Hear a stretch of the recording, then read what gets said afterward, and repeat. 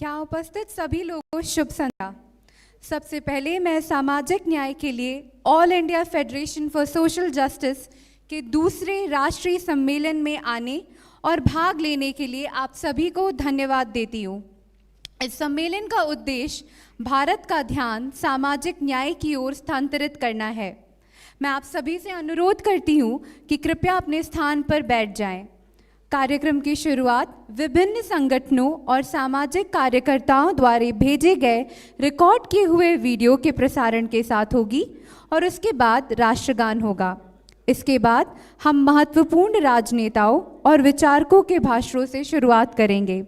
एक बार फिर मैं आप सभी को इस आंदोलन से जुड़ने तथा इसका समर्थन करने के लिए आभार व्यक्त करती हूँ।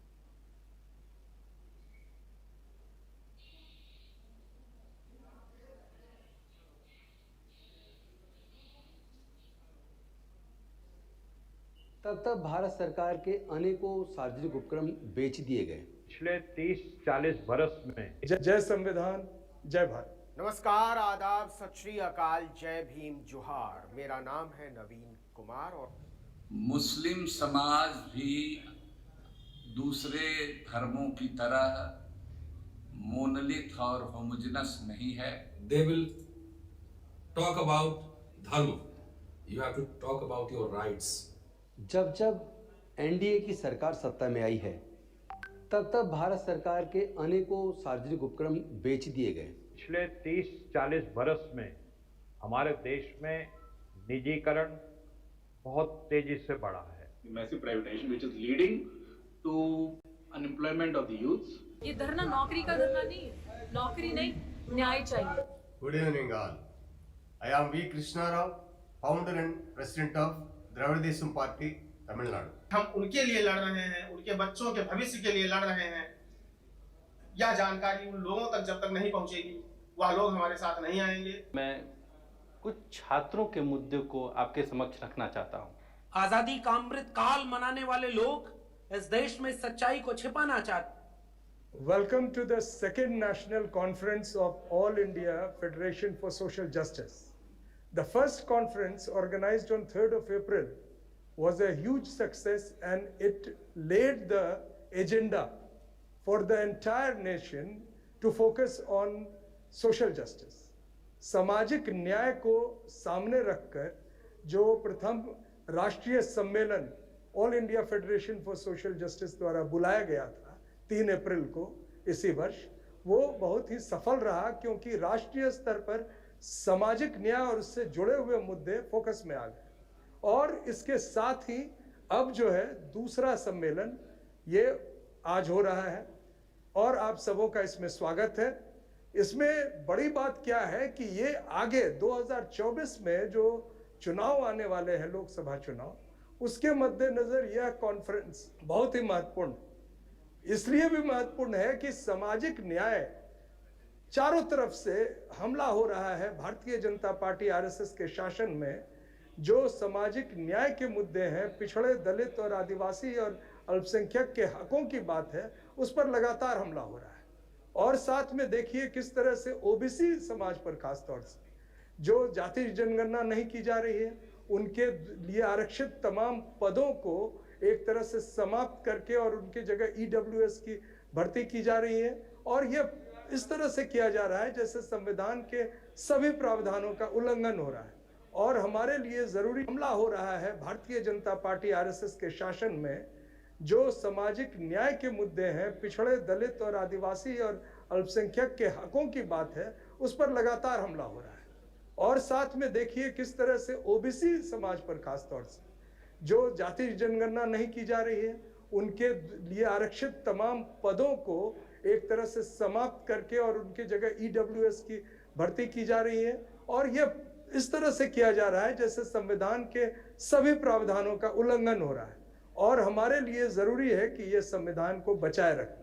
और 2024 का जो चुनाव है उसमें भारतीय जनता पार्टी और आरएसएस का जो मुख्य उद्देश्य है वो संविधान को समाप्त करके मनुवाद और मनुस्मृति के आधार पर हिंदू राष्ट्र को घोषित करके दलित, पिछड़े, आदिवासी और अल्पसंख्यक के सभी हक और उनके अधिकारों को समाप्त करने की योजना है।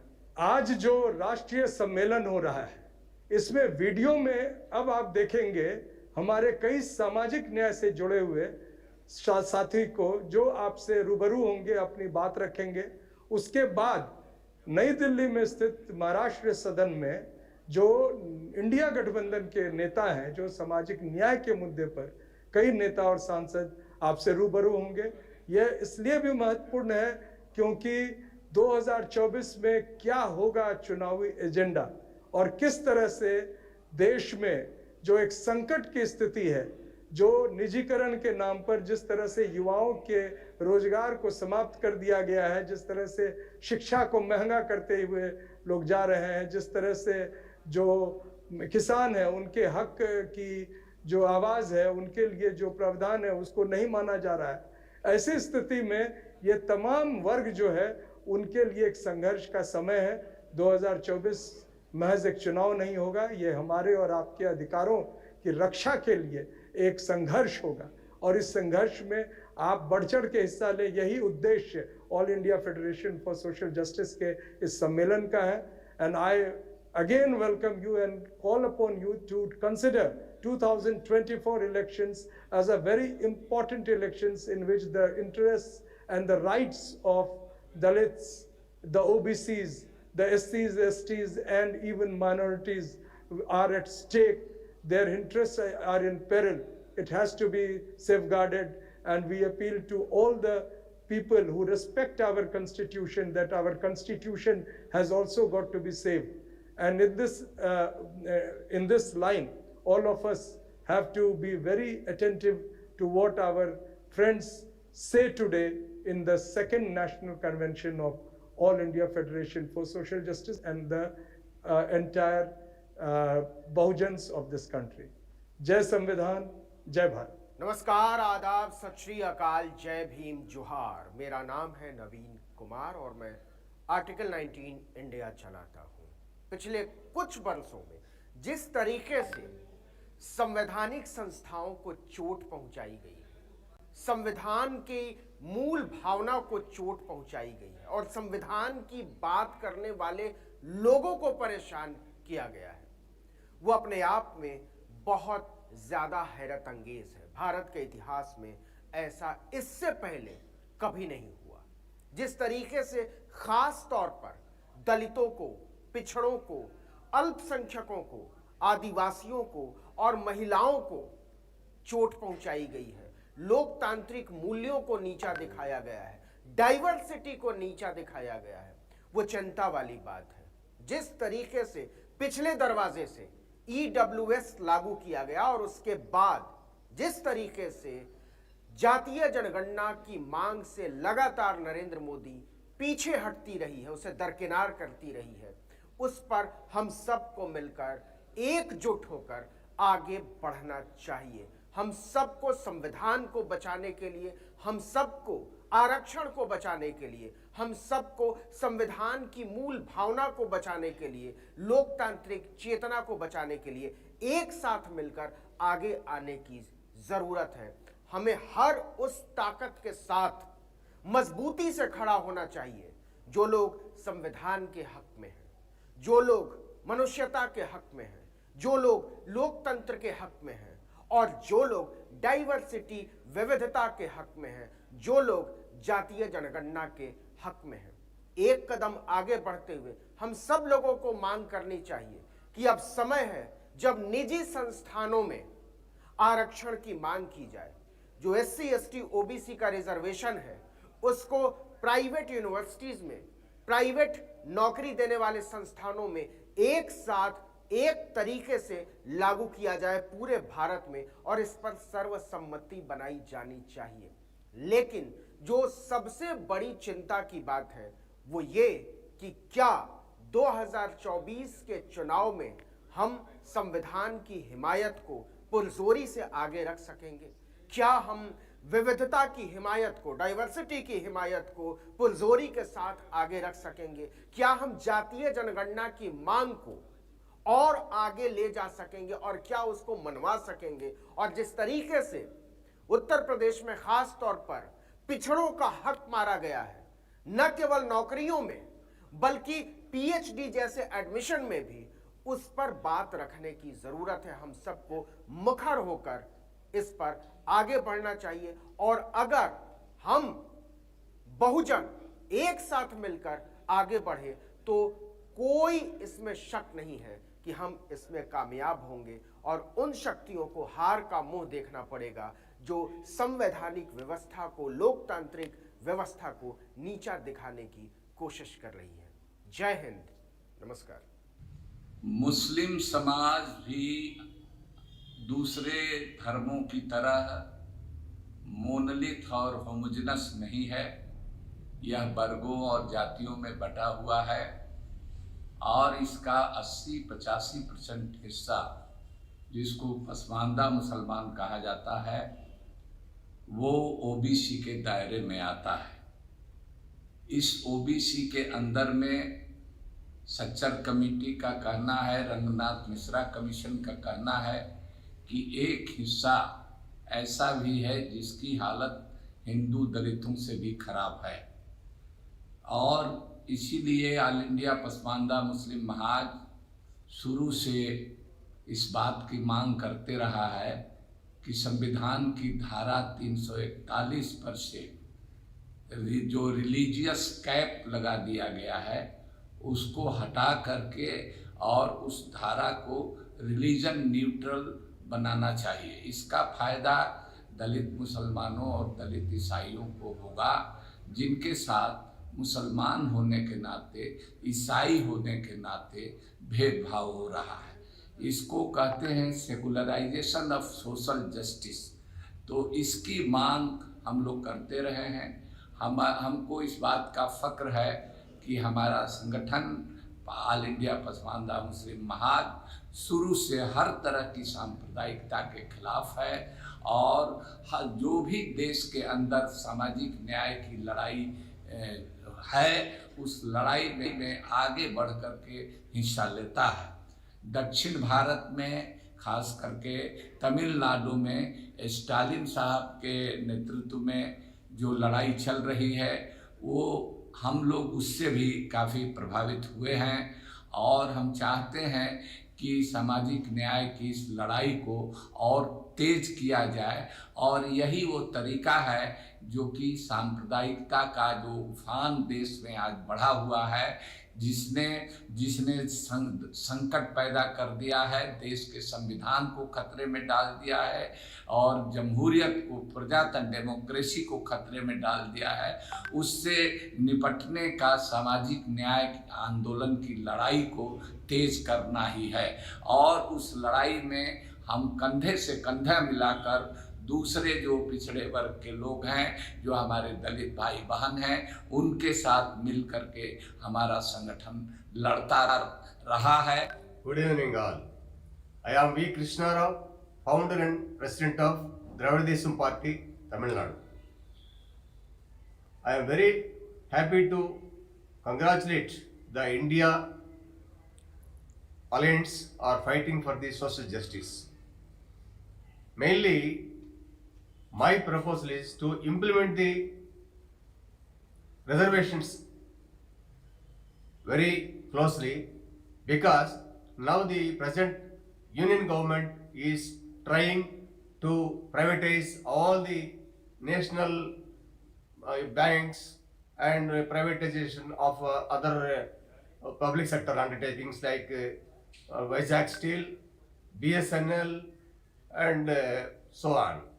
So what is the use of the person who sacrificed their lives for getting the Vizag Steel in Visakhapatnam?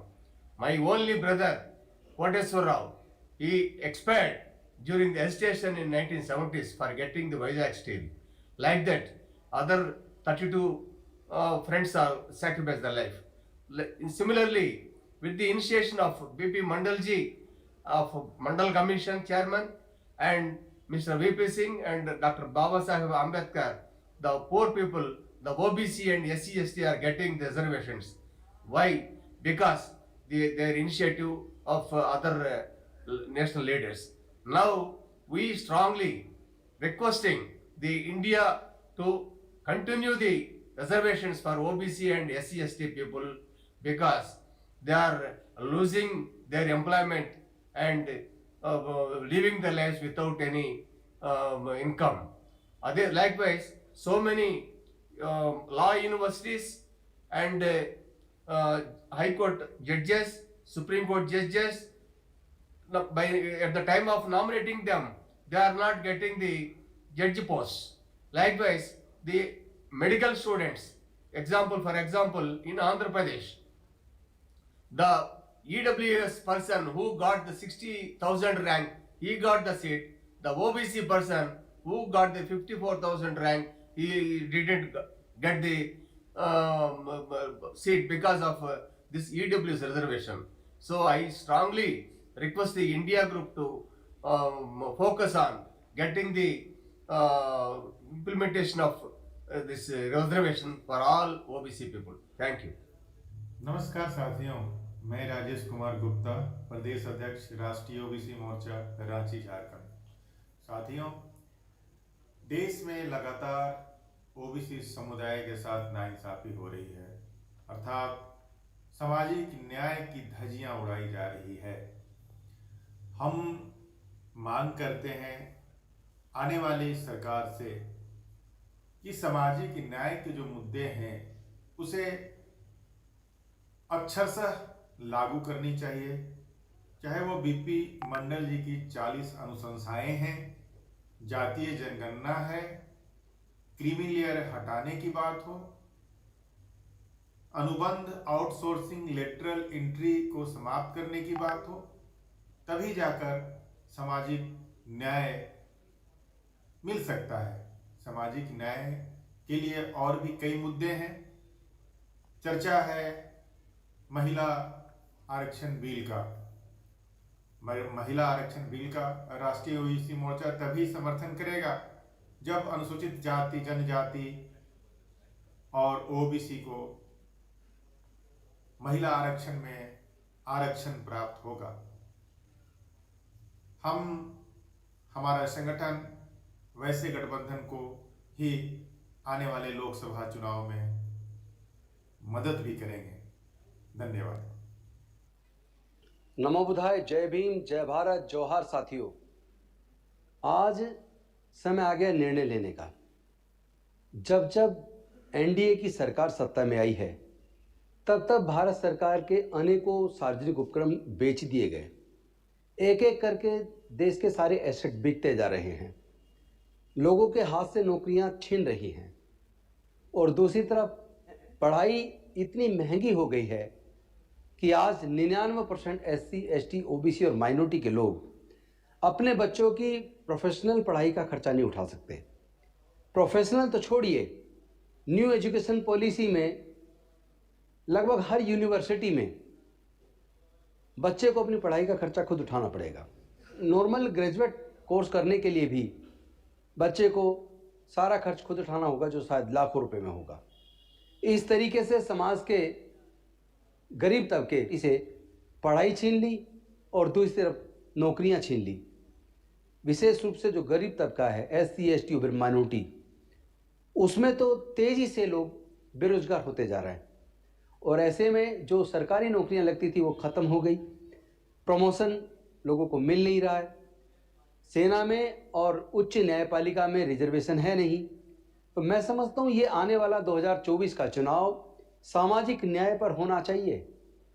कोई भी पार्टी जो सामाजिक न्याय के खिलाफ हो, जो जातिगत जनगणना करवाने के खिलाफ हो, जो सभी वर्गों को समान रूप से हिस्सेदारी भागीदारी देने के खिलाफ हो, जो पढ़ाई के खर्चे को घटाने के लिए तैयार ना हो, जो इलाज और पढ़ाई का खर्चा सरकार उठाए इस बात के विरुद्ध में हो, ऐसी पार्टी को इस पर हराने का समय आ गया है। यानी कि इंडिया जो गठबंधन बना है INDIA, उसको जिताने का समय है। लेकिन ध्यान रहे, ये 2024 का चुनाव भारत के संविधान को बचाने का चुनाव है, भारत के प्रजातंत्र को बचाने का चुनाव है, भारत के लोकतंत्र को बचाने का चुनाव है, यानी कि SC, ST, OBC और माइनॉरिटी के हक और अधिकार को सुरक्षित करने का चुनाव है। देश में जो नफरत का वातावरण है उसको रोकना होगा, जाति और धर्म के नाम पर उत्पीड़न को रोकना होगा और ऐसे लोगों को सख्त सजा मिलनी चाहिए जो लोग SC, ST, OBC और माइनॉरिटी के खिलाफ जहर उगलते हैं, जो लोग जाति और धर्म के नाम पर उन्माद पैदा करते हैं। आइए हम NDA को हराएं और इंडिया को इतनी मजबूती से, इतनी ताकत देकर जिताएं ताकि सामाजिक न्याय को आगे बढ़ाया जा सके, जातिगत जनगणना हो सके और इन वर्गों के हक अधिकार सुरक्षित किया जा सके। बहुत बहुत धन्यवाद। नमो बुद्धाय। जय भीम, जय भारत, जोहार। नमस्कार दोस्तों, पिछले 30-40 बरस में हमारे देश में निजीकरण बहुत तेजी से बढ़ा है और ये जो निजीकरण और उदारीकरण की जो नीतियां हैं उसकी वजह से सरकारी नौकरियों की संख्या लगातार घटती चली जा रही है और बड़ी तेजी से घटती चली जा रही है। दूसरी तरफ जनसंख्या जो है हमारे देश की वो लगातार बढ़ती चली जा रही है। तो अब कुल मिलाकर 1.5 करोड़ सरकारी नौकरियां ही इस देश में बची हैं और जिसमें से अगर 50% शेड्यूल कास्ट, शेड्यूल ट्राइब और OBC का आरक्षण मान लिया जाए तो करीब 75 लाख नौकरियां बनती हैं। तो इन 75 लाख नौकरियों से 120-122 करोड़ जो बहुजन समाज के शेड्यूल कास्ट, शेड्यूल ट्राइब और OBC लोग हैं उनका कल्याण नहीं हो सकता। तो schedule caste, schedule tribe, OBC Bahujan Samaj को व्यापार में आना, उनको उद्यमी बनना, एंटरप्रेन्योर बनना और स्वरोजगार को अपनाना बहुत जरूरी हो गया है और इन सब चीजों के लिए पूंजी की जरूरत पड़ती है और पूंजी जो है वो बैंकों से ऋण के रूप में मिलती है। लेकिन देखा यह गया है कि एक तरफ जो सवर्ण वर्ग है जो मात्र 10 या 15% है हमारे देश में, उसको बैंकों से दिए जाने वाले जो ऋण है व्यापार के लिए करीब 90-95% उनको दिया जाता है और जो बाकी 80-85% जो बहुजन समाज है उनको बैंकों से ऋण नहीं मिलता। तो जब तक बैंकों से ऋण नहीं मिलेगा तो इस निजीकरण के चलते और इस उदारीकरण के चलते बहुजन समाज का कल्याण हो ही नहीं सकता, ऐसी स्थिति आ चुकी है। इसलिए मेरा एक छोटा सा अनुरोध है इस देश के सरकार से और इस देश में जो भी नीति निर्धारक हैं, तो जो नीतियां बनाते हैं, कि अगर आप वास्तव में ही दिल से ये चाहते हैं कि जो बहुजन वर्ग है जिसकी संख्या 120 करोड़ है उसका कल्याण हो, तो बहुजन वर्ग के तमाम जो 18 वर्ष के जो नौजवान हैं उनको स्वरोजगार के लिए, व्यापार के लिए करीब 1 करोड़ रुपए का कम ब्याज का ऋण बैंकों से मिलना जरूरी है। जब एक तरफ 10-10, 20-20, 30-30 हजार करोड़ रुपए लेकर के कुछ लोग भाग जाते हैं और जो बहुजन समाज के लोग हैं अगर उनको 1 करोड़ रुपए का भी अपने रोजगार के लिए, व्यापार के लिए ऋण नहीं मिलेगा तो कैसे काम चलेगा। ये एक मेरी छोटी सी नीति निर्धारकों के लिए विनती है कि अगर आप सच्चे मन से चाहते हैं बहुजन समाज का कल्याण हो तो आपको ये करना पड़ेगा। जय हिंद। जय भीम, जय मंडल, जय संविधान। आज मुझे 21 दिन हो गए हैं आज फैकल्टी के गेट नंबर 4 पे बैठे हुए। अनिश्चितकालीन धरना यहाँ पे चल रहा है। ये धरना सिर्फ मेरा धरना नहीं है, ये धरना नौकरी का धरना नहीं है। नौकरी नहीं, न्याय चाहिए, क्योंकि हर दलित, आदिवासी, पिछड़ा समाज का जो भी इंसान या कोई शिक्षक है या कोई छात्र है वो इस यूनिवर्सिटी में प्रताड़ित है, परेशान है। आप मेरे पीछे देख सकते हैं ये जो रास्ता है, ये रास्ता आर्ट्स फैकल्टी का है। ये अगर हम नहीं लड़े, अगर हमने संविधान को नहीं बचाया, अपने हकों को नहीं बचाया, एक होकर आवाज नहीं उठाई, तो आपके मुंह में जुबान नहीं बचेगी। आपके अधिकारों के लिए उठाने के लिए जो संविधान जिसकी खातिर आज बोल पा रही है महिला, वो नहीं बोल पाएगी। आप यकीन मानिए 1 साल की मानसिक प्रताड़ना जो मैंने दौलतराम कॉलेज में पढ़ाया और वो झेली, वो अपमान, वो जाति सूचक शब्दों के साथ जो मेरा हर दिन एक हैरासमेंट होता था, उसको मैं झेलती थी क्योंकि नौकरी प्यारी, नौकरी चाहिए थी। लेकिन झेलते वो अपराधी, ये अपराधी आप देख लीजिए, क्रिमिनल सविता रॉय, ये वही नहीं रुकी। इन्होंने, इस क्रिमिनल ने यहाँ तक मुझे हरास किया कि मेरे अगेंस्ट फोर्ज डॉक्यूमेंट्स करके मुझे नौकरी से निकाला, गुंडागर्दी से। ये होता है जब आप समाज में बिखरे हुए हैं, तब आपकी आवाज, जब आप स्कैटर्ड होते हैं तो नहीं सुनी जाती। तो मेरे इनके आज 10 महीने हो चुके हैं चार्जशीट भी जमा हो गई है इस प्रिंसिपल पे। दिल्ली पुलिस से चार्जशीट जमा करवाना, आप सोच लीजिए कितना मुश्किल काम है।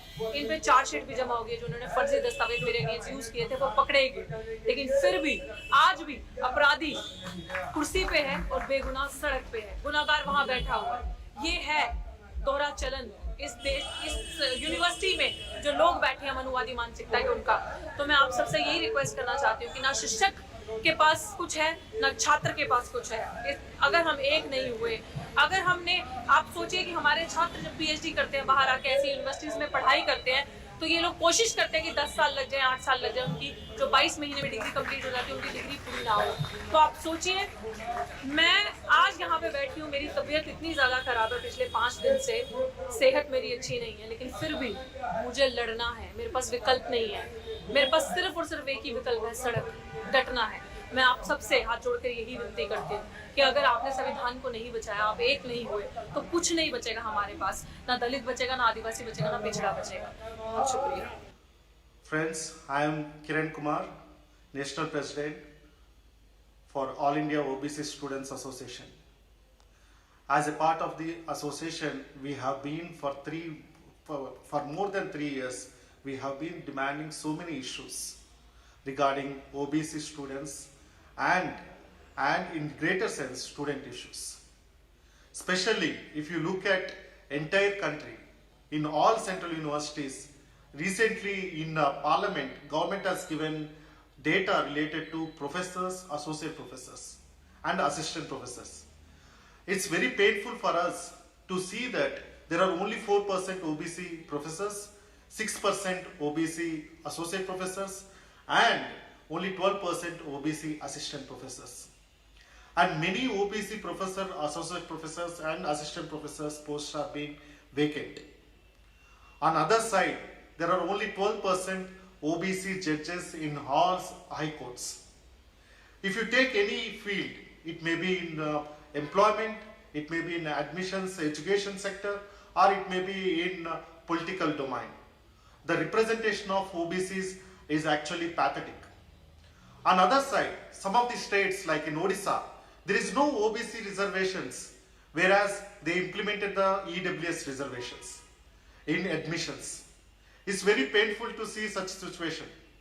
And whenever there is a demand in each state to increase OBC reservations proportionate to the population, then the courts are being objecting this kind of demand by stating that 50% ceiling limit. If there is a 50% ceiling limit is applicable for OBCs, then how the government of India, the present government, Modi government, has given 10% for EWS. So we are not against any types of reservations, but we are against the kind of reservation provided to EWS for economically weaker section without any committee, any commission, and without any proper study. For that reason, like we have so many issues, these are being represented. First important issue, caste census. The government must conduct caste census immediately, and they have to enumerate both privileged and underprivileged communities. Then only we will get a concrete, comparable, comprehensive data set. With this note, we actually thank the organizers of this conference for giving this opportunity.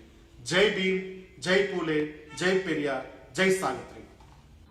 First of all, I would like to thank All India Federation for Social Justice for holding this important conference.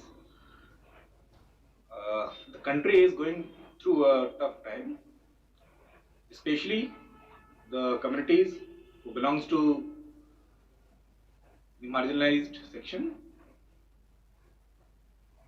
are facing the real challenge.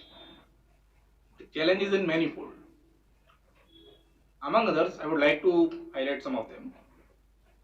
The first one is the massive privatization. I think the conference will take into consideration the issue of the massive privatization, which is leading to unemployment of the youths. Those who are being paid, those who are getting jobs in private sector are not being paid enough. So the issue of privatization is very serious. The second one is the issue of non-implementation of reservation policy in its strict sense in the educational institutions and other institutions. The third one is the hostel allotment issue in many universities. OBCs are not getting hostel reservation in so many universities. Like we have seen in BHU, in DU, there is no provision for hostel allotment for OBCs. So this is a very serious issue, and I hope the conference will think about it. The third one is the caste census, which is the most important issue of our times. So I hope this message will reach the masses and these issues will be considered. Thank you. We at Truth Seekers International सत्य शोधक समाज अंतर्राष्ट्रीय की तरफ से welcome all the delegates and all the people around India who are attending this conference physically or on the online. This is time for all the Ambedkarite, Periyite, Kabirite, Phuleyite, all the sensible people, all the minorities to gather together, and more than any time else in the history of India, today there is a need to talk about justice, which is social justice. Rampant caste discrimination, unemployment, and the dangers that lurking to destroy the Indian constitution and frame of democracy. This is very historical, important movement, and we Truth Seekers support. We want to be a part and parcel of the people who believe in the humanity, in the constitution, in the democracy, and All India Social Justice Alliance is doing exact same thing. So we are proud to be part of this larger movement around this country, and we want to thank you for joining us. This is a time to get united and to fight against the forces who wants to destroy the framework of Indian democracy. Youth, women, children, lower caste, minorities have been targeted in different names, in different states. Very, very, very, very sad situation. So brothers and sisters, let us unite together, be a part of this social justice alliance movement, and save India, save constitution, save democracy, and save diversity of our Indian continent. Jai Jyoti, Jai Bhim, let the kingdom of Baliraja come, let the misery go. Jai Jyoti, Jai Bhim. साथियों, मेरा मानना है कि सामाजिक न्याय की परिकल्पना तब तक अधूरी है जब तक समाज में शिक्षा का स्तर उस लेवल तक नहीं आ जाता जिस लेवल पर लोगों की वैज्ञानिक चेतना पूर्ण रूप से विकसित हो जाए, उन्हें सोचने, समझने और तर्क करने की पूरी तरीके से शक्ति आ जाए, तभी सामाजिक न्याय सही अर्थों में लागू होगा। क्योंकि लोग जब तक अपने हक और अधिकारों को नहीं जानेंगे, तब तक वह दूसरे के बहकावों में आते रहेंगे। रेलवे में निजीकरण, शिक्षा के अधिकारों में ओबीसी, एससी, एसटी की कटौती, माननीय उच्च न्यायालय और सर्वोच्च न्यायालय में ओबीसी, एससी, एसटी और माइनॉरिटी के न्यायाधीशों के चयन में उनको दरकिनार कर देना, इत्यादि तमाम विषयों पर अभी भी गांव की जनता से कोई लेना देना नहीं। जब तक गांव की जनता जो निचले पायदान पर है वह इस बात को नहीं समझेगी कि इस प्राइवेटाइजेशन से उसके हक और अधिकारों को कितना नुकसान पहुंच रहा है, उसके लोगों को किस तरह इन व्यवस्थाओं से बाहर किया जा रहा है, तब तक वह इस लड़ाई में आपके भागीदार नहीं बनेंगे। इसके लिए सबसे जरूरी होगा कि हम इस मुहिम को, इस मैसेज को उस आम जनमानस तक, जो कि कुल्हाड़ी में बेंट की तरह काम कर अपने पूरे समाज का नाश कर रही है। जैसे कि लकड़ी का बेट कुल्हाड़ी में लगकर जंगल को कटवाता है, उसी तरह ओबीसी SC ST आज धर्म की अफीम खाकर मनुवादियों, सामंतवादियों और संविधान विरोधियों का साथ दे रहा है, न कि वह ओबीसी SC ST और माइनॉरिटी के हक हकूक और उनके अधिकारों की लड़ाई लड़ने वाले सोशल जस्टिस के योद्धाओं का साथ दे रहा है। इसी कारण आज हमारी लड़ाई तमाम महत्वपूर्ण बिंदुओं के होने के बावजूद भी फेल हो जाती है। उसका सबसे बड़ा कारण है हमारे समाज में शिक्षा के स्तर का अत्यंत निम्न होना। जब तक हम शिक्षा के स्तर को नहीं उठाएंगे, समाज में निचले पायदान पर खड़ा व्यक्ति आपकी इस लड़ाई के महत्व को नहीं समझेगा, आपकी लड़ाई निष्फल रहेगी। इसके लिए साथियों निवेदन है कि हम ज्यादा से ज्यादा ग्रामीण स्तर पर कैसे पहुंचे, अपने उन भाई बंधुओं को कैसे जगाएं कि सामाजिक न्याय के लिए वह हमारी इस मुहिम और लड़ाई में कंधे से कंधा मिलाकर साथ थे। इसलिए आप सभी से निवेदन है, जो इस मीटिंग को आयोजित कर रहे हैं, सबसे पहले इस बात पर चिंतन मंथन करें कि इस मैसेज को, इस संदेश को कि हम उनके लिए लड़ रहे हैं, उनके बच्चों के भविष्य के लिए लड़ रहे हैं, यह जानकारी उन लोगों तक जब तक नहीं पहुंचेगी, वह लोग हमारे साथ नहीं आएंगे। इन्हीं शुभकामनाओं के साथ इस मीटिंग की सफलता के लिए हम तहे दिल से शुक्रिया करेंगे। यह मीटिंग सफल हो। धन्यवाद। नमस्कार साथियों, मेरा नाम विवेक राज है। मैंने campus law centre Delhi university 2022 से अपनी लॉ की डिग्री कंप्लीट की और मैं अभी पटना हाई कोर्ट में प्रैक्टिस कर रहा हूं और आने वाले कुछ दिनों में मैं अपनी हायर एजुकेशन के लिए जर्मनी जाने वाला हूं। आज 19 सितंबर 2023 को all India federation for social justice द्वारा कार्यक्रम आयोजित किया जा रहा है। इस संदर्भ में मैं कुछ छात्रों के मुद्दे को आपके समक्ष रखना चाहता हूं। साथियों, हम लोग जानते हैं कि दिल्ली यूनिवर्सिटी से लेके BHU से लेके हर जगह हॉस्टल के लिए ओबीसी फंड दिए गए और ओबीसी के नाम पे बोला गया कि यहाँ पे हॉस्टल बनाए जाएंगे, लेकिन हमने देखा कि दिल्ली यूनिवर्सिटी में ओबीसी के हॉस्टल में रिजर्वेशन नहीं है और इस समय BHU में ओबीसी हॉस्टल में रिजर्वेशन के लिए एक आंदोलन चलाया जा रहा है।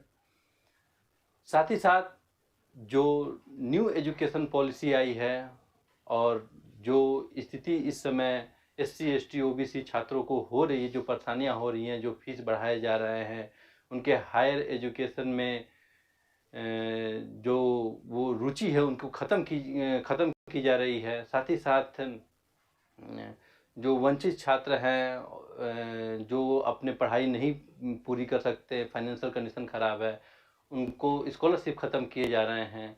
मेरा छात्रों से और युवाओं से अपील है कि आने वाले समय में एकजुट हो के इंडिया गठबंधन के समर्थन में सिर्फ वोट न करें, उनके समर्थन में अपनी बातें रखें, अपना एक चर्चा शुरू हो ताकि छात्रों के मुद्दे पे आने वाली सरकारों से बात की जा सके, पॉलिसी पे बात हो सके। इसलिए हम चाहते हैं कि आप सब मिल के इंडिया गठबंधन का समर्थन करें। धन्यवाद। मैं all India federation for social justice, जो इस महत्वपूर्ण सेमिनार का आयोजक है, उसका आभार प्रकट करता हूं कि मुझे उन्होंने बोलने का अवसर दिया।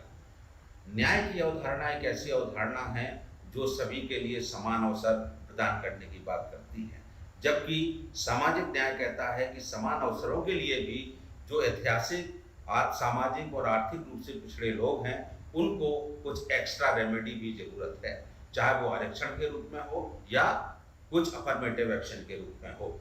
और सामाजिक न्याय को स्थापित करने के लिए सरकार का ये भी दायित्व है कि वो एक लोक कल्याणकारी राज्य के रूप में अपनी भूमिका का निर्वहन करे। लेकिन आप देख रहे हैं कि जो सरकार निजीकरण कर रही है, विशेषकर सरकारी संस्थाओं का, तो निजीकरण एक ऐसी प्रक्रिया है जहां एक सरकार, जो चुनी हुई सरकार है, वो अपने उत्तरदायित्व से भागना चाहती है और वो अवसरों की समानता नहीं देना चाहती है। इसलिए निजीकरण की जो अवधारणा है वो निश्चित रूप से सामाजिक न्याय के विपरीत है। इसके बाद और सामाजिक न्याय का जो आधार है, एक महत्वपूर्ण आधार है कि आपको जाति जनगणना करवानी पड़ेगी। जाति जनगणना के बिना आप कोई भी ऐसी नीति नहीं बना सकते जो जो ये डिसाइड करे कि जो पिछड़े लोग हैं, जो सामाजिक रूप से वंचित लोग हैं, उनके लिए क्या प्रोविजन किए जाएं या कैसी नीतियां बनाई जाएं। इसलिए ये जरूरी है कि सरकार जाति जनगणना कराए। इसके साथ ये भी जरूरी है कि सरकार जो सामाजिक सुरक्षा एक बहुत महत्वपूर्ण मुद्दा था पुरानी पेंशन का, उसको भी सामाजिक न्याय की प्रक्रिया का ही वो एक पार्ट है। और मैं ये एक सिफारिश करना चाहता हूं कि सरकार को चाहिए कि विशेषकर एक आयोग का गठन करे और वो आयोग एक वर्ष में हर सरकारी संस्थाओं का जहां पर आरक्षण यदि ढंग से लागू नहीं हो रहा है, पूर्ण रूप से लागू नहीं हो रहा है, प्रतिनिधित्व पूरा नहीं मिल रहा है, तो उसकी रिपोर्ट प्रस्तुत करे और कहे कि निश्चित रूप से वो आयोग निश्चित रूप से ये सुनिश्चित करे कि हर संस्थान में जो सरकारी आरक्षण है, जो निर्धारित आरक्षण है, वो पूरा किया जाए। इसके अलावा यदि आप आयोग नहीं बनाते हैं और उस आयोग की जिम्मेदारी तय नहीं करते हैं तो भी सरकारें और जो संस्थान है वो बदमाशी करते हैं। इसके बाद विशेषकर जो उच्च पद हैं, खासतौर से विश्वविद्यालयों में जहां पर वाइस चांसलर है, तो निश्चित रूप से जो सामाजिक न्याय की मुहिम चला रहे हैं या जो सरकारें बने, उनके लिए प्रेशर होना चाहिए कि वो इन जो बड़ी वैकेंसियां हैं, बड़े पद हैं, उन पे राज्यवार आरक्षण लागू हो और खासतौर से SC ST OBC के लिए ये आरक्षण लागू हो। आप देखते होंगे कि एक भी स्टेट में कोई भी OBC और SC वाइस चांसलर नहीं बन पा रहा है, तो BC जैसे पदों में भी आरक्षण की जरूरत है। तो मैं बहुत संक्षेप में कहना चाहता हूं कि इस आयोजक मंडल को और विशेषकर से P. विल्सन साहब को और माननीय मुख्यमंत्री M.K. स्टालिन साहब को ये धन्यवाद प्रकट करना चाहता हूं क्योंकि सामाजिक न्याय को देश के लिए एक जरूरी दिशा बता रहे हैं और दिशा में हम सबको सहयोग और समर्थन करना चाहिए। आप सबका शुक्रिया। जय हिंद, जय भारत, जय। All India federation for social justice organization second national conference on India for social justice organize कर रहा है। ये इस देश के लिए एक बड़ा कदम है। इस बैनर के तहत देश भर में जो लोग संविधान को अपना मानते हैं, इक्वलिटी, फ्रेटर्निटी और लिबर्टी में भरोसा रखते हैं, इस मुल्क से मोहब्बत करते हैं, वो एकजुट होकर के आज एक मुल्क के सामने पैगाम देना चाहते हैं कि राष्ट्र भूगोल पर खींच दी गई लकीरों के बीच आने वाला जमीन का टुकड़ा मात्र नहीं है, राष्ट्र इसके लोगों से बनता है। और आज आजादी का अमृत काल मनाने वाले लोग इस देश में सच्चाई को छिपाना चाहते हैं कि इस देश के यूनिवर्सिटीज में, जुडिशरी में, मीडिया में, हर पब्लिक सेक्टर में इस देश के 90% कमेरा लोग, मेहनतकश लोग, SC ST OBC minority Pasmanda के लोग नहीं हैं। हम इस बैनर के तहत इस देश के लोगों से गुजारिश करना चाहते हैं कि साथियों, आने वाला वक्त बहुत मुश्किल आ रहा है। इस देश में अब खुलेआम कहा जा रहा है कि हम इस देश का संविधान बदल देंगे और इसे हिंदू राष्ट्र बनाएंगे। और अब जो चुनाव होने वाला है, यह साफ इस दिशा में जाएगा कि इस देश में संविधान जीतेगा या संविधान हारेगा। हम इंडिया फॉर सोशल जस्टिस के लोग इस देश के संविधान को बचाएंगे और इसकी कोशिश करना चाहते हैं कि judiciary, media, public sector, universities, bureaucracy, private sector और जितना भी कारपोरेट सेक्टर है, इस सब में SC ST OBC minority Pasmanda के लोगों को अगर 90% उनकी आबादी के मुताबिक 90% रिप्रेजेंटेशन के साथ डाइवर्सिटी नहीं है, तब तक इस मुल्क को हम अपना सबका मुल्क कैसे मानेंगे। इस मुल्क की बेहतरी के लिए यह जरूरी है कि इस मुल्क को सोशल जस्टिस के तहत चलाया जाए। मगर दिल्ली की कुर्सी पर बैठे हुए लोग अपने जहन में भारत का संविधान रखने की बजाय जुबान पर संविधान रखते हैं और दिल में मनुस्मृति रखते हैं। इंडिया फॉर सोशल जस्टिस ये डिमांड करता है और मैं इस मुल्क के नाम एक पैगाम देना चाहता हूं कि अगर इस मुल्क में SC ST OBC माइनॉरिटी के लोग अपनी आबादी के मुताबिक अपना हक नहीं मांग सकते, हर जगह इक्वलिटी नहीं ला सकते, तो आप आने वाले वक्त में संविधान के जरिए पाया हुआ सब कुछ आप बचा नहीं पाएंगे। इसलिए India for social justice India गठबंधन बना है। इंडिया सब मिल करके जो भी संविधान को बचाना चाहता है, न्यूनतम सहमति पर अधिकतम एका, हम एक फॉर्मूला बनाएं। हम सोशल जस्टिस को मानने वाले लोग, हम कॉन्स्टिट्यूशन ऑफ इंडिया को मानने वाले लोग, हम इंडिया में लिबर्टी, फ्रेटर्निटी और इक्वलिटी को मानने वाले लोग, बुद्ध से लेकर फूले, अंबेडकर, पेरियार, भगत सिंह, लोहिया, मानवर, कांशीराम और मंडल के मानने वाले लोग इसको तब बेहतर बनाएंगे अगर इंडिया फॉर सोशल जस्टिस होगा। इसलिए हमारी गुजारिश है कि आइए एकजुट होकर भारत के संविधान को बचाएं और संविधान को बदलने वालों को कुर्सी से बदलकर इस देश को मोहब्बत देते हुए सबका देश और खूबसूरत देश बनाएं। मैं doctor Lakshman Yadav, university of Delhi में असिस्टेंट प्रोफेसर एडहॉक पर आपसे गुजारिश करता हूं, India for social justice. Thank you. जय भीम, जय पेरियार, जय मंडल। We are at the crucial juncture of history. The RSS Sangh Parivar is going to celebrate 100 years very soon. And you all know, they never believed in Indian constitution. They have the agenda to introduce Manu Smriti. And they are preparing for that. They are already introducing Manu Smriti. And I can give you several examples of that. But we have to remember, they will talk about धर्म, you have to talk about your rights. वो बात करेंगे धर्म की, वो बात करेंगे सनातन की। आपको बात करनी है जाति की, आपको बात करनी है वर्ग की, आपको बात करनी है मजदूरों की, वो बात करेंगे पाकिस्तान की, आपको बात करनी है चाइना पे कि चाइना ने जितनी जमीन हमारी कब्जा की है, बताइए मोदी जी क्या है। दोस्तों, ये धर्म युद्ध है विचारों का। एक तरफ मनुस्मृति है, एक तरफ भारत का संविधान है। पिछले 10 वर्षों में ये बीजेपी आरएसएस ने पूरे संविधान के पूरे जितने प्रावधान हैं धीरे धीरे करके उसको नेस्तनाबूद कर दिया है। दलित सुसाइड कर रहे हैं, छात्र नहीं अब टीचर भी सुसाइड कर रहे हैं। जम्मू का मामला है, प्रोफेसर चंद्रशेखर ने सुसाइड की। अभी डॉक्टर रीतू अनिश्चित काल के लिए धरना पे बैठी हुई है।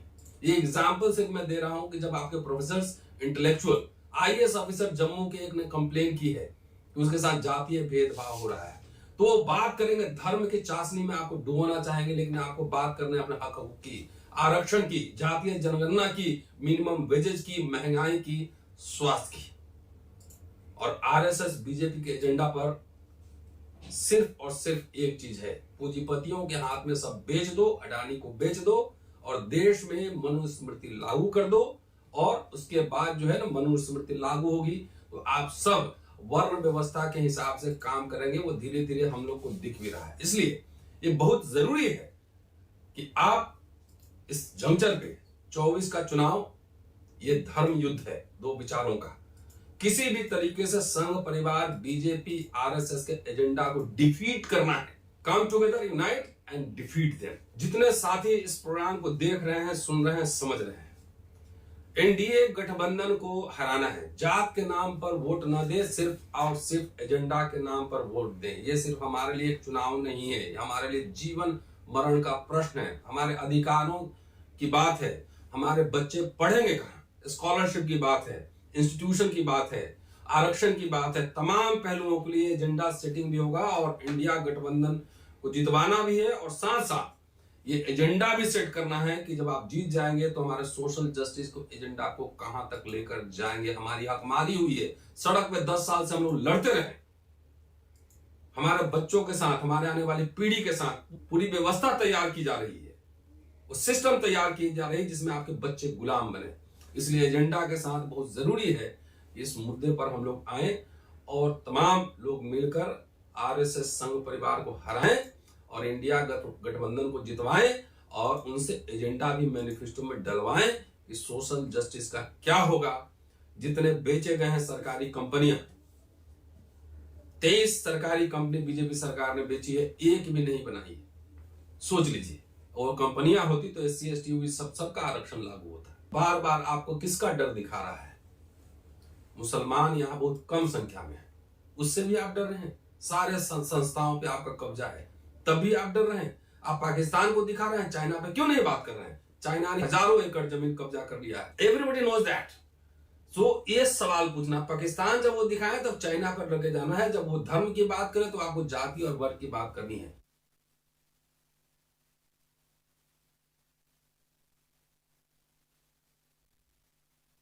Vanakkam, I am privileged to share the views of mine and of our AIFSJ Employees Federation at the second National Conference of All India Federation for Social Justice, presided by our most revered Hon'ble Chief Minister of Tamil Nadu and the champion of social justice, Hon'ble Thiru M.K. Stalin, sir. The first national conference, conducted 6 months ago in March 2023, had its theme, Taking Forward the Struggle for Social Justice and Joint National Program for Social Justice Movement. The concept of social justice is not confined to reservation in jobs and education alone. It is about empowerment, share in the power structure.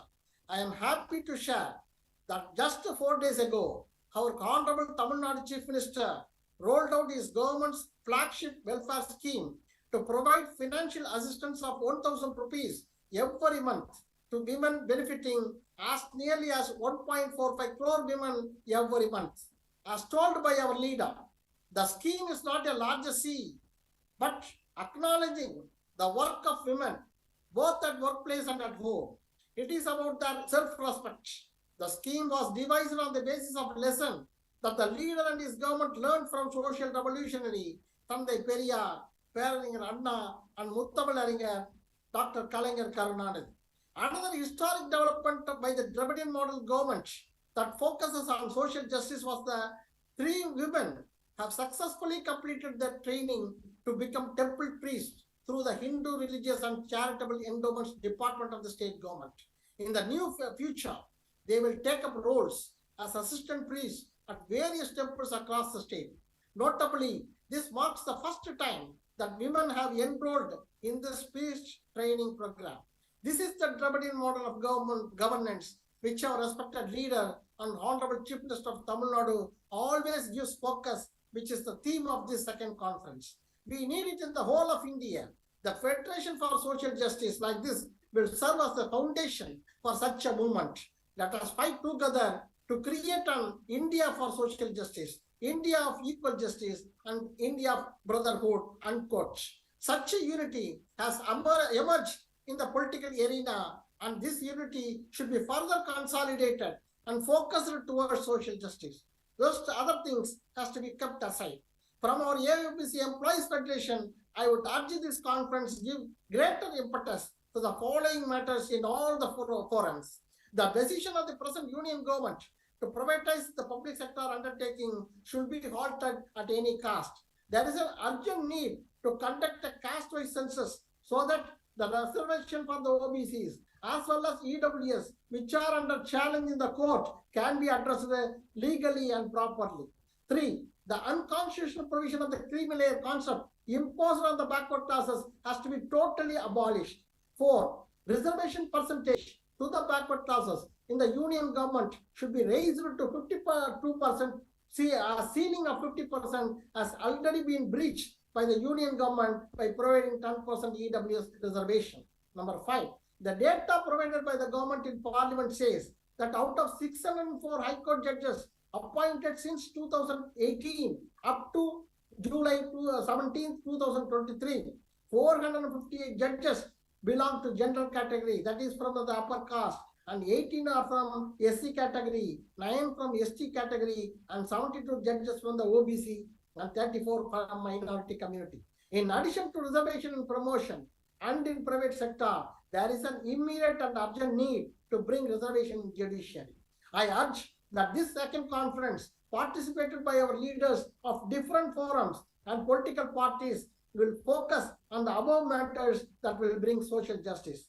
I thank the convener of this federation, Honorable Member of Parliament, Sri P. Wilson, for giving the opportunity to speak on this historic event. Thank you. 3. At this auspicious occasion of the program of India for Social Justice, I want to say that we, all the Indians, are granted certain basic privileges by the Constitution along with appropriate duties. We are capable of achieving those rights as long as we perform duties. When our thoughts are positive and sportive, there must not be any doubt. Our self-esteem is to know that We are capable of choosing our own way, and we can travel that way all alone. But we shall never make that mistake. We shall never travel alone the way. We are to develop a team of like-minded persons. We must be confident that even if anything goes wrong, we will find a way and put the things in order again. We must remain cautious and conscious always. We must never surrender to anybody's fear. We must be our own, never under pressure of others. We shall own our responsibility willingly.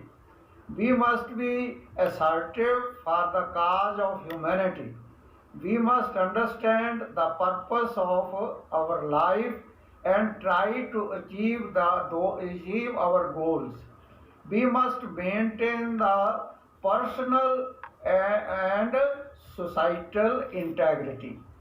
We are to understand that it is not hard-working people, but winners are those who love their work. Therefore, we are not to become a novel. Instead, we are to become a book of small life beneficial stories. In life, we do not get how much we think we should get. We only get how much we believe and deserve, only that much we get. This is the way of success. We must understand it. Thank you. मैं doctor आला आंध्र प्रदेश से हूँ। भारतीय समाज सदियों से जाति नामक बीमारी से ग्रस्त हैं। भारतीय समाज का एक बड़ा हिस्सा जातिगत शोषण और गौर बराबरी का शिकार हैं। सामाजिक न्याय ही भारत समाज में सदियों से व्याप्त गौर बराबरी और शोषण का इलाज है। देश की आबादी का सबसे बड़ा हिस्सा लगभग 60% ओबीसी का है, जो संगठित नहीं हुआ। हमें मिलकर इसे संगठित करना होगा, क्योंकि बिखरा हुआ ओबीसी समाज कभी भी अपने अधिकारों को प्राप्त नहीं कर सकता। ओबीसी के आरक्षण सीमा को बढ़ाकर 52% की जाए, जिसके लिए जातिगत जनगणना जरूरी है। हम संसद, शासन सभाओं और न्यायपालिका में ओबीसी वर्ग के लिए आरक्षण की मांग करते हैं। मंडल कमीशन की सभी सिफारिशों को लागू किए बिना पिछड़ों का उत्थान नहीं किया जा सकता है।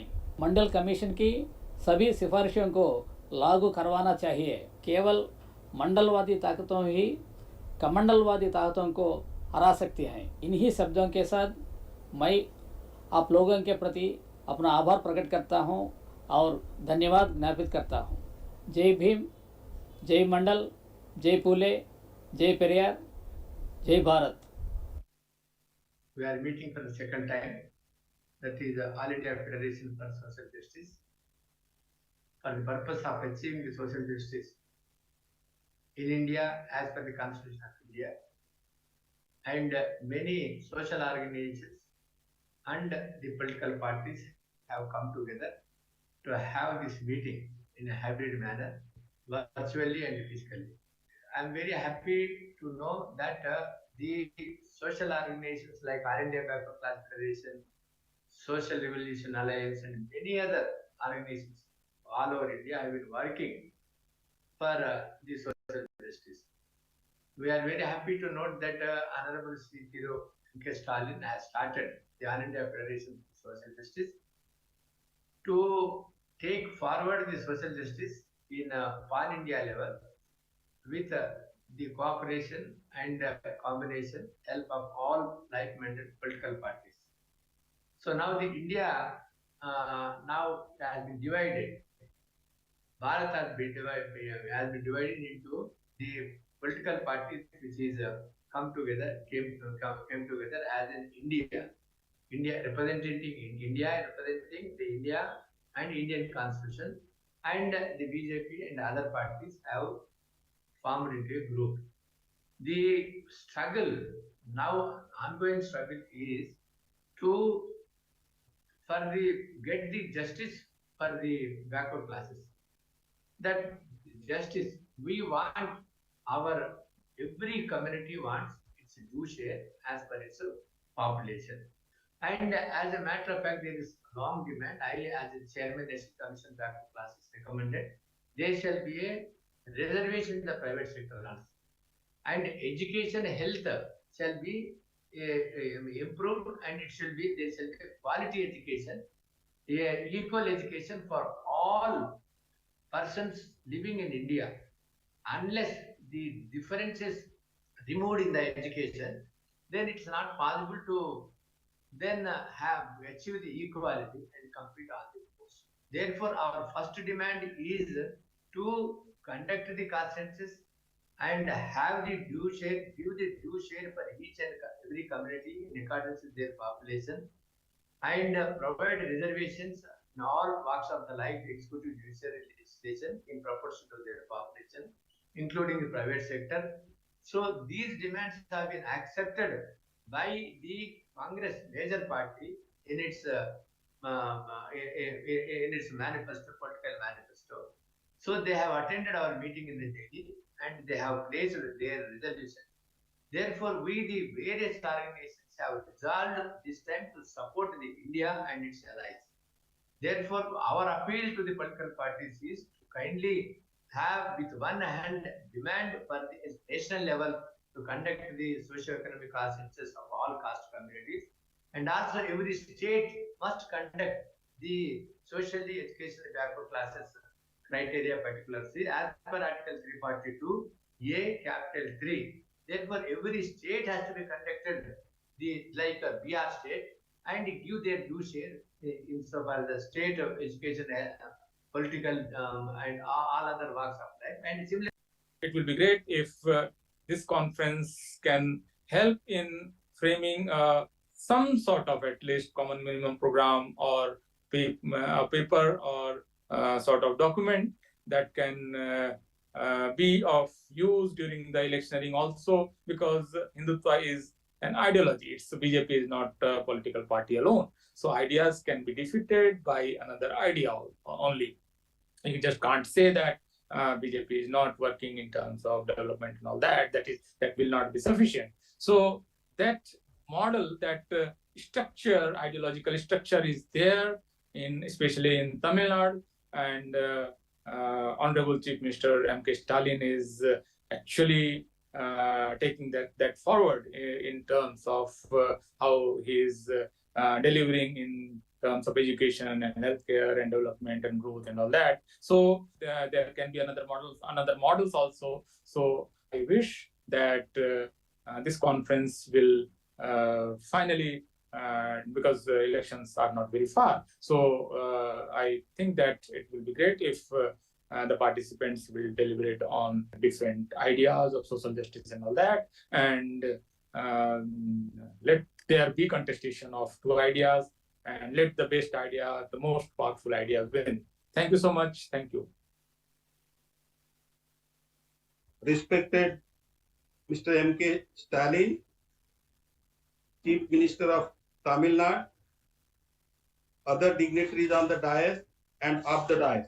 First of all, I congratulate Honorable Chief Minister of Tamil Nadu for organizing this second National Social Justice Conference. The social justice is an essential requirement of our constitution. The political democracy is not just for enjoying the power, but it is for discharging the responsibility to establish social and economic democracy. We, the backward classes of citizens of India, we have waited for the last 75 years for achieving the social and economic democracy in the India, but the ruling caste For the last 75 years, they have failed to discharge their responsibility to establish the social and economic democracy, and that is the reason we have formed a new political party, the People's Party of India Democratic, to achieve this objective of the Constitution.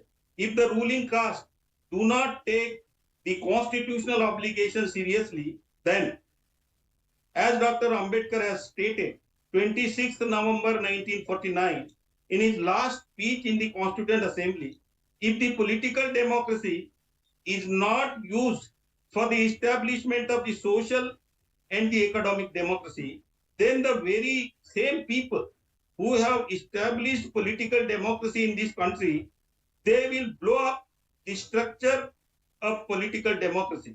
I warn to the ruling caste, even if after 75 years they do not take the constitutional obligation seriously. Respected chair of today's conference, fellow speakers, and all my friends fighting for social justice.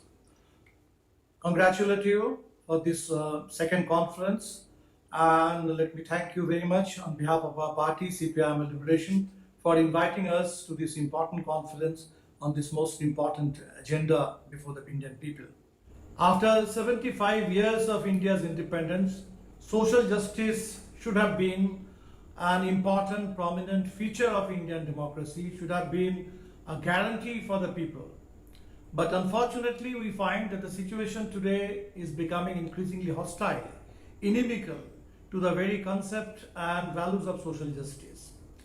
And that's why it becomes all the more important for all of us fighting in defense of democracy, fighting in defense of the Constitution, and fighting to free India from the clutches of fascist aggression, to highlight the social justice as a central plank of popular mobilization and for the ongoing battle of the Indian people. Today we find there are multi-pronged attacks on social justice. First of all, the Constitution itself, which is the foundation for social justice, is under systematic attack. Secondly, on the economic plane, we find intensified corporate aggression. And this corporate aggression robs the people of their right to resources, access to resources, and their rights.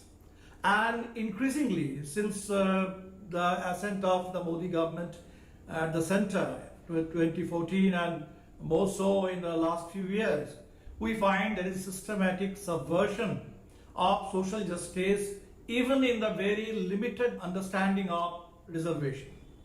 So let me make it very clear. On the one hand, we find EWAs, which subverts the very constitutional idea of reservation.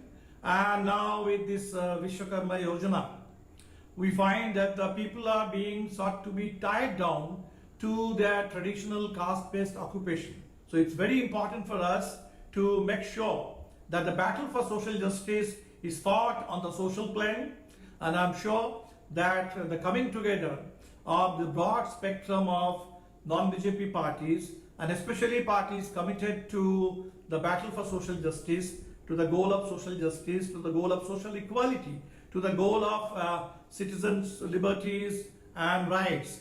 I think this will definitely strengthen this battle.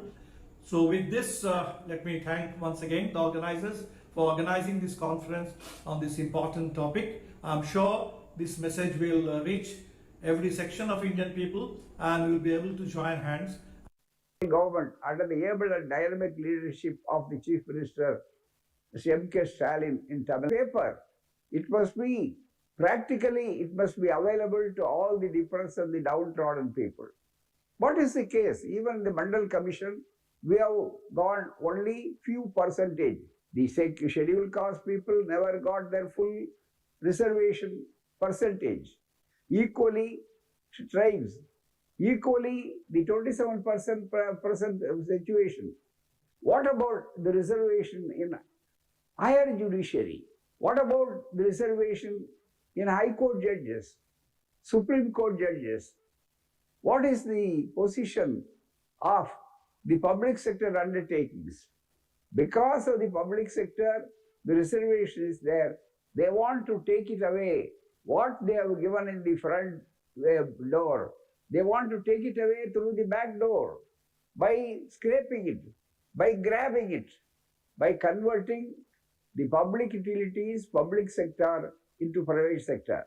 So it is our bounden duty to raise the call and ask there must be reservation in private sector also. So very important thing that we must insist is, first of all, whether you have implemented what you have announced in it. EWS clearly breaches the so-called 50% ceiling. When they come to the upper caste, they don't want to observe the 50%.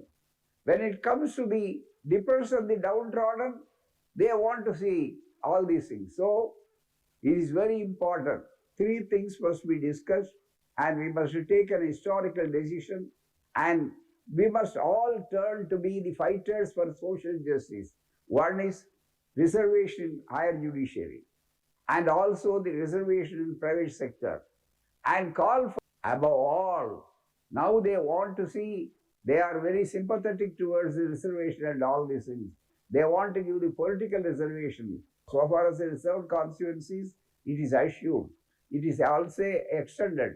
So more than political reservation, more than economic reservation, socially we are depressed and the downtrodden. Socially and educationally we are deprived and our rights were taken away. That is why social reservation is very important on the social plan, so that it is the time for us to fight with our cudgels. We are not asking for charity, we are for parity. Thank you very much. Economic justice. They will question the corporates who trample on their rights. The BJP is afraid of this awakening. Even when it comes to worship, the inhuman caste system has made a division between men and women and upper and lower castes. They have treated everything for everyone. This is the foundation of social justice. It is achieved by ensuring equality, fraternity, and compassion in the state's policies and action. In our country's history, due to the inhuman caste system, crores of people were treated as inferior only because of the caste they were born into. This led to a pyramidal society with systemic discrimination and social ostracization at all levels. In order to undo centuries of oppression, social justice warriors have been lending voice to the voiceless. Our mandate is to bring a new dawn to the socially backward sections of society like OBCs, SC and ST. The spark that would rekindle this revolution is self-respect. When we give the backward classes the spark of self-respect, they would naturally question the oppressive social structure. The first voice for a self-respect movement emanated from Tamil Nadu. This voice has grown into a social revolution and political movement that has led to real change through governmental policies. In Tamil Nadu, the socially backward classes are reaping the dividends of political power and elevating themselves into the mainstream. One of the main tools of social justice is the reservation policy. Dr. Kalaignar M. Karunanidhi, as Chief Minister of Tamil Nadu, took reservations to a new level when he enhanced reservations to 31% for BCs, 20% for MBCs, 18% for SC, and 1% for ST. Successful implementation of the 69% reservation for people from oppressed classes entrenched the ideals of social justice strongly in Tamil Nadu. Social justice cannot be achieved without making special provisions in favor of traditionally oppressed classes of citizens. This includes women. In our society, women have traditionally been relegated to the household without access to education, employment, and an equal place in mainstream society. Women empowerment can happen only through education. The Chief Minister of Tamil Nadu, Hon'ble Thiru M.K. Stalin, has focused his attention towards upliftment and empowerment of women. Free bus travel for women of all ages has given freedom and independence to women in Tamil Nadu. A universal basic income of monthly ₹1,000 to each female head of household is a first of its kind in the world. A monthly honorarium of ₹1,000 for girl students in government colleges has given them confidence to complete education. The critics of these social justice measures call them freebies or Reawakening culture. The reason they criticize it is because social justice brings liberation. If the masses are liberated, they will stand up for their rights, including economic justice. They will question the corporates who trample on their rights. The BJP is afraid of this awakening. Even when it comes to worship, the inhuman caste system has made a division between men and women and upper and lower castes. They have traditionally reserved access to God for upper caste men. This forms the basis of all caste hegemony. The social justice movement seeks to break these glass ceilings. In Tamil Nadu, the Dravida model government of Hon'ble Thiru M.K. Stalin has appointed priests from all social backgrounds in temples and now has even paved the way for women priests. This is true social empowerment. At every turn, the union government led by the BJP is attempting to throttle social justice. By awarding reservations to forward castes exclusively under the garb of the EWS reservations, it has appropriated even reservations for the forward castes. Through its farm laws, it sought to enslave the country's farmers to the corporates. Through its consistent anti-minority policies, it is triggering violence against the minority communities. It is to be borne in mind that a bulk of the minorities were converts from lower caste. Thus, violence against minorities is also a form of social oppression. In order to ensure that students from backward communities do not become doctors and that the profession is reserved for the rich and the elite, NEET has been brought in to systemically favor the urban elite. Due to NEET, there are suicides in all parts of the country. Through NEET, the BJP government attempted to do away with OBC reservations, but only due to a legal battle by the DMK party right up to the Honorable Supreme Court. Now each year, 5,000 seats are being reserved for OBC candidates in All India quota. Still, efforts are being taken to undermine OBC candidates in NEET by counting meritorious candidates against the OBC quota instead of the general category. In the Manipur conflict, we saw how the NDA government created mistrust and conflict between the Meiteis and Kuki tribes of Manipur, leading to the worst law and order situation in the history of the state and even the country. A question lingers why a former Honorable President of India and his wife were barred entry into a temple. Is it just because of their caste? Therefore, the social division of caste is very much at the forefront even in today's society. In a shocking display of his mindset, the Prime Minister Narendra Modi, in his book Karma Yogi, describes manual scavenging as a spiritual experience. Thus, the BJP's leaders do not have the philosophy of self-respect in their hearts. The objective of the formation of the All India Federation for Social Justice is to achieve a social justice reawakening. The federation seeks to obliterate caste bias and shift the focus on social justice. The BJP says it speaks for Hindus, but does it speak for all Hindus or only the upper caste elite? Will the proponents of One India, One Election, One Party, One Language say One India, One Caste? The leaders from 37 political parties that have pledged to fight for social justice have come together on this common platform of All India Federation for Social Justice. This federation must shine the light on the path ahead for social justice. Achieving victory in the 2024 general elections will be the first step. I now invite Mr. P. Wilson, Member of Parliament and Convener of the All India Federation for Social Justice, to deliver the welcome address.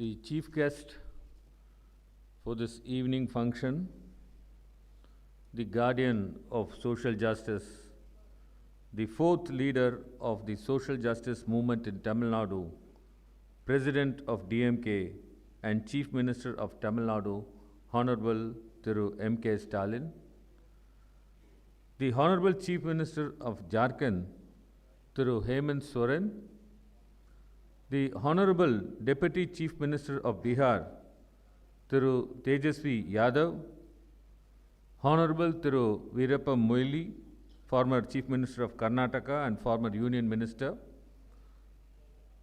Honorable Mr. Akhilesh Yadav, Leader of Opposition and President Samajwadi Party, Honorable Thiru Sitaram Yechury, General Secretary, CPI Marxist, Honorable Thiru D. Raja, General Secretary, CPI, Honorable Thiru Chhagan Bhujbal, Minister, Government of Maharashtra, Honorable Thiru Farooq Abdullah, President, Jammu and Kashmir National Conference, Honorable Professor Ram Gopal Yadav, Member of Parliament, Honorable Mr. Sanjay Singh, Member of Parliament, Honorable Keshav Rao, Member of Parliament, Honorable Professor Manoj Kumar Jha, Member of Parliament, Honorable Mrs. Priyanka Chaturvedi, Member of Parliament, Honorable Mr. John Brittas, Member of Parliament, Honorable B. Mastan Rao, Member of Parliament, Honorable Mr. Jawahar Sirkar, Member of Parliament, AITC, Honorable Mrs. Fauzia Khan, Member of Parliament, Honorable Mr. Tiruma Valavan, Member of Parliament, Honorable Thiru A. Raja, former Union Minister, Honorable Mr. Kalanidhi, Honorable Mr. Girirajan, Honorable Mr. Rajendran, all the dignitaries who have come here to participate in this function, the leaders from various political parties, leaders from various associations who have come from far off places to attend this conference, members of civil society, friends from the press, media, learned advocates, ladies and gentlemen, Vanakkam and good evening to you all. I have the pleasure of welcoming one and all to the second National Conference of the All India Federation for Social Justice. I fondly recall meeting in this very hall 6 months ago for our first national conference, which was a resounding success.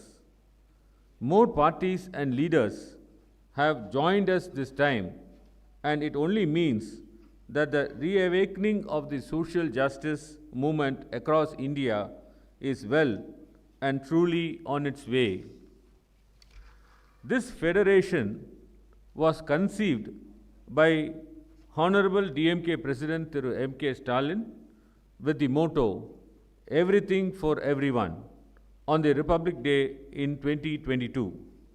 The vision is to unite all the warriors of social justice, both from the political parties and civil society, to come together to counter bigotry and repressive forces and rekindle the fight for social justice. It is undeniable that across party lines there is massive support for social justice policies. Friends, our country is in dire need of a social justice reawakening. The BJP has indulged in religious polarization for electoral gains. Apart from the obvious target of such polarization, the minorities' such polarization alters the psychology of the people. It creates a higher versus lower mentality. It is this mentality that led to caste discrimination for over thousands of years. When human beings begin to think one is more superior to the other, there is discrimination. That fundamental notion of superior and inferior has to be countered to achieve true social justice. When the BJP polarized the nation to create a Hindu versus Muslim divide, it actually reinforced the superiority complex of upper caste, that this manifests itself in how upper caste have also begun treating the socially backward classes since the BJP came to power. Atrocities against Dalits and socially backward classes are increasing daily. Atrocities against women are on the increase. Recently, I was shocked to see that even after cricketer Mohammad Siraj's performance in the Asia Cup final that led to India's victory, social media was full of disparaging remarks alluding to his Muslim faith. There is a deeper reason for this. As we all know, most of the Indians who converted into Islam or Christianity were from the lower caste. Thus, this discrimination also stems from the social bias. This is a deep-rooted bias which can be obliterated only by a social revolution with social justice at its forefront. One of the common misconceptions is that social bias is removed just with economic upliftment.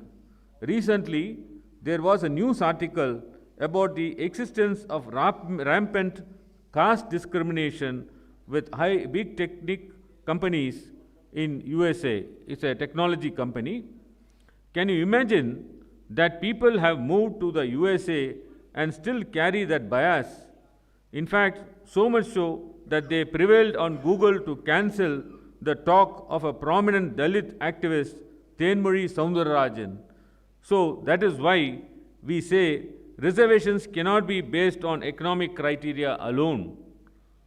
But being rich does not wipe out the social stigma that backward class face every day. I would like to recall that the former Hon'ble President of India was denied entry into a temple because of a caste. There is an urgent need to rekindle the social justice movement in this country. The fires of that revolution led to the Mandal Commission and the reservation policy, but that is not enough. Even today, few forces are attempting to deny reservations at every juncture. You all remember that for 4 years, the BJP government was denying OBC reservation in All India quota in NEET. Our leader, Thiru M.K. Stalin, decided to fight through courts. I appeared in both the Madras High Court and the Supreme Court, and because of this victory, every year we are getting about 5,000 OBC students medical admissions. This is a history.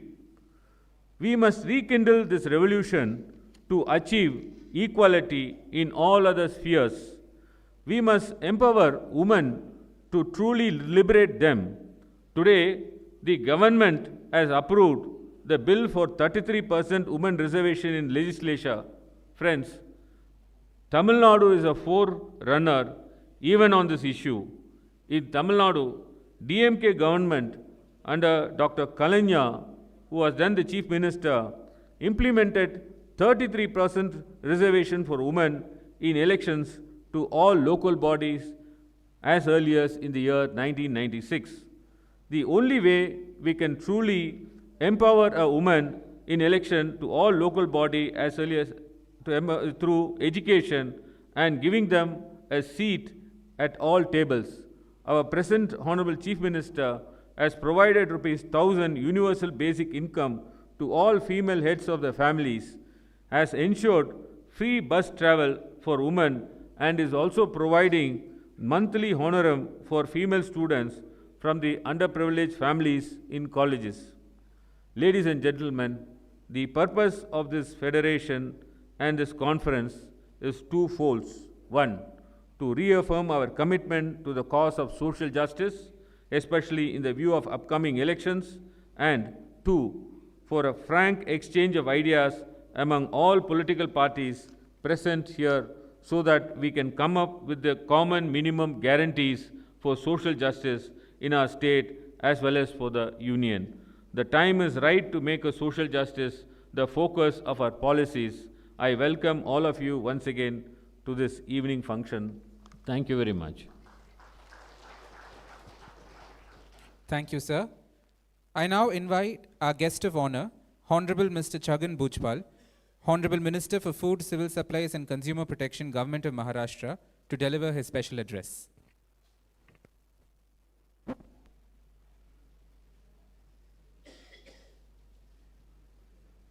Social Justice Conference, second national conference. I congratulate Honorable Stalin, Chief Minister of Tamil Nadu, and very glad to see that star personalities like Farooq Abdullah Saab, Virappa Moili, Tejasvi Yadav, Soren, Akhilesh Yadav, Sechuri, Sitaram Yechuri, D. Raja, etc. They are all joined this conference. Now, in Maharashtra, I would say that we are facing some other problems. Whatever problems either to discuss in this conference today, those are there because we want the reservation in the judiciary, reservation in the central secretariats, etc. If you see, hardly 2-3% reservation for OBC is there. People are there. They don't want to take more OBC in their secretariat. I don't know why. And judiciary also, nothing. But now we are facing some other problems in Maharashtra, where this OBC community is in ruling position. They may not have more problems or no problems at all. But here, as you know that Maratha community is a ruling community in Maharashtra. Now this community is asking a reservation for Marathas since several years. Well, then Fadnavis, the then Chief Minister, he formulated some act and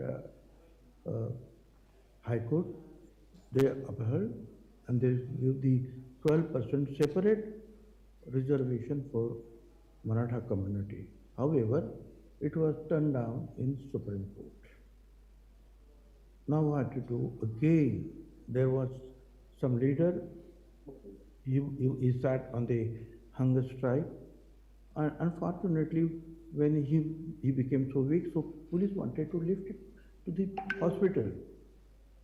And there, then some stone pelting was there, and then the cane charge was there, and some people were injured, and their agitation flared up like anything. Big morchas, etc. They are, bringing pressure on the government that now, instead of giving separate reservation, they are asking reservation in the OBC quota itself. As you know that we have 27% quota, and Maratha community is single largest, biggest community. They want in OBC reservation. Here we say, you take the reservation, but don't touch whether it is tribals, whether it is Dalit, or whether it is OBC reservation. You can take some, you can have separate reservation. We support it, okay. You people, some people are very much poor and jobless, youngsters are there. So, let look. But now, when they think that Supreme Court or Judiciary is not going to agree with that, they want a reservation in OBC. Now that is the biggest problem we are facing now. Now against that, Maratha community agitation. Now OBCs also, they are coming on the road. They are also agitating. Morchas are there. Now how to save OBC reservation? That is the main problem in Maharashtra. I would say, and thanks very much to Congress AIFSJ committee. Now, recently they have passed the resolution that the ceiling on this reservation should be removed, and 10-12% whatever you can add more reservation, so that Marathas in Maharashtra, Patidar in Gujarat, or Jat in Haryana, Gujar in Rajasthan, Kapur, Andhra, all these people, they all will be satisfied, or they will have the reservation separate. Now here, I would request you all stalwart people, leaders, join this meeting. That can we pass one resolution asking the prime ministers and the central government to increase a reservation, that is to remove the ceiling of 50% and add 10 or 15% more, as CWC, AICC has passed a resolution on that line. If we can pass it, I think there will be pressure on the central government also. If we don't ask, they would not listen, they will not think of it. But since all other parties, many parties have joined this conference, if we ask unanimously, now please lift that ceiling on it, cap on it, and increase it, I think that will be more beneficial, and our Maharashtra's problem as well as other problems of the other states also will be able to solve. Thank you very much for accommodating me as well. Thank you. Nice of you.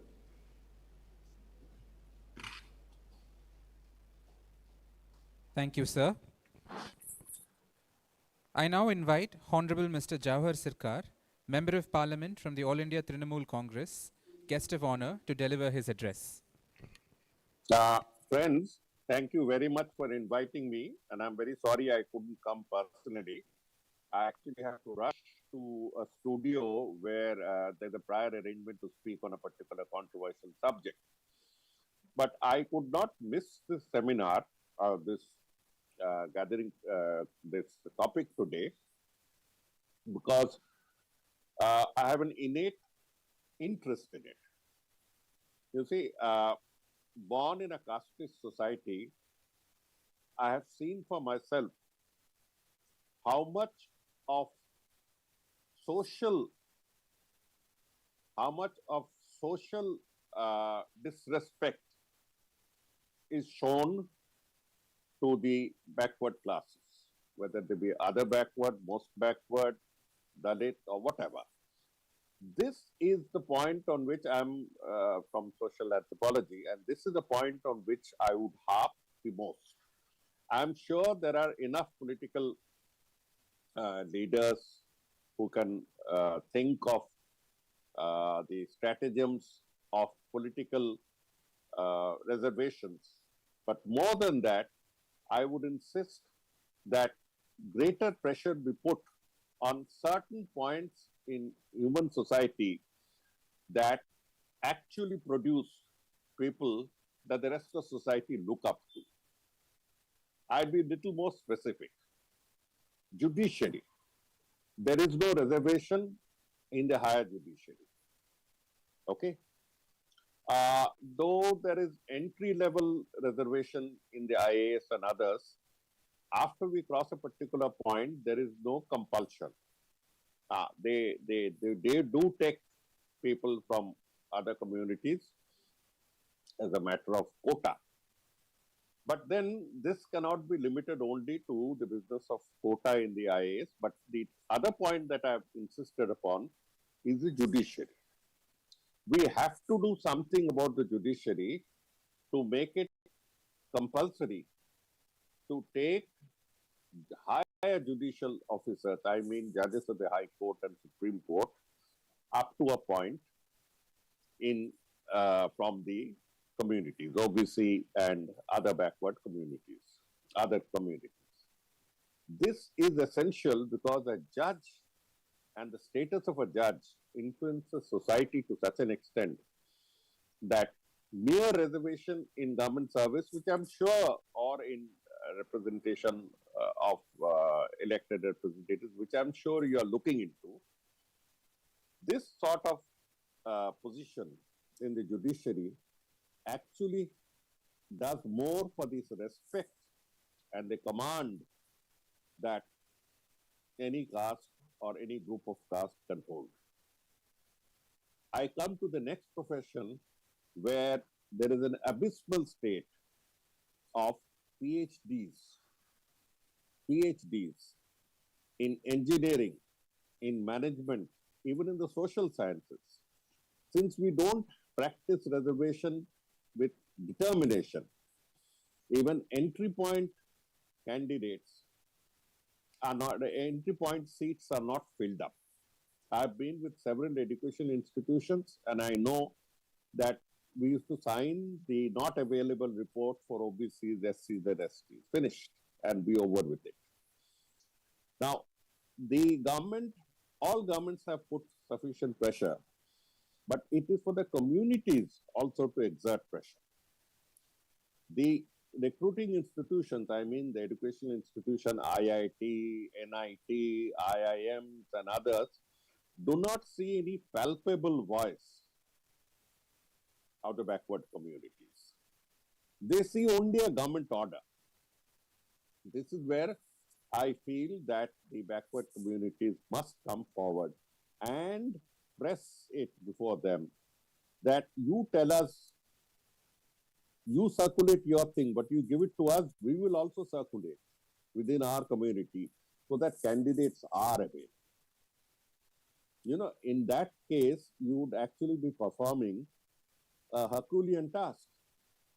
It is not that the institutions or universities or higher institutes do not take because they don't want to.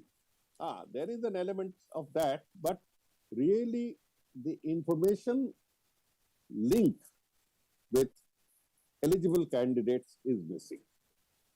Is missing to a large extent, and I feel that the associations and others must play a positive role in it. I am purposely avoiding the issue of political reservations because I am sure others have covered it or will be covering it. I am sticking to areas where I feel social respect, social standing, which is essential for any community to rise beyond the point, is maintained. I have referred purposely to judiciary and to education.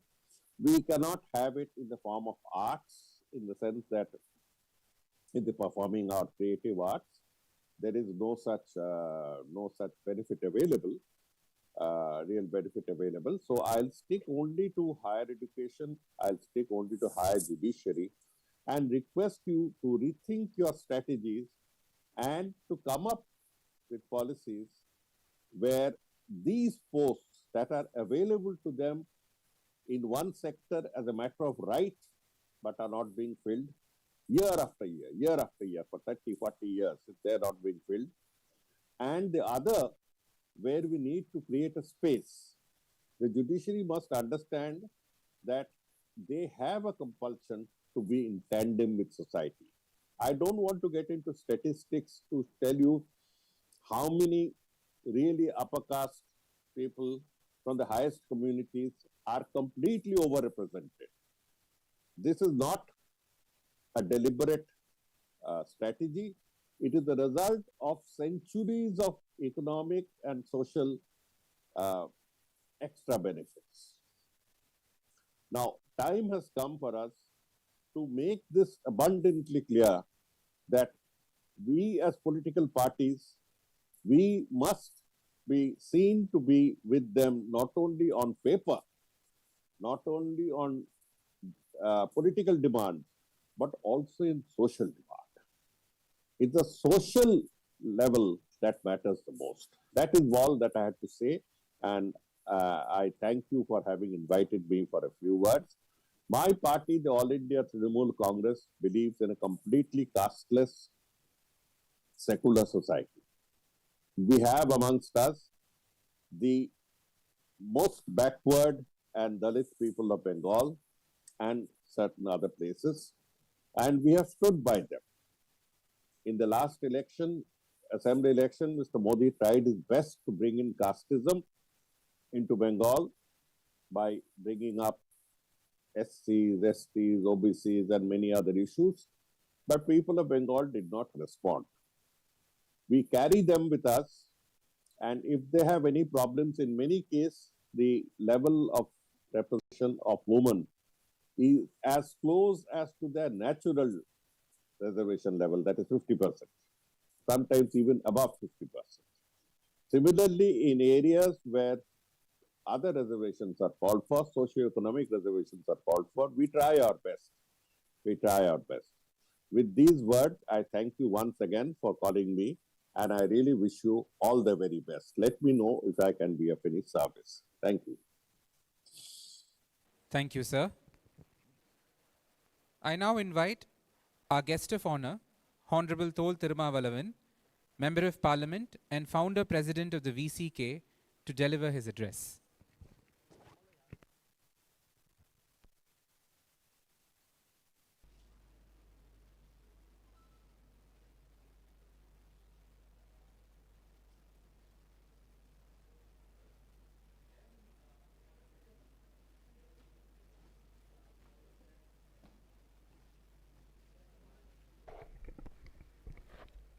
Respected leaders,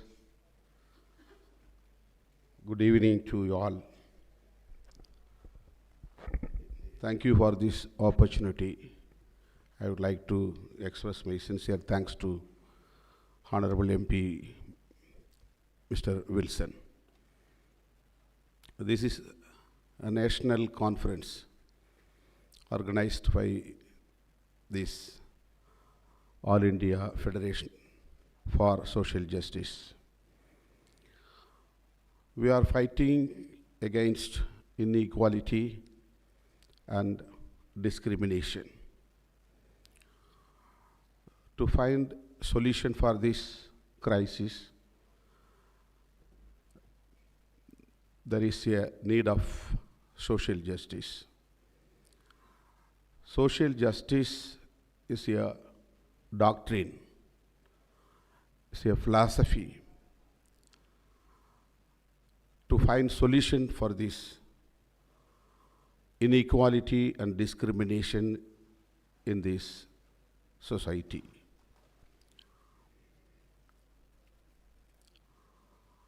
Reservation in education and employment and political arena is very important to empower marginalized sections, those who are suffering prolonged. But there is no reservation in private sectors. There is no reservation in promotion. There is no reservation in higher judiciary. There is no reservation for women, but today they have introduced a bill for women reservation. So this kind of handicaps are there in these reservation policies. Ruling people are converting all public sectors into private sectors.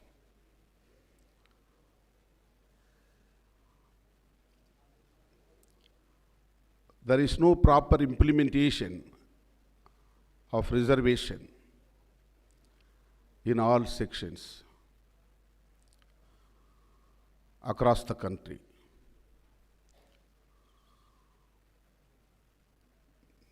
This is the high time to consolidate all reserved category people all over the India.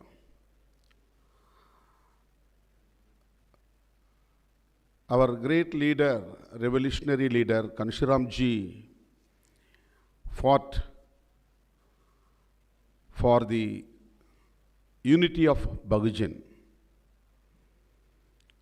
He has dedicated his life completely for this consolidation across the country. What do you mean by Bahujan? Bahujan means majority. We are the majority. Who are the majority? Scheduled caste, scheduled tribes, minorities, and OBC. We have to know one fact in this formula, that is exclusion of forward community or exclusion of Brahmins. This is the prolonged fight in our country.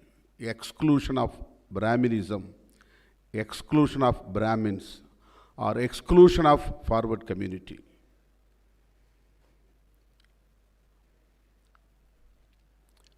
OBC mindset is, I wish to convey my message frankly, that OBC mindset is not against forward community. It is against scheduled caste and scheduled tribes across the country. This is a bitter fact. We have to accept, we have to agree. Scheduled caste and scheduled tribes not against OBC improvement or empowerment. They never fight against OBC's empowerment. When Mandal report came into implementation, the only organizations of Dalits supported, extended their support. Ramvilas Paswan was the right hand of Sri VP Singh. He extended his support to implement Mandal report. All the Dalit leaders across the country have extended their support to implement Mandal report.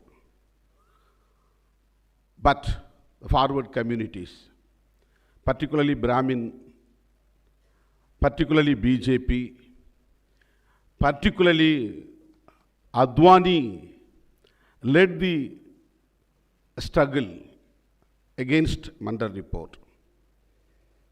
They made a riot against Mandal report. We should realize who are the enemies for OBC, whether scheduled caste, scheduled tribes or forward communities. They never accept the empowerment of OBC people. They are fighting against OBC empowerment. After Mandal report, only BJP developed like this because of this Mandal report implementation. They have come to the state to fight against Mandal report, not against the reservation of scheduled caste and scheduled tribes. Forward communities still fighting against the reservation of OBC in the country. That's what they brought EWS reservation. That's what they put a ceiling for the reservation through the Judiciary, through Supreme Court. So fight between OBC and FC. This is the factual truth. We have to understand and we have to realize.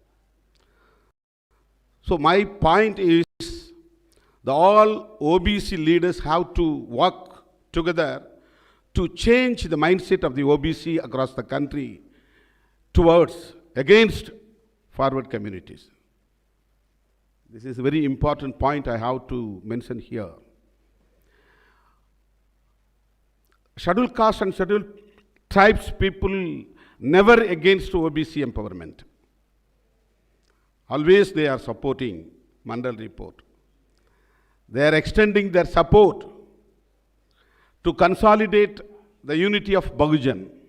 No leader from Bahujan, from OBC, to consolidate scheduled caste and scheduled tribes along with minorities and OBC in the country. But all the leaders from scheduled caste, revolutionary Dr. B.R. Ambedkar and Ghanshyamji, struggled like anything to consolidate the unity of Bahujan. The unity of the Bahujan, this is the solution. Unless we make a unity of the Bahujan, we can't succeed this Sangh Parivar's conspiracy.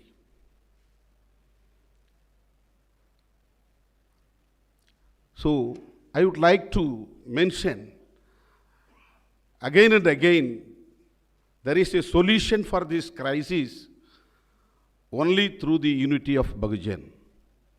We have to come together. We have to work together. We have to fight together against the conspiracy of Sangh Parivars. They have an agenda that is nothing but Hindutva. What do you mean by Hindutva? Hindutva is not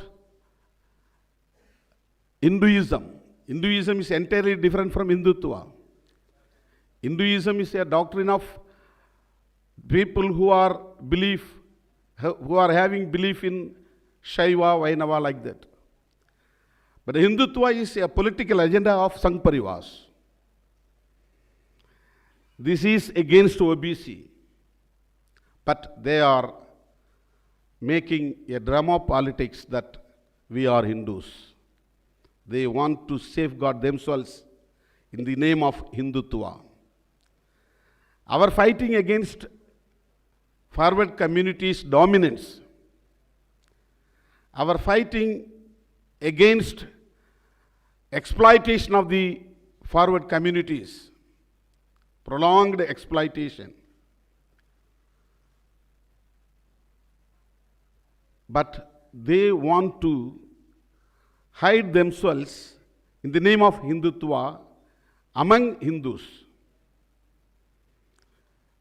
Baba Saheb Ambedkar, our great leader Ghanshyamji, and everyone is fighting to exclude Brahminism, Brahminocracy, Brahmin dominance, Brahmin exploitation. So this is very important meeting organized by this All India Federation of Social Justice to consolidate OBC, scheduled caste, scheduled tribes and minorities. There is a big threat to the constitution, not only for the reservation. There is a big threat to the constitution. They want to dilute the constitutional values. They want to throw away this constitution because this constitution provides socialism and secularism. Secularism, pluralism, federalism. These are the basic factors of the constitution. But Sangh Parivars are trying to dilute these constitutional values. So now we are here to save the constitution. This is the first challenge for us. Unless we save our constitution, we cannot save the social justice. So this is the high time to make awareness among all marginalized sections, particularly Bahujans. We have to find a solution to consolidate OBC, scheduled caste, scheduled tribes, minorities. This is need of the hour. Unless we can't succeed in our struggle, this is my humble message to you all. Thank you very much for this opportunity.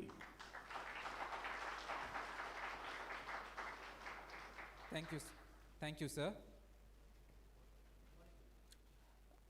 I now invite our guest of honor, Honorable Dr. Fauzia Khan, Member of Parliament from the NCP, to deliver an address.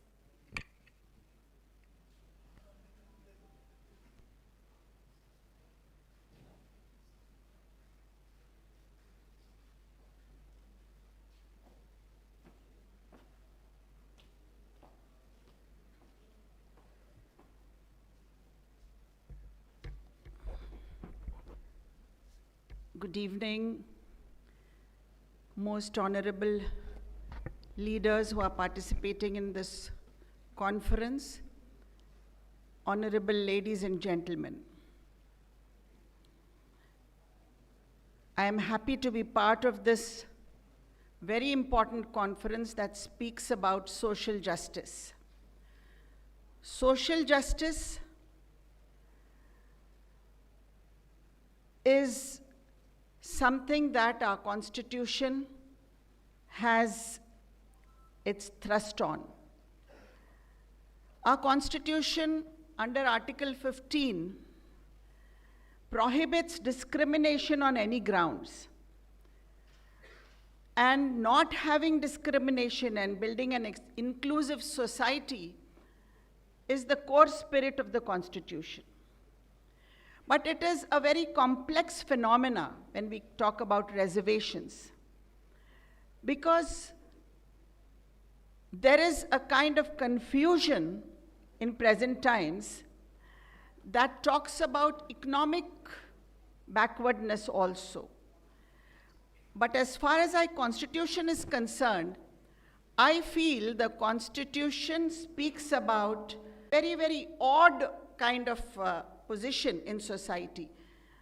Christian community, Muslim community, or other minorities, where there are mob lynchings, there are attacks on places of worship, you must have seen a viral video of a woman teacher who is asking the students to slap a student, a small child, because he belongs to a certain community. This kind of hatred is being propagated against the minorities. And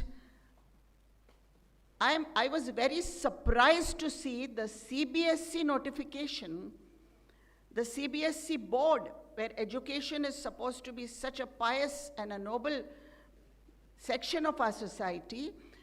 CBSE has sent a notification that all schools must make an exhibition of the horrors of partition in front of little children so that they see the pictures of what horrors were there during the partition time. What is the purpose? The purpose is clearly that hatred should be bred against a certain community in this nation. And it is so dangerous that this is being done at a level where children are still growing up and their minds are still being formed. If you talk about justice, the most important thing that we should be talking about is about Bilkis Bano. In Gujarat, Bilkis Bano was raped, her family was raped, they were killed, a little baby of 3 years was killed in a very, very brutal way. And these culprits were convicted and they were in jail. And the Gujarat government decided to see that they are freed. And when they returned back to Gujarat, they were garlanded and they were honored because they did such a noble and a great thing by raping women of India. Is Bilkis Bano not a beti of this nation? I think we have to pay attention to this, and what is needed is, in order to identify backwardness, in order to make sure that it is implemented properly, in order to make sure that new social backwardness is not being created in this nation, we have to come up with a special mechanism in this nation. We have to insist on the government to build a mechanism that deals with social justice in the way it should be done, because it's always, I see in Parliament, it's a half-hearted approach. We always come up with one bill or the other which is giving reservation to a small community. Why cannot it be a wholesome thing? Just as Chhagan Bhujbal ji said, the Parliament is the institution which should actually now talk about increasing the limit of 50% that is there for reservations. Unless this limit is increased, and this is the right of the Parliament to do it, unless this is increased, we will not be able to give justice to all the communities that need reservations, and they need special treatment in this nation to come up to the others, so that India becomes an inclusive society and there is a real social justice in the real sense in this diverse nation.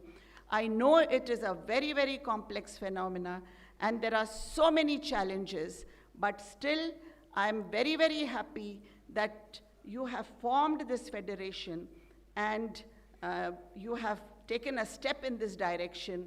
We as me individually and from my party, we are always there for social justice. And thank you very much for having invited us here. Thank you. Thank you, Madam. I now invite our guest of honor, Honorable Mr. K. Keshav Rao, Member of Parliament from the BRS, to deliver an address.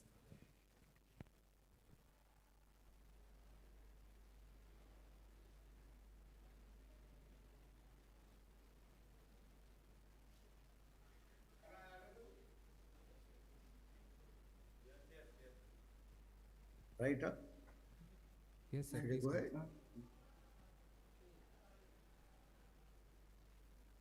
Am I audible to you all, please?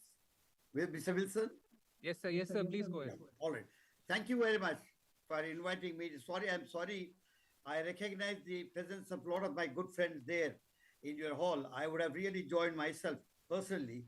I didn't know you were holding a seminar like this and you wanted to speak. I thought I would only go on the stream.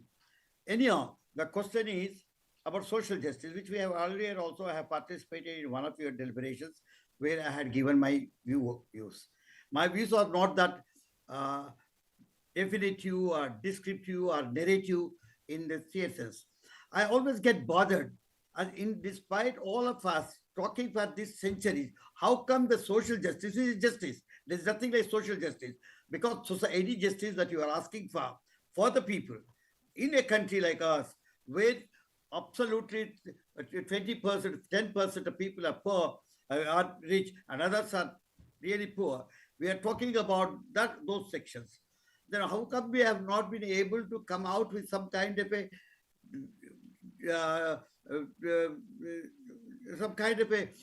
agenda, some kind of a answer to these problems?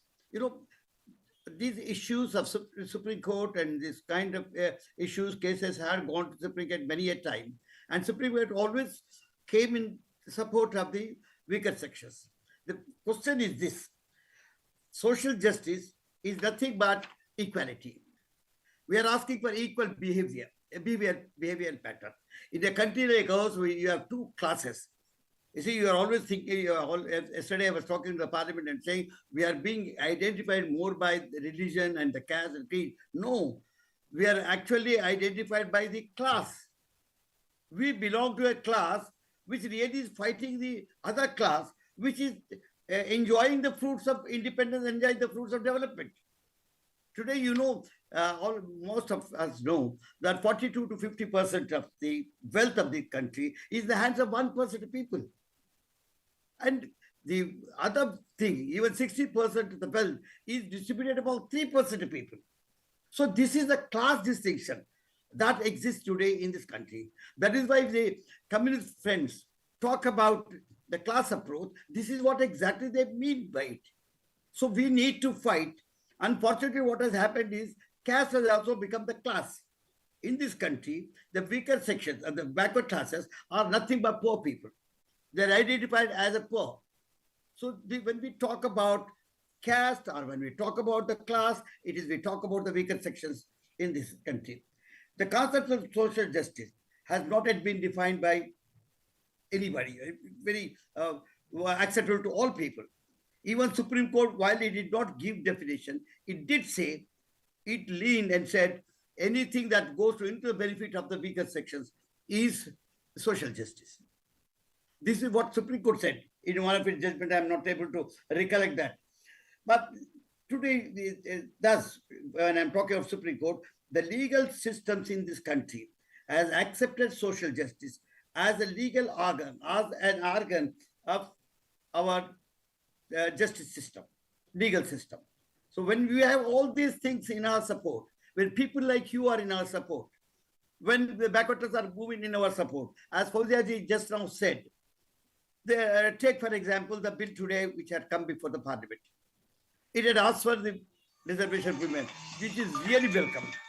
Really welcome in the sense it has done very good. We were asking for reservation, but it has discriminated within itself. It has exposed the drafter. It says it has the same kind of reservation of 30% or whatever percentage it is for SCs and STs. But it purposefully, deliberately forgot or eliminated the backward classes. When we talk about society, when we talk about a law for a society, we talk about the entity. We talk about all the people put together. And the majority of them are nothing but the SCs, STs, BCs, OBCs, and minorities. They constitute something like 70 to 75%. If you forget about it and discriminate it, bring SCs into that and SCs into that, which is welcome, which we want it, we are their co-partners. What we are trying to say is the attitude, the class attitude of the people who are ruling is that they look to balance it to entirely a different class as such. This is what exactly we do. But what I'm saying is, while we talk about backward classes and we talk about social justice, we need to come out with some kind of a program, concrete program, by all of us, including the parliamentarians. Mr. Raja is also there, including parties. They must come out with some kind of a program that is going to do good. Now, of late, there has been a lot of discussion on some kind of a religion, Hinduism, and I'm not trying to get into that kind of a discourse. But I will tell you, the pernicious practices that this country had or adopted or practiced from the traditions, whom a person, no less than a person like Prime Minister, says all Sanatanis should join together, unite. That means what? It's a war crime. You are asking the Sanatanis to join together as non-Sanatanis. This is exactly the attitude of the class. No, although I'm telling you here is a caste, it is a class. It is totally a Prime Minister coming and telling you. Now, what exactly does it all mean? When in Tamil Nadu, some kind of a slogan was brought out. Some friend of mine, as a minister, said that he doesn't believe in Sanatani, or he doesn't believe in anything. He said he doesn't believe in caste. We don't believe in caste. Let me make it so clear to you that there is a thing like a class, although Purusha Sukta, if you are trying to talk about Hinduism and say Hinduism never talked about it, it is Purusha Sukta which talked about it. I had to look into Rigveda, the 10th mandala. What he said, he talks about Purusha Sukta, and he said Brahmin is separated, Kshatriya is separated, Vaishya is separated, Shudra, and everybody is created, but Shudra is born. That means there is no hierarchy, there is no upward movement in that. So these are few things. All of us have been discussing, all of us have been exposing it. But nonetheless, we had not really come out with some kind of a program which will really become our tool to fight this class system or this society. I'm not trying to get into the right time. I don't want to get into the religious discourse at this point in time, although that's very important because that does not speak about the religion, but it speaks about the discrimination as such. It speaks about the poor and the rich as such. I would like to say about deal more with the this backward classes or this downtrodden. See, the other day, I heard, I mean, we heard in Parliament, and so what kind of a new class you are creating? Supreme Court, I forgot, I think, has considered one body which is weaker in strength should be classified as a class. It is Supreme Court judgment, please. When Supreme Court said one body can be treated as one class which has disabilities, that means we have accepted that there is a need for social justice and social distributive system. A distributive justice is what exactly we are asking. What is that distribution we are asking? We are asking social assets only. The land doesn't belong to anybody. Nobody has produced land. We think we have a right on that land. Even if I'm a farmer, even if I farm labor, even if I have a tenant, whatever it is, my right should be accepted. That is why Tenancy Act came in. Now today you are giving you go by to that. So what I am trying to tell you, Mr. Wilson, is this, and my friends before me, see, social care has to be the affirmative action, which I thought is a revolutionary concept, which not only India gave to herself, but even Ambedkar had really championed that cause. This affirmative action that we are asking, this is removing the discrimination. We should think that we must rely more on that. We should champion that cause. And I beg of all my friends here before me that because you have something, you have some strength, you have some standing in the society, let us all join together to fight ills of this society, which are based on caste or religion or vision or whatever it is, so that we stand for social justice and for society. Thank you very much. Thank you, sir. I now invite our guest of honor, Honorable Mr. Farooq Abdullah, Member of Parliament, President, Jammu and Kashmir National Conference, to deliver an address. Mr. Wilson, thank you for organizing this meeting for social justice. I thank also the Chief Minister of Tamil Nadu, who was the champion of social justice. And I think he has done a commendable job in Tamil Nadu. As far as Jammu and Kashmir is concerned, we have taken steps from the very start of the independence of India. You will not find any suicides by our farmers, be they Dalits or others, because we gave land to tiller. Those who tilled it didn't get anything. But we took a decision then that they are the rightful owners of the land, and land was given to them without any compensation. Secondly, education was made free from primary class to the university level for all, irrespective of what your caste is, what your religion is, how backward you are, so that you can prosper, and education was made free. Healthcare was made free. Now, I've heard many of the speakers here, unless, and I say this clearly, unless you elect a government that will think for all, not for one alone, one caste, one section, you will never find changes. After 15 years, today a bill was brought for women's empowerment. We've been shouting from pillar to post for that. Let us hope that this will give all, even backward classes, all minorities, a chance to be able to come to the house of women who can speak for themselves and speak for the community, which will make a new change for the new parliament and the new India that we should see. There's no doubt there's tremendous discrimination. There is tremendous unemployment. And there is tragedy that educationally people are still far behind in many states. This cannot be changed unless we all work together. When I say together, let's forget what religion you have, what language you speak, what region you belong to. Unless we all sit together and elect the new government that is going to happen in 24, that will think for all, you will not be able to remove discrimination.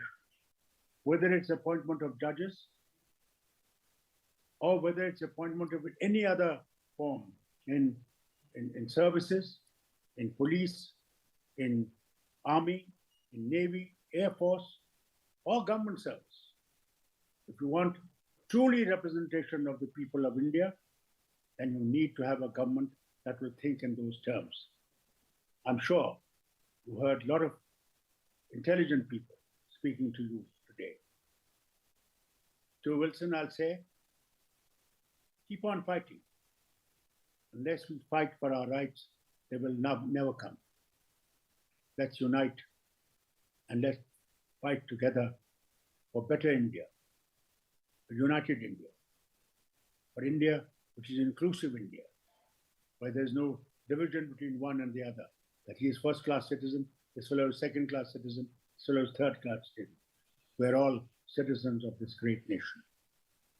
There is no doubt about it. I do not see myself as any other person but a citizen of this India and number one citizen. No such thing as 2, 3, 4. Thank you for giving me this opportunity to speak to you. I would have spoken to you much more, but I have to go to a function. That's why I asked Wilson if I could come to speak. My party and I, we are with you in this moment. We'll stand by you and we'll support you in every way to see that social justice is given to everyone of this nation. Thank you. Jai Hind. Thank you, sir. I now invite our guest of honor, Honorable Mr. D. Raja, the General Secretary of the Communist Party of India, to deliver an address.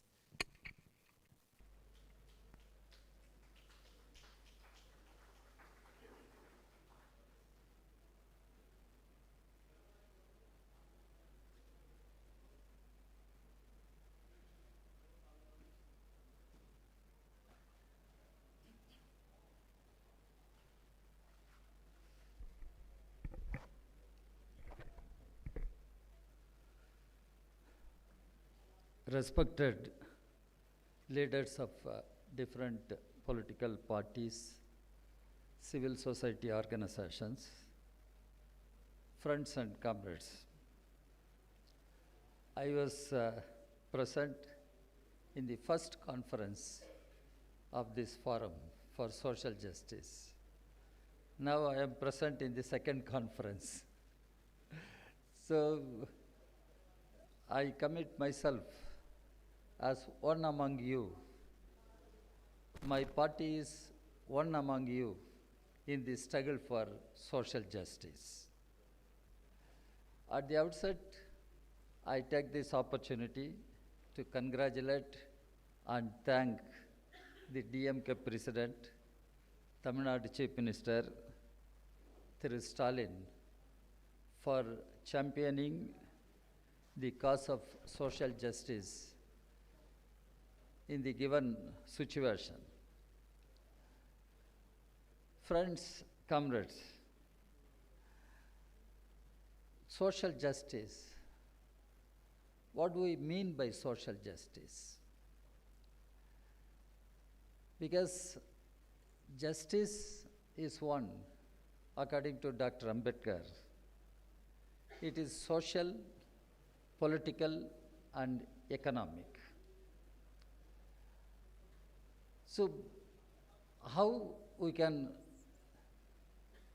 establish social justice? How we can establish political justice, economic justice? India is a country with tremendous diversities. Indian society is society based on three major evils. One evil is caste, caste hierarchy. The other evil is class division,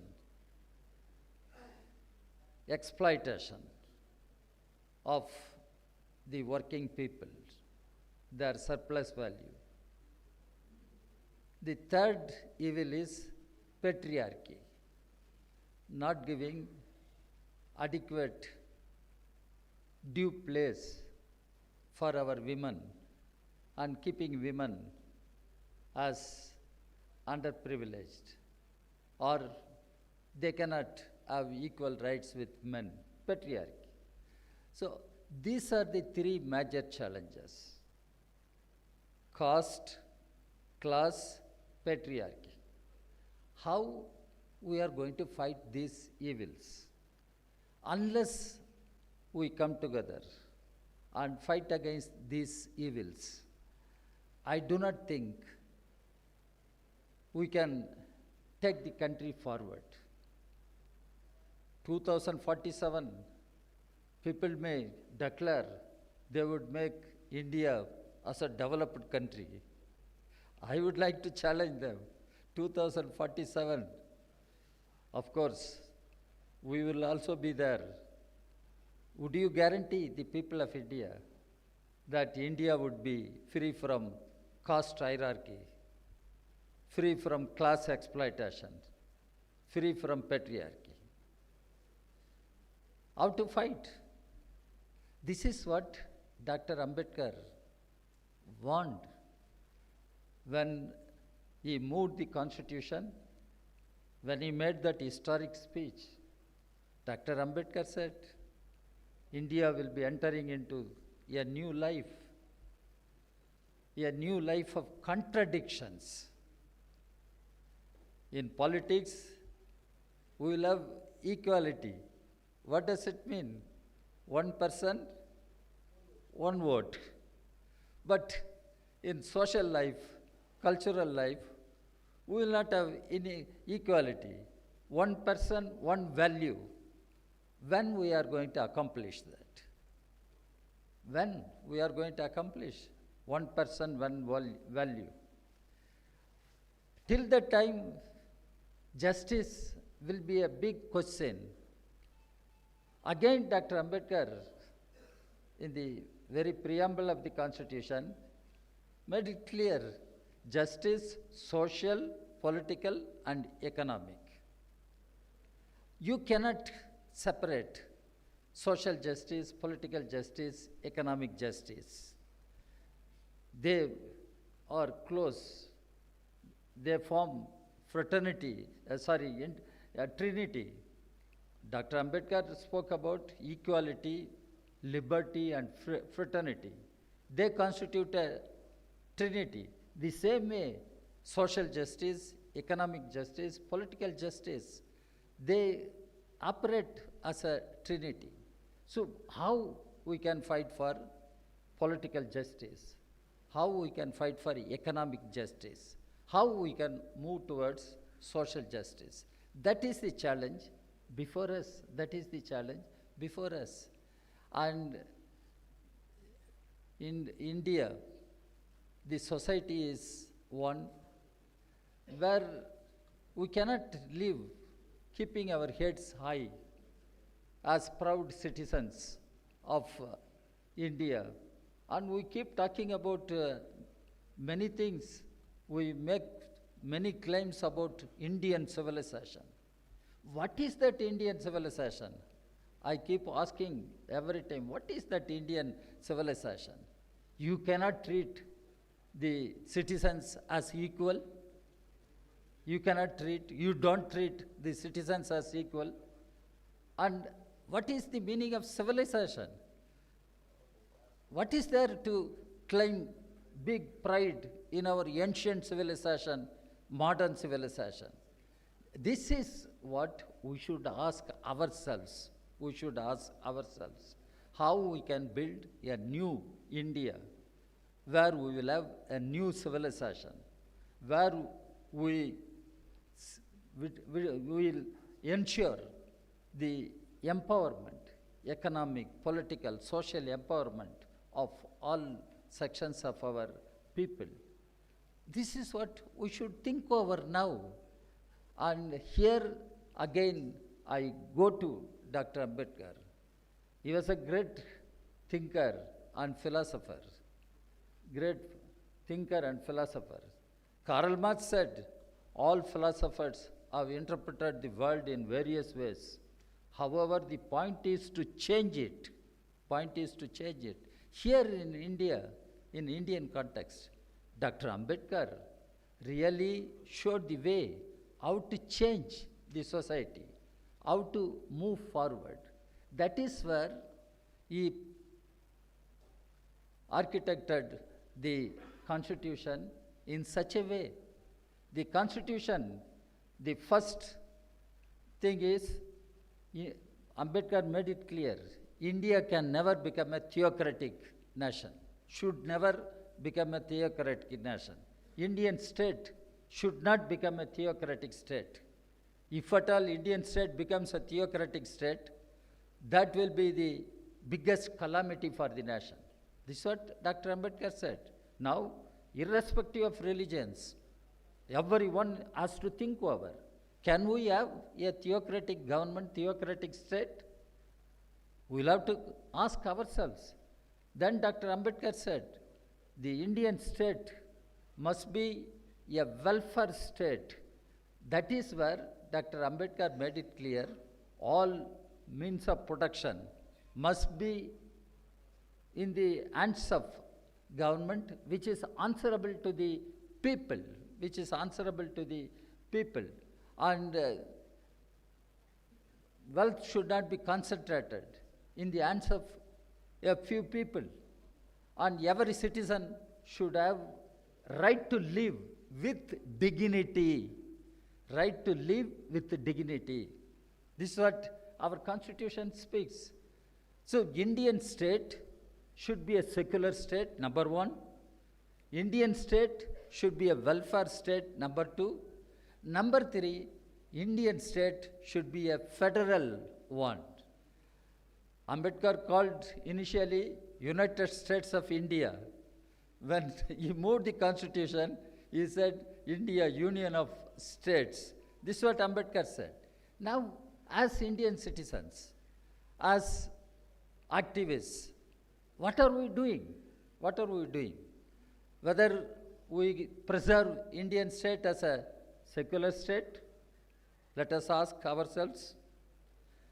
Let us preserve Indian state as a welfare state. Then how come the corporate houses emerged and they are looting the nation, the people, as they like? And India feels proud. They are showing one or two corporate owners. They are the richest people in the world. Let them show the whole nation how people of India are living. Education, employment, healthcare, housing, food, these are all the basic issues of livelihood of the people. They are not privileges for some section. They must be rights of the people. People should have the right to education, right to healthcare, right to employment, right to food, right to live with dignity. Why people cannot have such rights? That is what we should think over now. We should ask, and everyone is talking about reservation. Yes, it was a different time. Reservation was brought as a policy, an affirmative action to uplift the exploited, deprived sections of our society. SC, ST were given. Later on, OBC was given reservation. Even I used to break my head.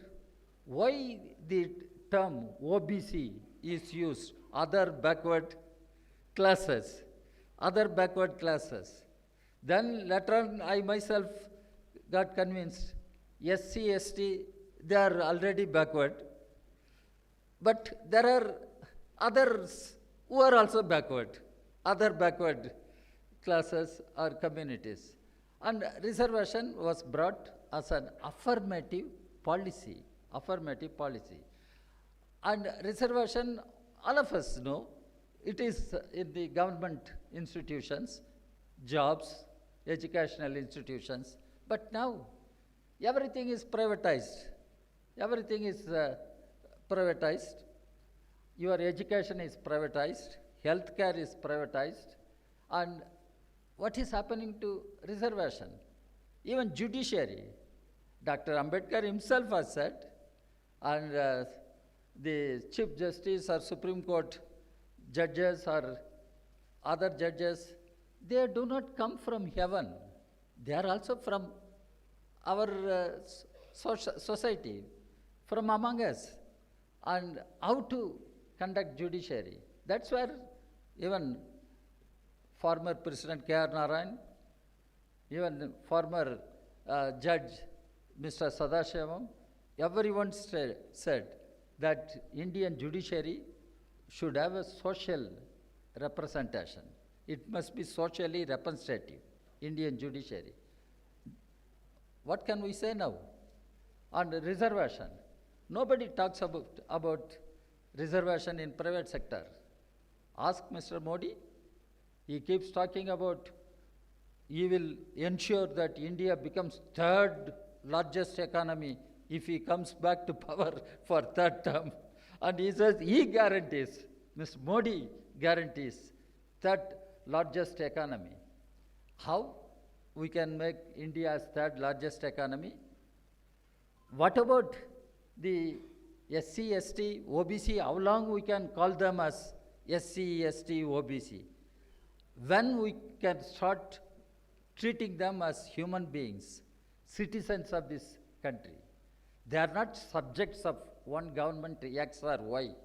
They are citizens of this country, and they are children of this country. We are children of this country. And why we should be discriminated? Why we should be looked at as Dalits, Adivasis, or OBCs? What is this philosophy? What is this civilization? This is what we should ask. So it is a long-drawn battle.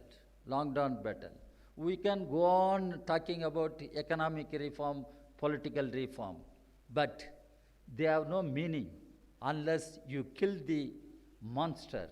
That monster is caste.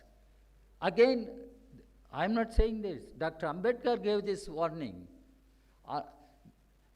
Wherever you go, that monster crosses your way. That monster is caste.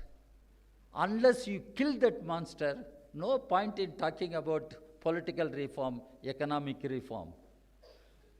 This is what Dr. Ambedkar said. This is what the society in which we are all living. This is the society in which we are all living. I am asking you an honest question. Do we ask our people to feel as normal human beings? The Constitution preamble begins, we the people. But in life, we become different.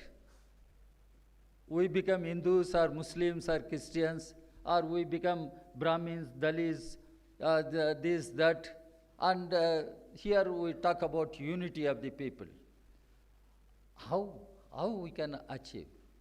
Yes, there is a need ideologically, philosophically. We must fight for change of mindset, And we should see that the exploited classes, I use the word exploited classes, they can be Dalits, they can be Adivasis, they can be OBCs. They must be brought together. We must build unity among Dalits, Adivasis, and OBCs. There, even I can go to the extent, the exploited sections of other communities and castes, they also brought. This is where we as communists, we say the exploited people should be united, socially exploited, economically exploited, politically marginalized, exploited. These exploited sections should be brought. And I use Marx, who said, let the world tremble at a communist revolution. Workers of the world, unite. You have nothing to lose except chains. Now in India, workers of India, the exploited people of India should unite. You have nothing to lose except chains. What are the chains? One chain is caste system. The other chain is class exploitation. The third chain is patriarchy. So unless we break these chains and liberate our people, social justice will remain a far-reaching goal. It will remain as a goal. And when we can achieve that goal, when we can move to the target, unless we break these chains. And social forum like this must intensify the ideological political campaign. And we must change the society in which we live. We must change. We must throw out governments if they do not act according to the constitutional values, the constitutional objectives. We should throw out. Now why we are coming together? Why we are saying save India? Where is the danger coming to the country? Save India. From whom we want to change India? Save India. After saving India, where we are going to take India? How to change India? This is what we all should put our heads together. We all should put our heads together and we should fight together, and we must save India and we must change India. We must take our people forward, and our people, wherever they are in Jammu and Kashmir, they are in Manipur, they are everywhere. Our people, they are all our people, and our people should live as equal citizens. Equal citizens. All are equal. All should have the right to live with dignity. How we can ensure? That is the only way we can move forward to establish social justice. Once again, I take this opportunity to thank Mr. Wilson and the Social Forum for organizing such event every year. And now we should move to action also. We should think over how we can reach out to the people and mobilize the people, involve the people in the struggle for social justice. We'll think over on such issues also in the coming days. I thank everyone and I wish our struggle continues, and it should continue. Thank you very much.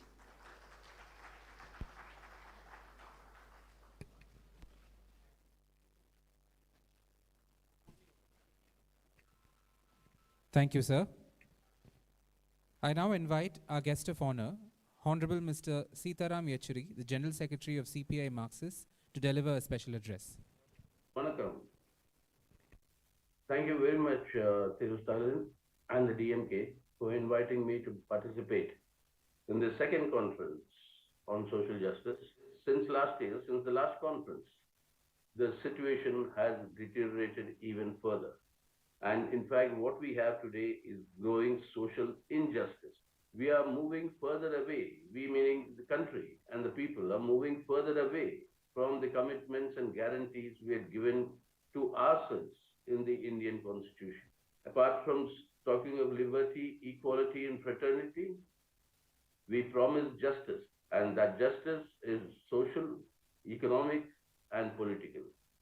In the last session of the Parliament, as the Modi government was announcing the various methods that they have taken, measures they have taken to improve the status of women in our country? What was the Parliament informed?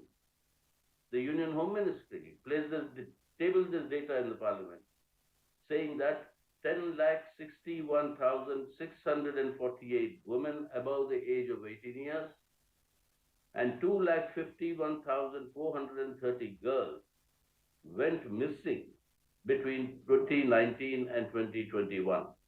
And most ghastly and frightening, what it shows, of 86 rape cases lodged daily, with 49 offenses against women per hour in 2021. The crimes against our tribal brothers and sisters has grown by 6.4%. Now, this is the state of the most marginalized sections in our society and in our country. Social justice today assumes utmost importance. And that is also happening because what is the real status of our backward classes? The same Vishwakarma scheme was announced by the Prime Minister from the ramparts of the Red Fort on the Independence Day, saying 13 to 15,000 crores will be spent to help this, will be given to these artisans for their welfare. Now, what is the scheme that has been outlined in the Parliament now? That scheme is actually loans to be given to these sections, and loans at a 5% interest rate, not even interest-free loans. Now, these loans are supposed to help these artisans and these OBCs to improve their economic condition. We say that India is going to be the voice of the global South, but then the truth is, India is the lowest in terms of per capita GDP amongst all these 20 countries.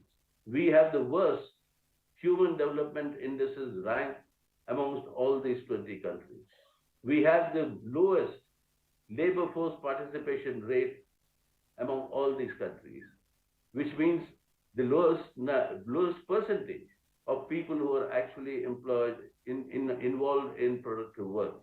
So if economy is not really rising, then any benefit to these artisans can never benefit, irrespective of how much money you may give them or make available to them for loans. Social justice can only be achieved if we take our country forward to the brightness of the future and not into the backwardness of our past, the darkness of our past. We look for the future. Thiru Stalin is an important member and leader of this India bloc, and all of us as part of this India bloc are working together to ensure that we have to save India today so that we can change India for the better tomorrow. And that better India will be an India that will be moving towards achieving social justice and against caste atrocities, against oppression on terms of caste, against oppression in terms of gender, against the oppression of your marginalized backward castes and Dalits, against oppression of our tribals, against oppression of women in general. So I join all the parties present here, and I would once again thank Thiru Stalin for giving this opportunity for the Communist Party of India Marxists to be part of this larger grouping in order to take the country forward into the brightness of the future and not the darkness of the past, and move towards achieving social justice. Welcome to all. Thank you, sir. I now invite our guest of honor, Honorable Mr. John Brittis, Member of Parliament, to deliver an address.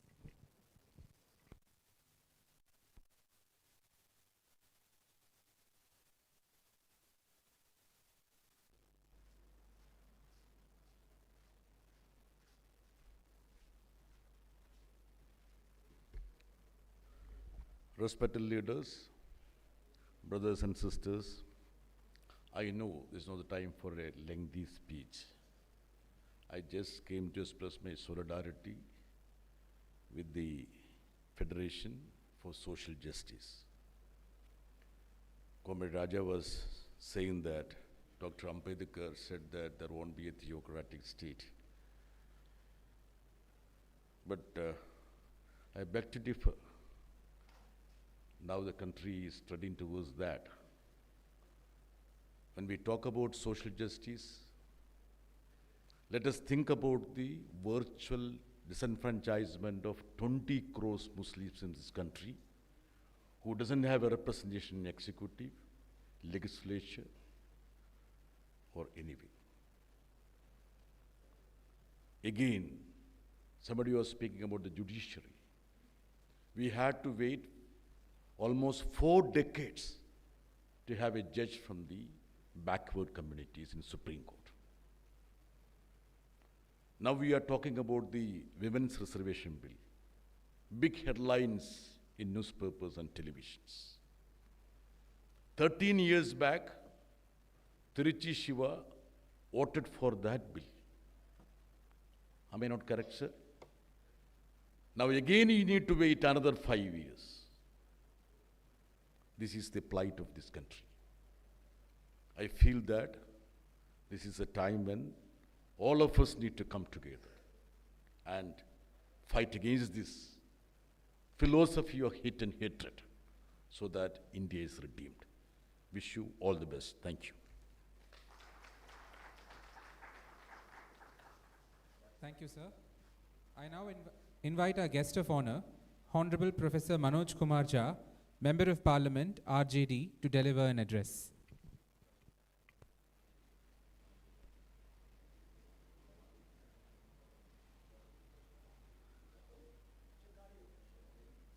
Am I audible? Yes, sir. Please go ahead. Yeah. Thank you so very much. I must first congratulate Wilson ji and the entire DMK team for actually bringing us all together in a short duration of time in last 1.5 years. It feels very, very good. It feels great because as Britas said, I joined John Britas because I don't share the optimism of so many of my other speakers who have spoken before me. The fact of the matter is that people who want social justice, who want solidarity with social justice, they have to fight a very, very impossibly difficult battle. And that makes the task much more significant because this fight is not only in electoral arena. More often than not, we believe that if we change the government in 2024, everything shall be all right. Because the fight, when I say it is more in ideological arena, because the axis of that ideological arena had shifted. Now somebody makes a statement which is actually about the caste and what kind of havoc it has played. It is taken in North India with a different kind of color. That makes me worry, where have we headed? And in that note, I had quoted Kabir, that if Kabir comes back today and writes his own poetry today, he'll be arrested, he'll be under UAPA. Now, I don't say that in a lighter note. My second point I would raise is, we have a very strong ideological heritage. But our ideological heritage is not mainstreamed. Look at the way people, even today, we refer to Periyar. Or for that matter, let's forget Periyar. Come back to Ambedkar, whose birthday, whose Punyatithi is celebrated. But what kind of celebration? Go and garland the statue, never refer to what he actually meant. Udayanidhi was criticized in entire northern India. But if I today read the 22 vows of Ambedkar, do you think I'll be spared by the mainstream media, by the BJP government, by the RSS? These are the kind of ideological battles we have to continuously fight. Fight to make sure that we retain that heritage, and that heritage becomes a kind of source for us for our politics as well. Because our politics is different from the politics of others. Our politics is driven by the ideological spectrum which has a historical root. Now I'll just take 2 more minutes and say, Today, Women Reservation Bill with a name Nari Shakti Vandan. I mean, you don't make bill as if you are chanting a slok or you are chanting a bhajan. Nari Shakti Vandan Adhiniyam that has come in Lok Sabha. Now, what happens to if women reservation is all about deepening of democracy and broadening the horizon, giving it a rainbow color?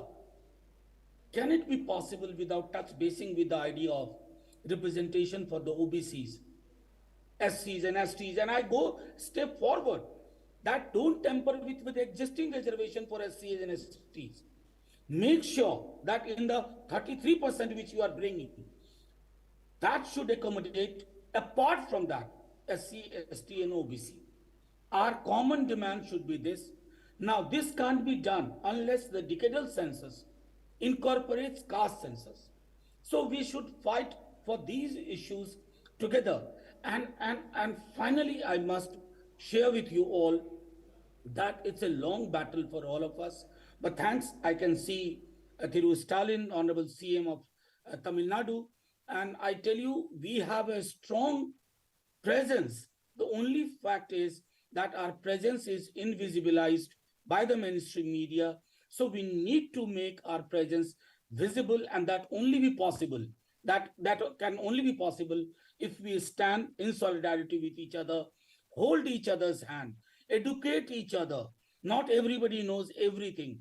Make them clarify the position inside the parliament, outside the parliament, and what it is said in English, don't leave your position. Stand with it. Thank you very much. Jai Hind. Thank you, sir.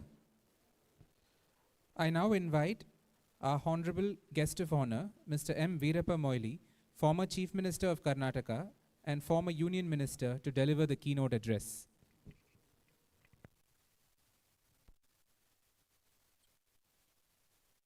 Good evening to all of you. Good evening, Mr. M.K. Stalin, who has championed the cause of social justice and also the cause of the backward classes. This. We are all proud of you. In fact, our Congress President, Mallikarjuna Kharge told me that I must congratulate you for organizing not only this evening's function, but also for the earlier function which you have done it. Maybe your movement may be a forerunner for the confederation of all political opposition parties today in the name of India. I think this must have inspired I think the inspiration for the consolidation and formation of India may be your movement which you have started for the cause of the social justice.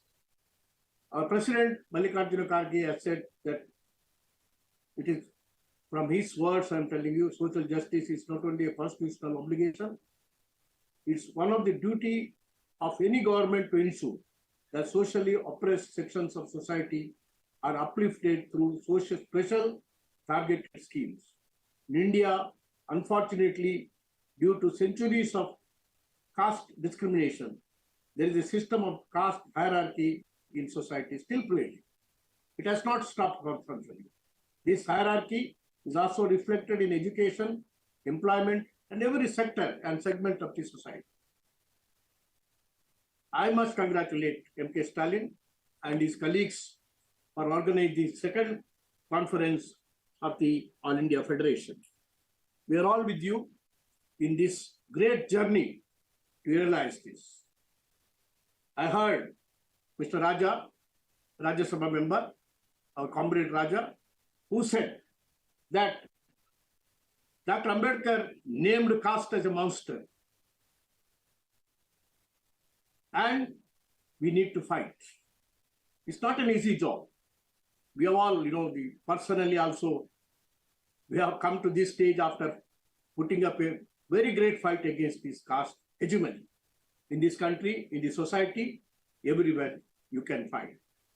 This fight should continue till you realize. But we have a government today at the center, which is responsible for creating this caste system, hegemony of the caste, and also, they would like to ensure that those where the education was denied, in Gurukul or in a temple, we could not enter. Our class of people could not enter those premises. And when we attained independence, it was literacy rate was only 14%. That means British has continued that kind of a legacy to deny the literacy and also the education for the OBCs, SC, STs and all. Social justice provides social stability. Social stability provides political stability. These are all the interconnected matters, and we need to work very seriously on this, and we should put up a united fight. And it is not only the representatives of various political parties who subscribe to this idea, but also the population behind this movement should also be united by a proper education and also proper training. According to Dr. Ambedkar, the term social justice is based upon equality, liberty, and fraternity of all human beings. When this caste system, hegemony, the OBCs, and all these people, are put backward, denied with the basic elements of the social justice, how can there be equality, liberty, and fraternity? How can we attain their independence? I recall here the anecdotes of the Roman civilization, when there were two divisions, Praetorians and also plebeians. Plebeians as a working class. In a one fight when the Rome was attacked, plebeians said, we will not join the army. We will not fight for the country, because what do you have after the fight? What do you have? And when they are reluctant to do it, then the powers of positions were given to plebeians. That is the beginning of the history.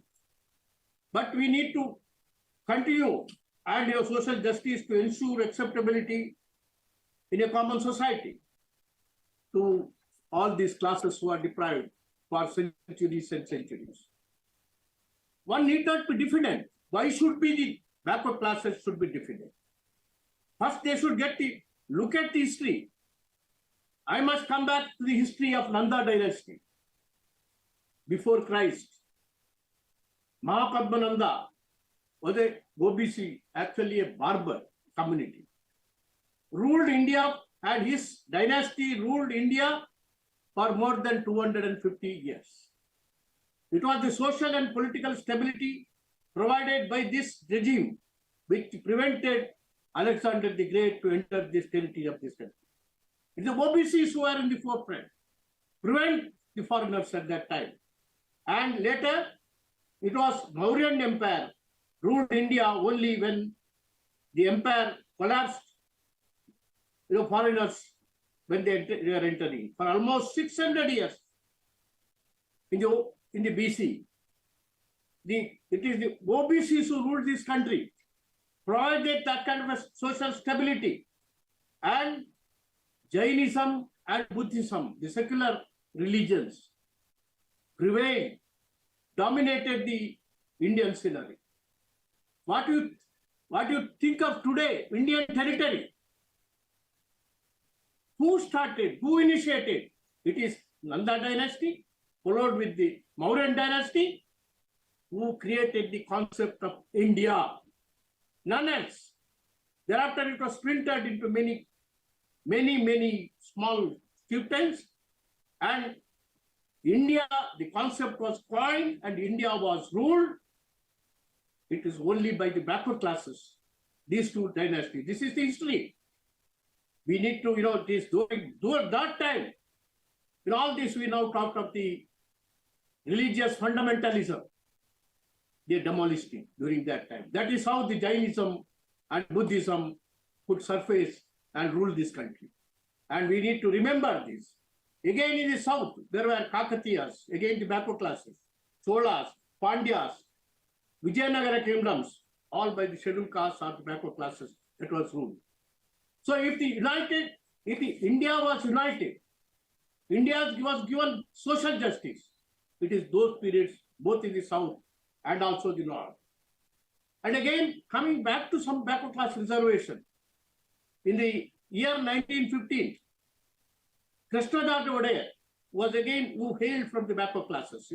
And in fact, one of the Diwans or the chief minister of that time, M. Vishweswaraya, he resigned because he never wanted social justice to be given to the backward classes.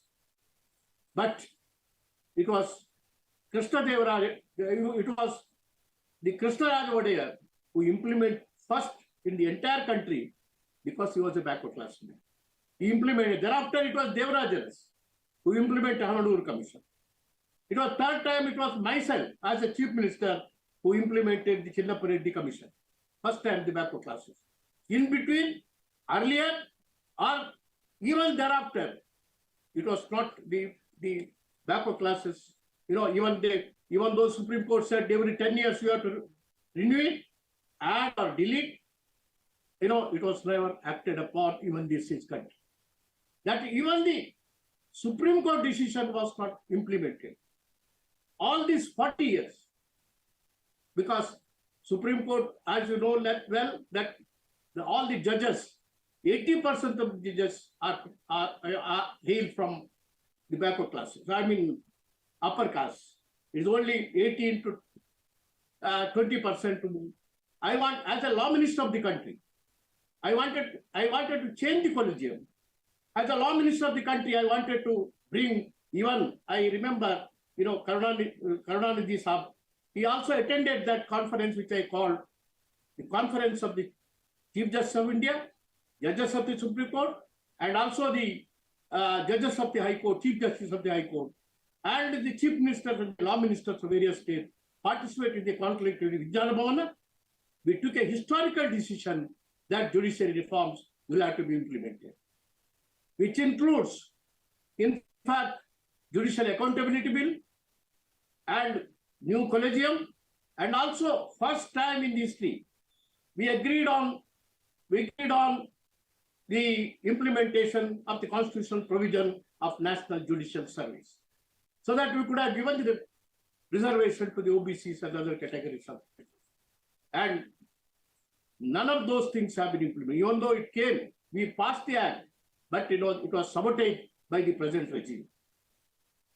And one more point I would like to say is Dr. Manmohan Singh, who appointed the oversight committee for implementation of the constitutional provision, that is the 27% of representation to OBCs in all the apex institutions like IIT, IIM, AIMS, and all these institutions. Because that time, I still remember that Supreme Court was about to crash that amendment, the constitutional amendment. But one of the counsel who is Professor Ravi Verma Kumar, he came to me in the afternoon and said, "Sir, have you," because the Supreme Court judges said they don't have a copy of your oversight committee. But the bureaucracy wanted to sabotage it, suppress that report. When he carried that and gave the 5 copies to the five justice committee, then the Supreme Court upheld that amendment to the Constitution and the admission to all the institutions, 37% of reservation of the backward classes given, and even now it is prevalent in these institutions. That means to say, every state, there will be forces and forces to sabotage the social justice to the OBCs. And I can give you one example of some old saying, that the story of a scorpion and a frog. A scorpion wanted to cross a river, but cannot swim. So it asks a frog to carry it across. The frog hesitates, afraid that the scorpion might sting it, but the scorpion promises not to, pointing out that it would drown if it killed the frog in the middle of the river. But midway across the river, the scorpion does indeed sting the frog, dooming them, both of them, to die. When asked, the scorpion said, he pointed out that this is its nature. This is the nature of the country, mindset of the influence people who can, definitely work. And, this is a story which will very much apply to the present day and earlier. So the man cannot give up his original habits, original habits is not the Sanatan Dharma of this country. Your son has rightly pointed out, what is that Sanatan Dharma? Sanatan Dharma is not the old habit to prevail. This is what was happening in the yesteryears, today, and the future. When do you stop it? I heard Farooq Abdullaji, A. Raja, and also many of the speakers, Manoj Jha, everybody, and they said that, it has to change. This is the ray of hope. And the movement which you have started, Stalinji, is the ray of the hope for the country and the downtrodden and the people historically, traditionally, and, and in the name of many things, dharma and many things, they have been pushed down. I think this is the time to wake them up, and we need to provide. This is in the Manmohan Singh government, we ordered for a caste census in 2010. Remember me, I think it may not be, I don't think I'm disclosing the cabinet secret. I closed my eyes, spoke for 1 hour continuously in the cabinet. I was told it is a history for the cause of the caste census. Ultimately, Manmohan Singh and many of them agreed, and Sonia ji also said, I have my blessings on this. But again, it was because of the bureaucratic handling. It was again not entrusted to the registrar, but it was entrusted to the rural development department, which should not have been done. And that is how, but even then a report came out. And the registrar also said it is error-free. But this present government in the center, they said it is not error-free and we cannot implement it. This is how it is. Even if there is some mistake, they could have done it. Even 2023, again the national census for the caste, which is due, again they avoided it. And they now speak of the backward classes, and which they are not implementing it, they are against it. And census of 2011 was the 15th national census. Thereafter, and now they could have done it, and I think it was just sabotaged by many people. And we don't have basic statistics who is backward class. Ultimately, the backward classes, if they don't have statistics, or you don't follow up all the permanent backward classes in the respective state, and also the permanent backward classes commission at the center, they don't perform duty. They are not allowed to perform their duty. No review is done. No census is continued. And this is where we are stopped. And even if the census, the data which is provided by them is erroneous, it definitely, it can be, if the government says that the SCCC 2011 data is faulty, census of 2023 could have ensured that error-free data was obtained by the census. If we want unity, stability in the country, OBC should get their due respect, status, and role in India. If you don't do it, there cannot be social. If there is no social stability, entire edifice of freedom will definitely collapse, if not today, tomorrow, or some days later. Yeah, we find because why all this discrimination is found in the society. Wealth gap has widened and education is diminishing. The diversity, we took pride. It has become a weapon of destruction today. We speak in all proud languages that there is diversity, unity in diversity. There is disunity in diversity. This is the destructive path which the present government is taking us forward. Today, there has been a deliberate and relentless effort against the interest of India's religious minorities, as well as Dalits, Adivasis, OBCs, and women. These sections, in fact, the Women Reservation Bill was brought by me as a law minister in the Rajya Sabha in 2011, and it was definitely sabotaged. And of course, we got it passed in Rajya Sabha, but did not come up in the Lok Sabha. And today they are beginning because they have to face the election. And it is absolutely political. There is no heart with the Modi or with the BJP government today that they should implement it. So that is how this movement should be carried forward. All vigor, and Indian National Congress will be with you, Stalinji, to take not only by debates, but in action, we need to move forward. Thank you very much for the opportunity given to us. Thank you. Thank you, sir. I now invite our Honorable Chief Guest for this evening's function, Hon'ble Thiru M.K. Stalin, the Chief Minister of Tamil Nadu and President of the Dravida Munnetra Kazhagam, to deliver the presidential address.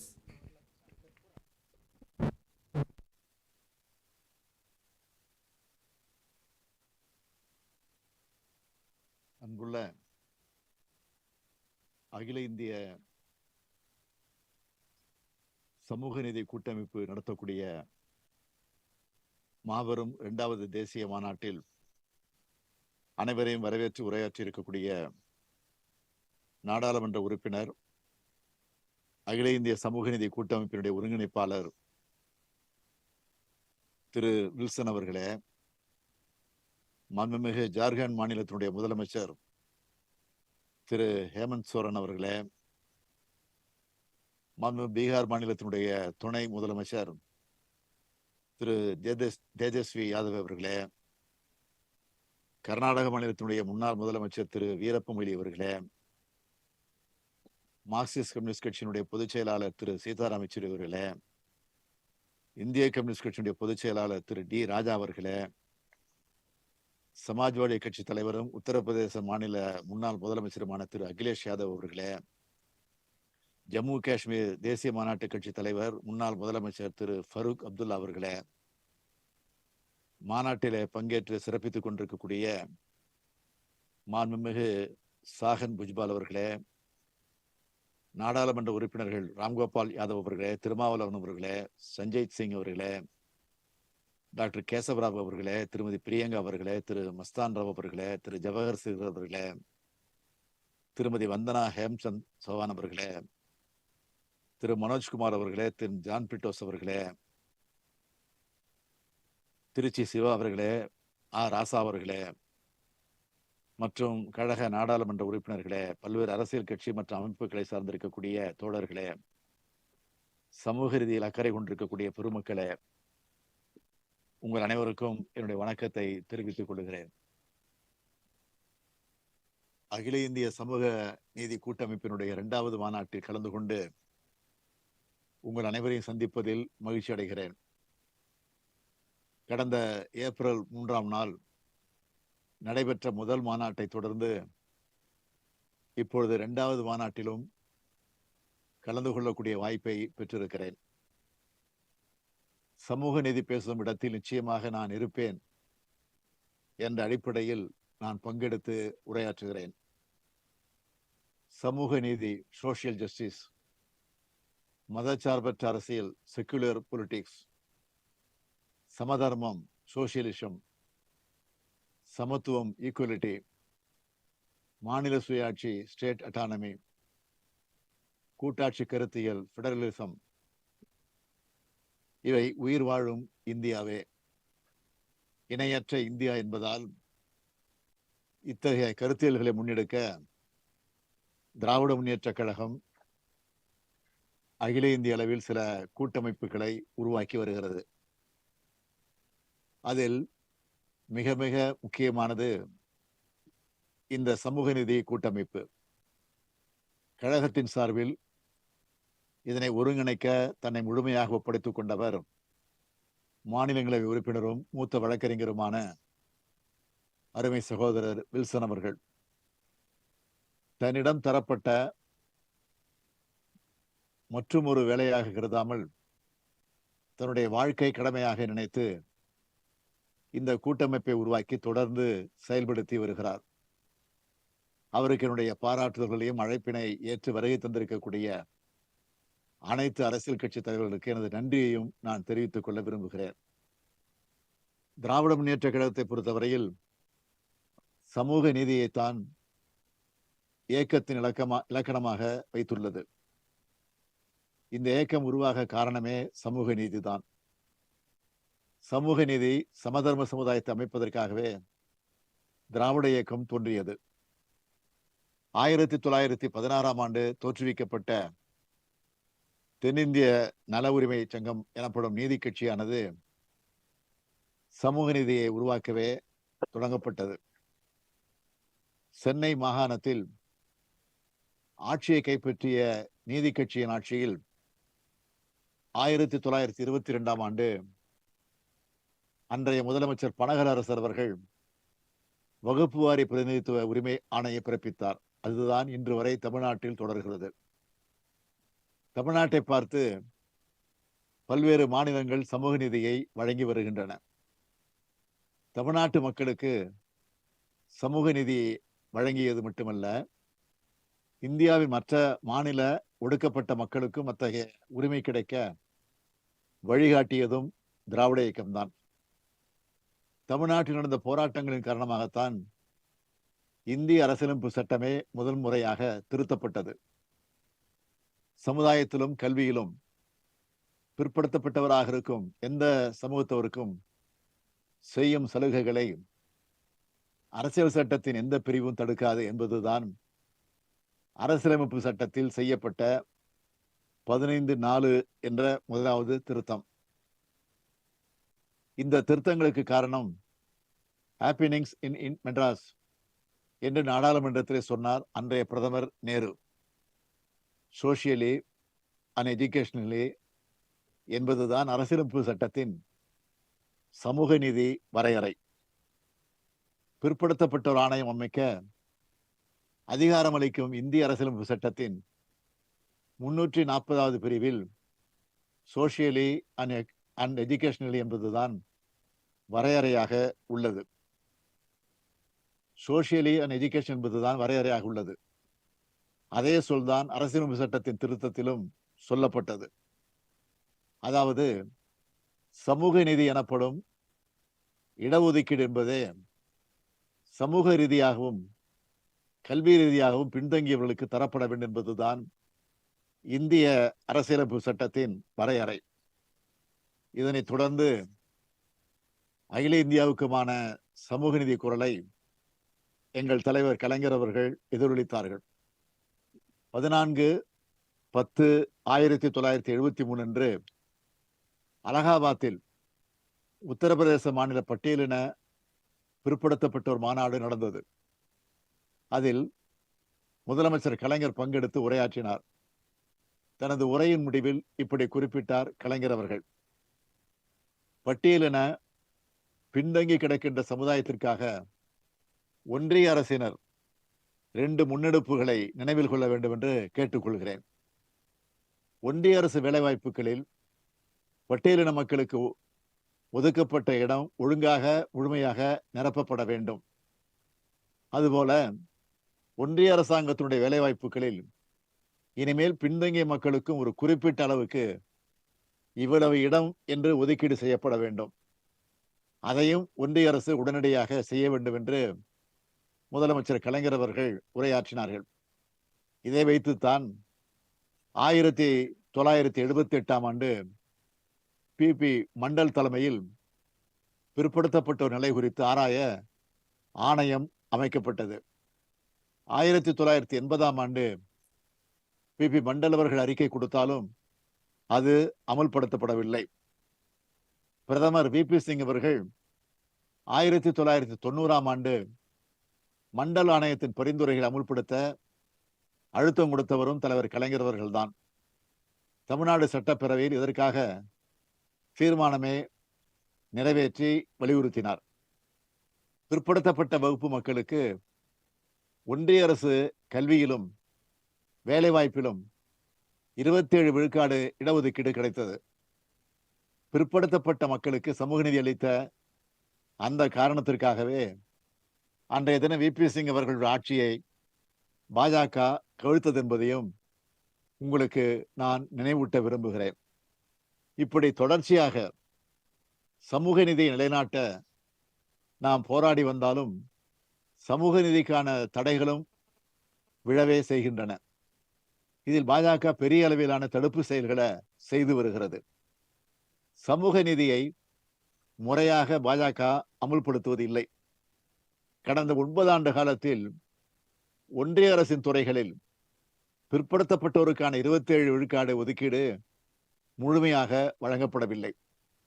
ஏழை எளிய பிற்படுத்தப்பட்ட பட்டியலின பழங்குடியின மக்கள் முன்னேறுவதை பாஜக விரும்பவில்லை. எனவேதான் அவர்கள் சமூக நீதிக்கு எதிராக இருக்கிறார்கள். திடீரென்று RSS தலைவர் மோகன் பகவத் அவர்கள் இடஒதுக்கீட்டு ஆதரவாக குரல் கொடுத்துள்ளார். இந்த நேரத்தில் நாம் கேட்க வேண்டியது, பிற்படுத்தப்பட்டோருக்கு சமூக நீதி வழங்கிய VP சிங் ஆட்சியை கவிழ்த்த போது இதே RSS எங்கே போயிருந்தது? அன்றைக்கு ஆட்சியை கவிழ்த்த பாஜகவை பின்னால் இருந்து இயக்கியது இதே RSS தானே. எனவே நாடாளுமன்ற தேர்தல் வரப்போவதால் விளிம்பு நிலை மக்களை ஏமாற்றுவதற்கு இப்போது மோகன் பகவத் இப்படி சொல்கிறாரே தவிர உள்ளார்ந்த ஈடுபாடு காரணமாக அவர் சொல்லவில்லை. பாஜகவுக்கு உண்மையிலேயே சமூக நீதியில் அக்கறை இருக்குமேயானால் 9 ஆண்டு கால ஆட்சியில் ஒன்றிய அரசு பணியிடங்களில் 27 விழுக்காடு இடஒதுக்கீட்டை முழுமையாக செயல்படுத்தி இருக்க வேண்டும். ஏன் ஒன்றிய அரசு அலுவலகங்களில் காலி பணியிடங்கள் அனைத்தையும் சமூக நீதி அடிப்படையில் அவர்கள் நிரப்ப வேண்டும். அதனை செய்வார்களா? சமூக நீதி என்பது ஒரு மாநிலத்தின் பிரச்சனை அல்ல, அனைத்து மாநிலங்களின் பிரச்சனையாகும். குறிப்பாக பாஜக ஆட்சியில் இருக்கும்போது இது அகில இந்தியாவிற்கும் பொதுவான பிரச்சனை. ஒவ்வொரு மாநிலத்திற்கும் சாதி வகுப்பு அளவீடுகள் வேறுபடலாம். எடுத்துக்காட்டாக தமிழ்நாட்டில் 69 விழுக்காடு இடஒதுக்கீடு செயல்பாட்டில் இருக்கிறது.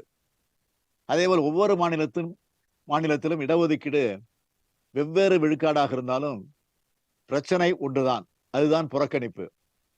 எங்கெல்லாம் புறக்கணிப்பு, ஒதுக்குதல், தீண்டாமை, அடிமைத்தனம், அநீதி இருக்கிறதோ அங்கெல்லாம் அதனை முறிக்கும் மருந்தாக இருப்பதுதான் சமூக நீதி. பட்டியலின பழங்குடியின மக்களின் இடஒதுக்கீடு முறையாக வழங்கப்பட வேண்டும். பிற்படுத்தப்பட்டோர், மிகவும் பிற்படுத்தப்பட்டோர் இடஒதுக்கீடு முறையாக வழங்கப்பட வேண்டும்.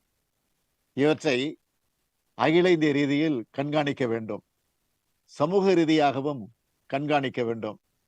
திராவிட முன்னேற்ற கழகம் ஆட்சிக்கு வந்ததும் ஆதிதிராவிட பழங்குடியின ஆணையத்தை அமைத்தது, சமூக நிதி ஆணையத்தை அமைத்தது, சமூக நிதி கண்காணிப்பு குழுவை அமைத்தது. இந்த கண்காணிப்பு குழு கல்வி, வேலைவாய்ப்பு, பதவிகள், பதவி உயர்வுகள், நியமனங்கள் ஆகியவற்றில் சமூக நிதி அளவுகோல் முறையாக முழுமையாக பின்பற்றப்படுகிறதா என்பதை கண்காணிக்கும், வழிகாட்டும், செயல்படுத்தும். இவை சரியாக நடைமுறைப்படுத்தாவிட்டால் உரிய நடவடிக்கை எடுக்க அரசுக்கு பரிந்துரை செய்யும். இதுபோல அனைத்து மாநிலங்களிலும் குழுக்கள் அமைக்கப்பட வேண்டும். அகில இந்திய அளவில் இந்த குழு நிச்சயம் அமைக்கப்பட வேண்டும். இந்த கூட்டத்தின் வாயிலாக நிறைவேற்றப்பட இருக்கும் தீர்மானங்களை நாம் அனைவரும் இணைந்து முன்னெடுக்க வேண்டும். உச்ச நீதிமன்றம் மற்றும் உயர்நீதிமன்ற நீதிபதிகள் பதவிக்கான நியமனங்களில் அட்டவணை சாதிகள், பட்டியலிடப்பட்ட பழங்குடியினர், OBCக்கள், பெண்கள் மற்றும் சிறுபான்மையினருக்கு இடஒதுக்கீட்டை கட்டாயமாக்குவதற்கு தேவையான அரசியலமைப்பு திருத்தங்களை ஒன்றிய அரசு கொண்டு வர வேண்டும். பதவி உயர்வு மற்றும் பணிமூப்பு நிர்ணயம் ஆகியவற்றில் OBCகளுக்கு இடஒதுக்கீடு வழங்கப்பட வேண்டும். 2015 சேகரிக்கப்பட்ட சமூக பொருளாதார சாதி கணக்கெடுப்பு தரவை ஒன்றிய அரசு உடனடியாக வெளியிட வேண்டும். SC, ST, OBCகளுக்கான விகிதாச்சார பிரதிநிதித்துவம் மற்ற இடஒதுக்கீடுகளை ஆராய வேண்டும். அரசின் கல்வி, வேலைவாய்ப்புகளில் தரப்படும் இடஒதுக்கீட்டை தனியார் வேலைவாய்ப்புகளிலும் பின்பற்ற வேண்டும். மத்திய பல்கலைக்கழகங்கள், IITகள், IMகளில் OBC, SC and ST சமூகங்களை சேர்ந்த பேராசிரியர்களை விகிதாச்சார முறையில் நியமனம் செய்ய வேண்டும். IIT, IIM மற்றும் IISc போன்ற முதன்மையான கல்வி நிறுவனங்களுக்கான சேர்க்கைகளில் ஓபிசி, எஸ்சி மற்றும் எஸ்டி மாணவர்களுக்கு விகிதாச்சாரப்படி உரிய முன்னுரிமை அளிக்க வேண்டும். எஸ்சி, எஸ்டி, ஓபிசி ஊழியர்கள் மற்றும் பணியாளர்களின் குறைகளை தீர்ப்பதற்கு ஒரு சமூக நீதி குழு இருக்க வேண்டும். 50 விழுக்காடு என்றுள்ள இடஒதுக்கீடு உச்சவரம்பு நீக்கப்பட வேண்டும். தமிழ்நாட்டில் உள்ளது போல ஒன்றிய அளவில் ஒன்றிய அரசின் கல்வி மற்றும் வேலைவாய்ப்புகளில் இடஒதுக்கீடு முழுமையாக செயல்படுத்தப்படுவதை உறுதி செய்திட அகில இந்திய அளவில் சமூக நீதி கண்காணிப்பு குழுவினை நியமிக்க வேண்டும். இவை உள்ளிட்ட பல்வேறு தீர்மானங்களை நிறைவேற்றப்பட்டுள்ளன. இவை அனைத்தையும் செயல்படுத்தி காட்ட வேண்டும். அதிலும் குறிப்பாக மிக முக்கியமாக இடஒதுக்கீடு வழங்குதல் என்பது மாநில அரசுகளின் கையில்தான் இருக்க வேண்டும். இடஒதுக்கீடு வழங்கும் அதிகாரம் மாநிலங்களிடம் இருக்க வேண்டும். தமிழ்நாடு மாநிலத்தில் 69 விழுக்காடு இடஒதுக்கீடு உறுதி செய்யப்பட்டது. சில மாநிலங்களில் 50 விழுக்காடு உள்ளது. அந்தந்த மாநிலங்களின் மக்கள் விகிதாச்சாரம் அடிப்படையில் வழங்கப்பட வேண்டும். எனவே 50 விழுக்காட்டுக்கு மேல் இடஒதுக்கீடு அளவீடு போகக்கூடாது என்று சொல்வதும் சரியல்ல. இடஒதுக்கீடு மாநிலங்களின் உரிமை என்று அதிகாரத்தை மாற்றி வழங்கினால்தான் அந்தந்த மாநிலங்கள் தங்கள் மாநில மக்களுக்கு உரிய இடஒதுக்கீட்டினை வழங்க முடியும். இந்தியாவில் உண்மையான கூட்டாட்சி கருத்தியல் மலர்ந்தாக வேண்டும். நாம் மேற்கண்ட சமூக நீதி தீர்மானங்களுக்கு செயல் வடிவம் கொடுக்க உழைப்போம். இந்திய நாட்டு மக்கள் அனைவரும் சமூக நீதி பெருவாழ்வு வாழ பாடுபடுவோம். நன்றி, வணக்கம்.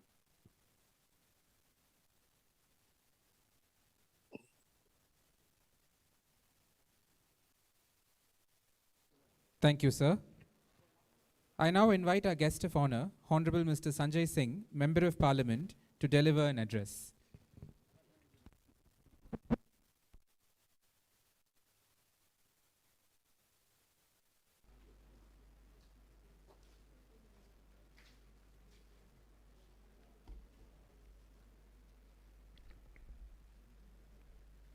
सबसे पहले मैं बहुत बहुत बधाई और धन्यवाद देना चाहता हूँ पी विल्सन साहब को कि वो ऐसा मौका हम लोग को देते हैं बोलने के लिए। और M.K. स्टालिन साहब का संबोधन अभी हुआ। हम लोग जब सोशल जस्टिस पे बात करने के लिए इकट्ठा हुए हैं, ऐसे समय में बहुत सारी घटनाएं देश में हैं जो हमको झकझोर के रख देती हैं। जब हम देखते हैं कि गुजरात के अंदर एक अनुसूचित जाति के बच्चे ने गेंद को छू लिया तो उसका अंगूठा काट लिया गया। जब हम देखते हैं कि मध्य प्रदेश में आदिवासी समुदाय का एक युवक, उसके ऊपर भारतीय जनता पार्टी का, बीजेपी का नेता पेशाब करता है। जब हम देखते हैं कि मध्य प्रदेश में शमशान घाट में अनुसूचित जाति के एक व्यक्ति की मृत्यु हो जाती है, उसका अंतिम संस्कार नहीं करने दिया जाता। जब हम देखते हैं कि बुलंदशहर के अंदर सीआरपीएफ का एक जवान अपनी शादी में घोड़ी पर चढ़ने के लिए उसको पुलिस की प्रोटेक्शन लेनी पड़ती है। जब हम देखते हैं कि स्कूल में पढ़ने वाला एक बच्चा, उसको टीचर, क्योंकि वो अल्पसंख्यक समुदाय से था, माइनॉरिटी से था, दूसरे बच्चों से कहती है इसको मारो, इसको पीटो। ये सारी घटनाएं हमारे दिल को झकझोर के रख देती हैं। और इसके कारण से आज़ादी के 75 साल के बाद भी सोशल जस्टिस, सामाजिक न्याय का मुद्दा आज भी उतना जीवंत है, आज भी उतना जरूरी है जितना 75 साल पहले था। जब तक असमानता रहेगी, जब तक समाज में एक दूसरे के प्रति भेद रहेगा, इसके खिलाफ सोशल जस्टिस की लड़ाई चलती रहेगी। आज अभी हमारे साथी डी राजा जी कह रहे थे कि आर्थिक समानता होनी चाहिए। कैसी आर्थिक समानता है? भारत की सरकार, आदरणीय नरेंद्र मोदी जी अपने एक दोस्त अडानी को आकाश में चले जाइए तो जहाज अडानी का, जमीन पे आ जाइए तो एयरपोर्ट अडानी का, समुद्र में चले जाइए तो सीपोर्ट अडानी का, पाताल में चले जाइए तो कोयला अडानी का, गैस अडानी का, बिजली अडानी की, सड़क अडानी की, पानी अडानी का, रेल अडानी का, सब कुछ एक व्यक्ति को देते जा रहे हैं आप। और कैसे रिजर्वेशन लागू होगा इस देश के अंदर? सारी संस्थाओं का निजीकरण कर दिया जा रहा है। यूनिवर्सिटीज के अंदर जो ओबीसी के लिए, एससी एसटी के लिए जो रिजर्वेशन रहता है, उसमें कहा जाता है कि योग्य कैंडिडेट नहीं मिला, इसके नाम पे वहां पे रिजर्वेशन खाया जा रहा है। तो इसलिए ये रिजर्वेशन का मुद्दा निजीकरण के साथ साथ धीरे धीरे इस देश के अंदर खत्म किया जा रहा है, योजनाबद्ध तरीके से खत्म किया जा रहा है। सरकार की पॉलिसी है कि धीरे धीरे इस देश के अंदर रिजर्वेशन खत्म करो और सारी सरकारी संस्थाओं को निजीकरण कर दो, निजी संस्था बना दो, तो अपने आप रिजर्वेशन की कोई जरूरत ही नहीं होगी, रिजर्वेशन उनको चाहिए नहीं। तो इसलिए कई मोर्चों पर लड़ाई लड़ने की जरूरत है। आज महिला आरक्षण बिल का ढिंढोरा पीटा जा रहा है भारतीय जनता पार्टी की ओर से। और क्या है वो महिला आरक्षण बिल? कह रहे हैं ये महिला आरक्षण बिल 24 में नहीं लागू होगा, ये पता नहीं 29 में भी लागू होगा कि नहीं लागू होगा, 10 साल में लागू होगा कि 20 साल में लागू होगा, कुछ पता नहीं, क्योंकि 24 में चुनाव हार जाएंगे, इसलिए उसके पहले ये विमेंस रिजर्वेशन बिल का ढिंढोरा पीट के उसको लाने की तैयारी कर रहे हैं। इंडिया अलायंस को, सबको मिलकर इस बात का विरोध करना चाहिए और कहना चाहिए कि अगर महिला आरक्षण बिल पर आपकी नीयत साफ है तो जो हमारी मांग है उसके अनुरूप बिल आप लाइए और बिल 24 में लागू होना चाहिए, 29 का और 35 का और उसके आगे 10 साल 15 साल तक इस देश की महिलाओं को कब तक इंतजार करना पड़ेगा? इसमें इस देश को मत फंसाइए। और इसलिए आज जिस प्रकार की परिस्थितियां हैं, बाबा साहब डॉक्टर भीमराव अंबेडकर जी की बात हुई, उन्होंने देश का संविधान लिखा, कैसी सरकार है ये? एक इंडिया का अलायंस बन गया तो इसके कारण से इंडिया का नाम मिटाने पे लगे हुए हैं। कह रहे हैं इंडिया नाम कॉन्स्टिट्यूशन से हटा देंगे। 900 बार इंडिया का शब्द कॉन्स्टिट्यूशन में यूज किया गया है। आर्टिकल 1 कहता है India that is Bharat shall be A union of states. आप उसी को चेंज करना चाहते हैं, इंडिया नाम से आपको नफरत हो गई। तो इसलिए ये न तो धर्म के हैं न संविधान के हैं। ये लोग प्रभु श्री राम के मंदिर में चंदा चोरी का मामला इनका सामने आया था, उसको हमने उजागर किया। तो न राम के हैं, न आम के हैं, न किसी काम के हैं। ये सिर्फ देश को चंद अपने पूंजीपति मित्रों के हाथ में बेचना चाहते हैं। 13 लाख करोड़ रुपए चंद पूंजीपतियों का कर्जा इस देश के अंदर माफ किया गया। आप ये हालत इस देश की बना दी गई है इस समय कि आप किसी भी चीज के ऊपर निगाह उठा लीजिए, वहां पर मोदी जी का दोस्त मिलेगा। और अपने सारे दोस्तों को इन्होंने कह रखा है देश को लूटो, देश की बैंकों को खाली करो और खाली करके विदेश में जाके आराम से बैठो, मौत से बैठो। और 2014 के बाद इस देश में मोदी वॉशिंग पाउडर है जो आपके हर तरह के दाग धुल देगा। भ्रष्टाचार कीजिए, गुंडागर्दी कीजिए, माफियागिरी कीजिए, बीजेपी में शामिल हो जाइए, आप बिल्कुल ठीक हो जाएंगे। ईडी का, सीबीआई का जिस तरीके से इस्तेमाल हो रहा है, हर राज्य के अंदर इस्तेमाल हो रहा है। तमिलनाडु में वहां के मिनिस्टर्स को पकड़ पकड़ के गिरफ्तार किया जा रहा है, दिल्ली में मिनिस्टर्स को पकड़ के गिरफ्तार किया जा रहा है, झारखंड में चीफ मिनिस्टर को परेशान किया जा रहा है, बिहार के अंदर वहां के डिप्टी चीफ मिनिस्टर और पूर्व मुख्यमंत्री को सारे देश के अंदर सिर्फ ईडी सीबीआई का इस्तेमाल करके पार्टियों को तोड़ने का, सरकारों को गिराने का एक धंधा इनके द्वारा पूरे देश के अंदर चलाया जा रहा है। और पता नहीं कहां से इनको टेंडर मिल गया हिंदू धर्म का, पता नहीं कहां से इनको ठेकेदारी मिल गई हिंदू धर्म की। पूरे देश में हिंदू मुस्लिम कर करके समाज को बांटने का काम कर रहे हैं लोग। तो इस लड़ाई में, सोशल जस्टिस की लड़ाई में पूरी तरीके से आम आदमी पार्टी, हम लोग पहले दिन से आपके साथ हैं, आगे भी आपके साथ रहेंगे। ये बात जो कही जाती है कि रिजर्वेशन रिजर्वेशन रिजर्वेशन, इसकी सच्चाई आज भी आजादी के 75 साल के बाद भी अगर आप देखेंगे तो 57% लोग सरकारी नौकरियों में अपर कास्ट के हैं, 17% ओबीसी के हैं और 17% एससी के हैं। ये सच्चाई बताता है कि आज़ादी के 75 साल के बाद भी 57% लोग, 57% लोग अपर कास्ट के आज भी सरकारी नौकरियों में हैं। और इतना रिजर्वेशन को लेकर हल्ला मचाया जाता है, उसके बावजूद ओबीसी 17% और एससी 17%। ये रिजर्वेशन की सच्चाई है। तो कई मोर्चों पे हम लोगों को लड़ने की आवश्यकता है और इस लड़ाई में आपके साथ हैं। फिर से एक बार एमके स्टालिन साहब का, डीएमके का और विल्सन जी का हृदय की गहराइयों से धन्यवाद देना चाहता हूं, आभार व्यक्त करना चाहता हूं कि आपने इतना बड़ा मंच हम लोगों को दिया, हम लोगों को बुलाया। आदरणीय राम गोपाल यादव जी बैठे हुए हैं, जब अभी चर्चा हो रही थी महिला आरक्षण पे, इन्होंने बहुत सारे वैलिड पॉइंट उठाए। मुझे लगता नहीं कि इस रिजर्वेशन बिल में उसको कहीं से जगह मिलेगी, और अगर नहीं मिलेगी तो इनके साथ मिलके हमारी पार्टी विरोध भी करेगी। इंडिया अलायंस, हम लोग सब लोग मिलके इसका विरोध भी करेंगे। हाँ, ये बात जरूर है कि मुझे इन्होंने सस्पेंड करके बाहर रखा हुआ है। जो भी इनके खिलाफ बोलता है, जो भी अडानी का इशू उठाता है, उसको सस्पेंड करके बाहर कर दो, ये एक इनकी नीति बन गई है। तो उसकी कोई चिंता नहीं है, हम लोग आपके साथ हैं। बहुत बहुत धन्यवाद। Thank you, sir.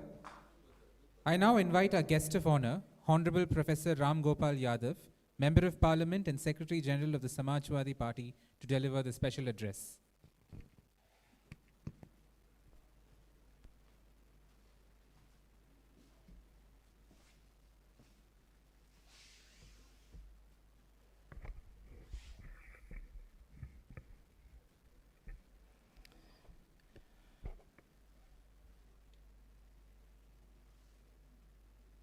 Shri Bilson साहब, Honorable Chief Minister of Tamil Nadu, Mr. Stalin,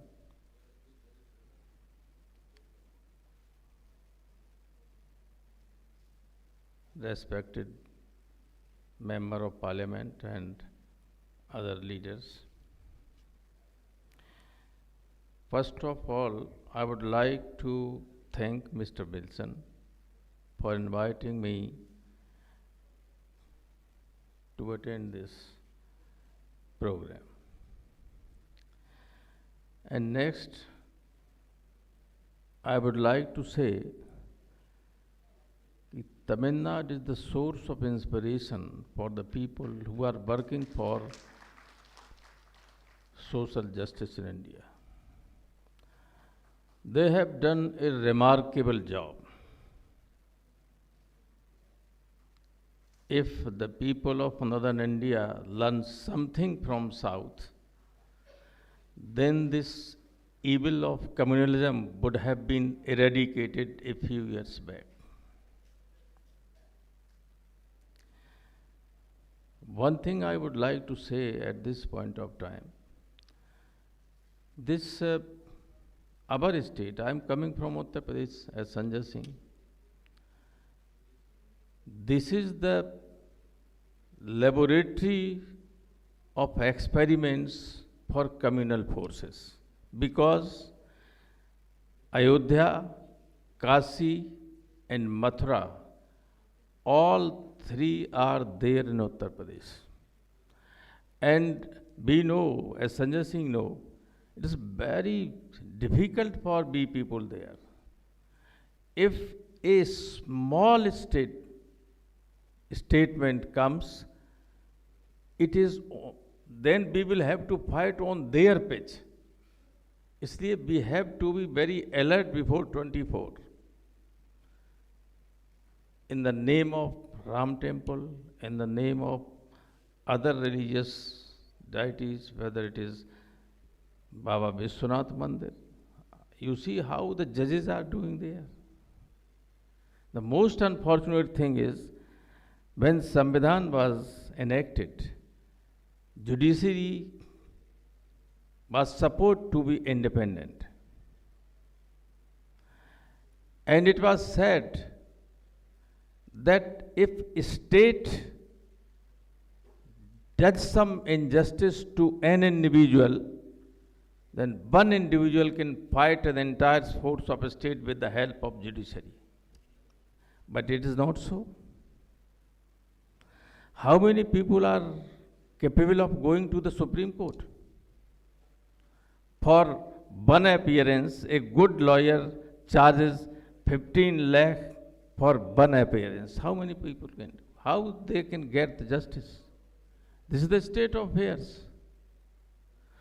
So my opinion is, until unless we get or we give political justice to the downtrodden, backward, scheduled caste, scheduled tribes, we will not be able to reform anything. In the state of Uttar Pradesh, if we go for a movement, if we march in a protest, false cases and serious sections are registered, charge sheet is submitted very quickly, and the political leaders are sentenced to jail. If they are MLAs or MPs, then for more than 2 years, so that their membership is. Some Azam Khan and son, they have been disqualified. Some other MLAs, but the judges of Munsif Panjab State or CJM, ACJM type, they are still have some bone. They are not spineless.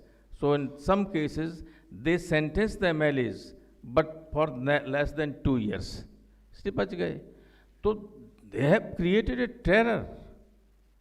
If we go that give reservation to OBC Beeman, case will be registered.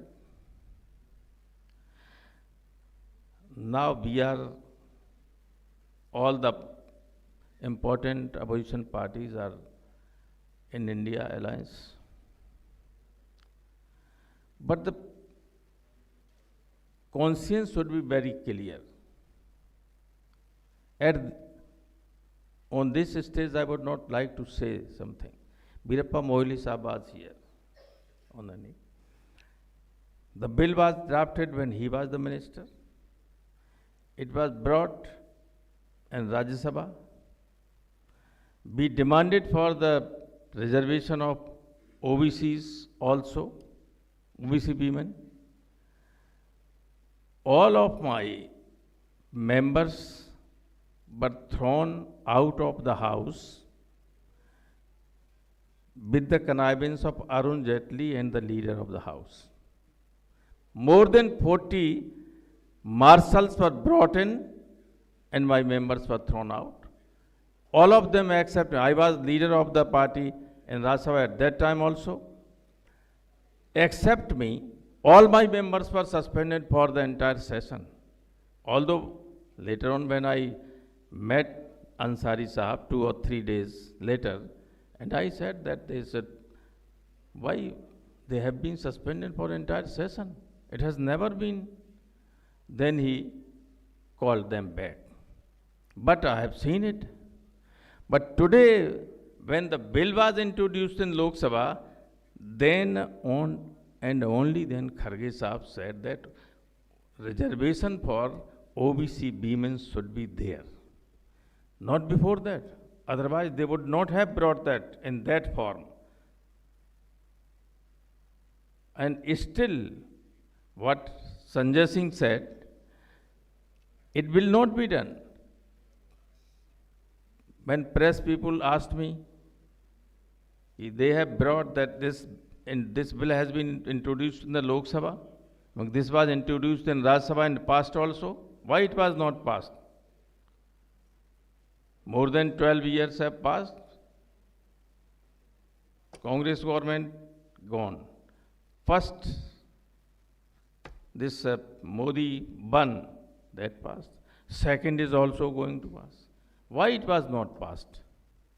They are befooling the women of India. They are befooling.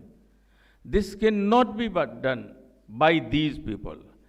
In 24, those people who are in the favor of OBC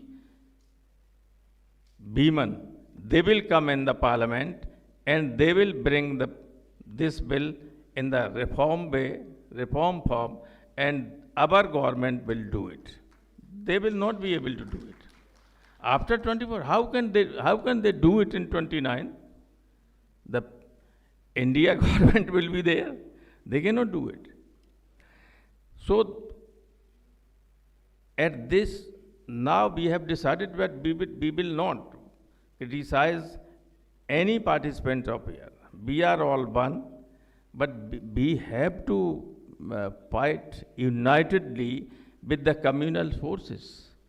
This, what Raja has said, this monster is so deep-rooted, especially in northern states, that without unitedly fighting, we cannot remove this. We cannot remove them from power. Unless they are removed from the power, we cannot get social justice. Because of this movement in Tamil Nadu, they have, the BJP is nowhere. BJP will never be in the presence, there no presence, nothing sort of presence will be there of BJP in Tamil Nadu ever, because of this social reform. So the very remarkable contribution of DMK, their leaders, is for this country. And if the country wants to improve, to move on the right path, they will have to follow that movement, to support that movement. And we are always for that movement. We have been under very difficult situations. We did not deviate from our motto of social justice. All the people know. So different types of attacks are being done, but we didn't budge an inch from our determined path for social justice. We never budge. So it is a good thing. I am sure that later or sooner this movement will be successful and we will be able to remove the social inequality in every field of our life. I would once again like to thank Mr. Wilson and DMK for doing a great job for entire nation. Thank you very much.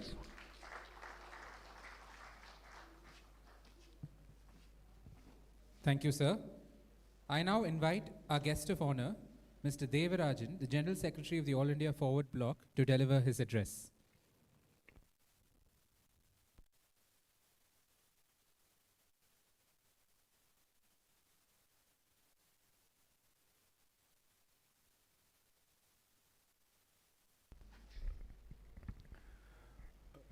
Respected Shri Wilson, Member of Parliament and the convener of this All India Federation for Social Justice, and other dignitaries, honorable members of Parliament, ladies and gentlemen. It is already 9 o'clock. It is not the time for a speech. Only thing I would like to say that I am grateful for DMK and the member of this federation, Thiru Stalin, for keeping or holding high the banner and flag of this social justice movement. So I would like to extend my sincere gratitude to Mr. Wilson also for bringing so many political parties and honorable members of parliament for this event. And only one point I would like to make here is that whenever we talk about social justice, we are talking about the caste discrimination and reservation.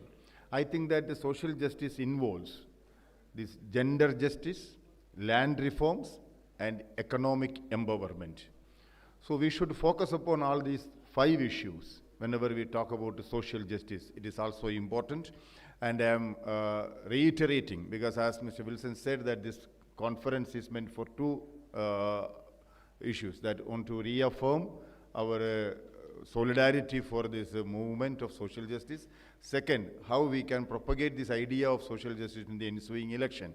Once again, I am giving assurance and reaffirming our solidarity with the DMK, the party founded by Netaji Subhash Chandra Bose and nurtured by Pashumban Muthuramalingam Thevar, that we will be with you for this moment. Thank you very much. Good night.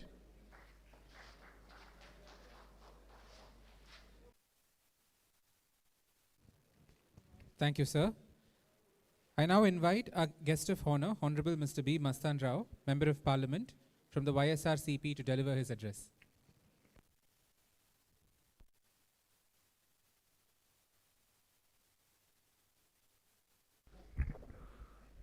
Good evening to all of you, respected leaders of various parties of India, and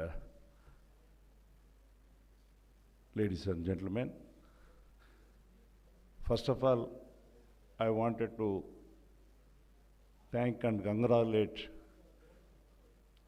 Mr. Wilson, my good friend, to take the lead to organize this All India Federation for Social Justice second conference.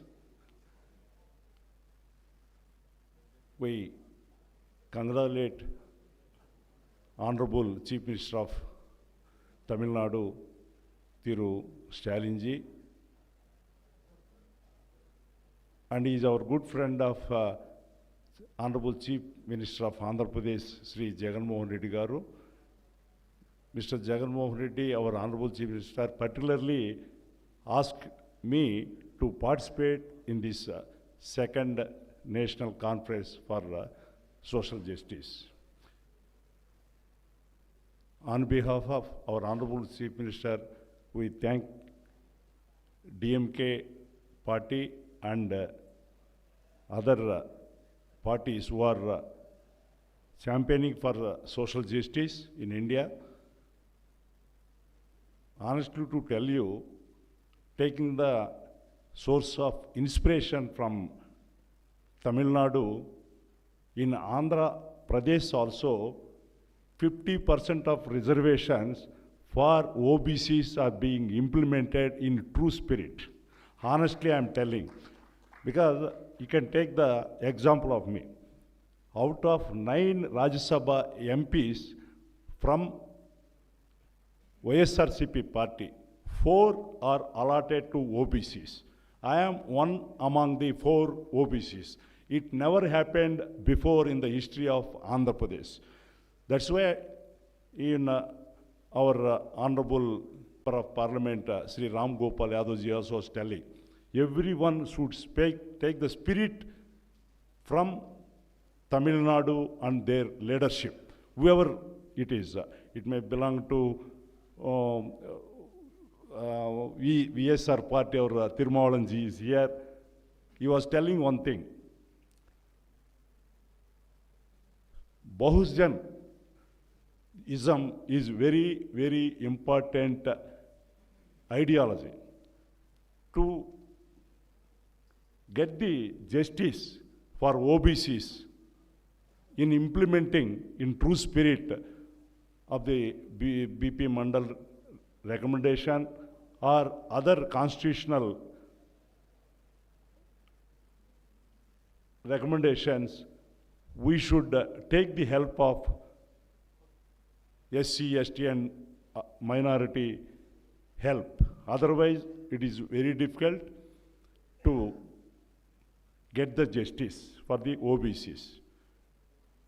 Regularly, myself and our good friend, Mr. Wilson, we are all regularly participating in dharnas in front of Jantar Mantar for implementation of BP Mandal recommendations and to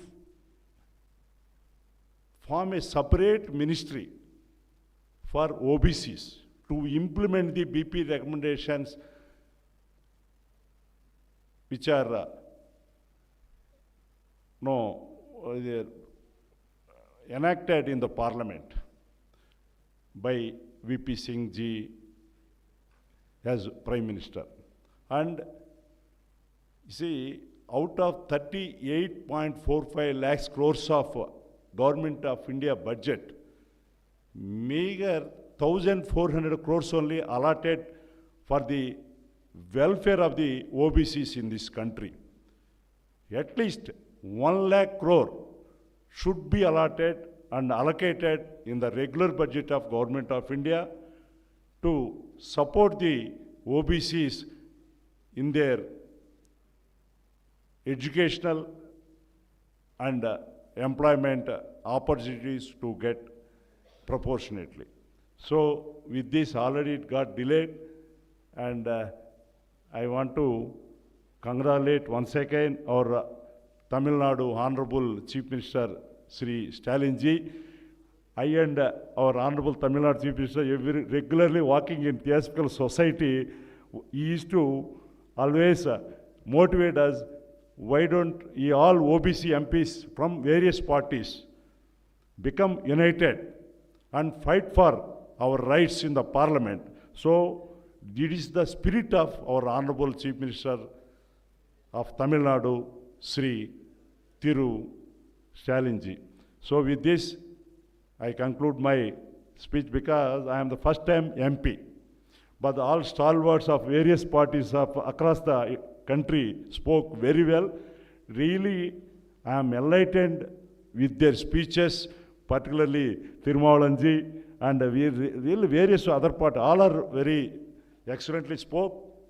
So this kind of events are very much useful for first-time MPs like us to fight on the national forum for the benefit and welfare of our OBCs and SC, ST and minorities. Thank you very much. Good night. Thank you, sir. I now invite our guest of honor, Honorable Mr. Tejashwi Yadav, Deputy Chief Minister, Bihar, to deliver the keynote address. Parties on a theme which should not only unite us, but should bring every Indian together. Social justice is important for India, as it is for any society, for several reasons. The demand for caste census or updated numerical status of castes has been strongly raised by several leaders and civil societies activists committed to the philosophy of ideology of social justice for over 3 decades. My father, Sri Lalu Prasad Yadav, together with colleagues from other political parties, raised the need for such data inside as well as outside the parliament. Recently, Bihar government has completed this important task on its own resources in spite of multiple resistance from the union government. Social justice aims to reduce these inequalities by providing equal opportunities and access to resources for all citizens, regardless of their background, caste, religion, gender, or economic status. In order for India to achieve sustainable and inclusive economic growth, it's crucial to ensure that the benefits of development reach all segments of society. Social justice policies can help bridge the gap between the rich and the poor, urban and the rural areas, and different social groups. India has a deep-rooted problem of caste-based discrimination, which has marginalized certain communities for centuries. Social justice initiatives are necessary to address this issue and provide a level playing field for all citizens, irrespective of their castes. Social justice efforts aim to empower women and ensure they have the same rights, opportunities, and protection as men. I am told that the government is planning to bring a bill for women's reservation. However, a bill which does not give SC, ST, and OBC women an adequate representation cannot be in the true spirit of social justice. We must prepare ourselves for a longer struggle. Social justice initiatives can help ensure that all citizens, including those from marginalized communities, have access to equality, education, and healthcare. This is critical for individual well-being and the overall development of the nation. India is a diverse country with various religious and ethnic minorities. Protecting the rights and ensuring the well-being of these minorities is a key aspect of social justice. Social justice also encompasses legal justice. It seeks to ensure that the legal system is fair and accessible to all, regardless of their social or economic status. Promoting social justice can enhance social cohesion and harmony. It reduces the potential for social unrest and conflicts arising from disparities and discrimination. India aspires to be a global leader, and demonstrating a commitment of social justice can enhance its international reputation. Being seen as a country that values the welfare and rights of all its citizens can have diplomatic and economic benefits. Social justice is closely linked to the protection of human rights. Ensuring that every citizen's rights are respected and upheld is a fundamental aspect of social justice. In conclusion, I must share that social justice is vital for India's progress and development. It not only addresses historical injustices but also creates a more equitable and inclusive society where all citizens can participate in a benefit from country's growth and development. Thank you. Thank you, sir. I now invite our guest of honor, Honorable Mr. Hemant Soren, the Honorable Chief Minister of Jharkhand and Working President JMM, to deliver the keynote address. P. Wilson जी, आज फिर से all India federation of social justice की इस दूसरी बैठक में हम सब लोग एकत्रित हुए हैं और इस विषय को कहा जाए, इस मुहिम को आगे बढ़ाने के लिए तमिलनाडु सीएम थिरु स्टालिन जी को मैं बहुत बहुत धन्यवाद दूंगा और इसमें शामिल हो रहे भाई तेजस्वी जी, भाई अखिलेश जी, यहाँ उपस्थित कर्नाटक के पूर्व मुख्यमंत्री वीरप्पा मोइली साहब, सीपीआईएम के वरिष्ठ नेता सीताराम येचुरी जी, सीपीआई के जनरल सेक्रेटरी डी राजा साहब और आदरणीय फारूक अब्दुल्ला साहब और सभी गण्यमान्य अतिथिगण, आज पुनः दूसरी बार सोशल जस्टिस के विषय पर चर्चा करने के लिए फिर से ऑनलाइन जुड़ने के लिए बहुत बहुत धन्यवाद। आप सबका अभिनंदन है और मेरी ओर से जोहार है। विषय बिल्कुल स्पष्ट है और इस देश के लिए, भारत देश के लिए सामाजिक सुरक्षा का विषय बहुत मायने रखता है। सामाजिक सुरक्षा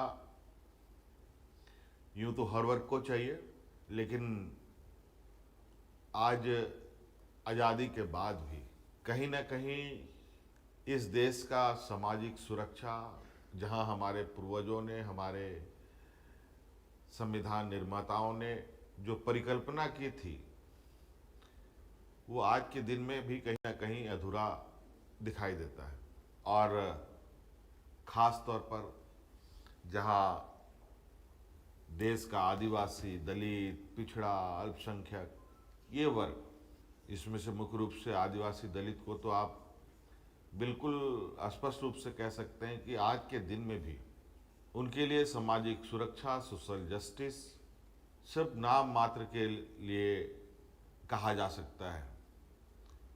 आज उनको न्याय कैसे मिले, सामाजिक न्याय कैसे उनके लिए सुनिश्चित हो, ये जरूरी है। आइडेंटिटी और रिप्रेजेंटेटिव बगैर सोशल जस्टिस की परिकल्पना भी करना मुझे लगता है कि बहुत श्रेयस्कर नहीं होगा। ये दो विषय जहाँ बहुत जरूरी है कि पहचान और प्रतिनिधित्व लोगों का हो।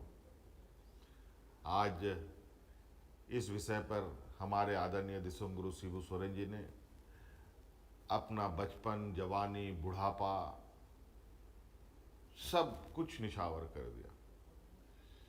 आज अखबार में मैंने पढ़ा कि इस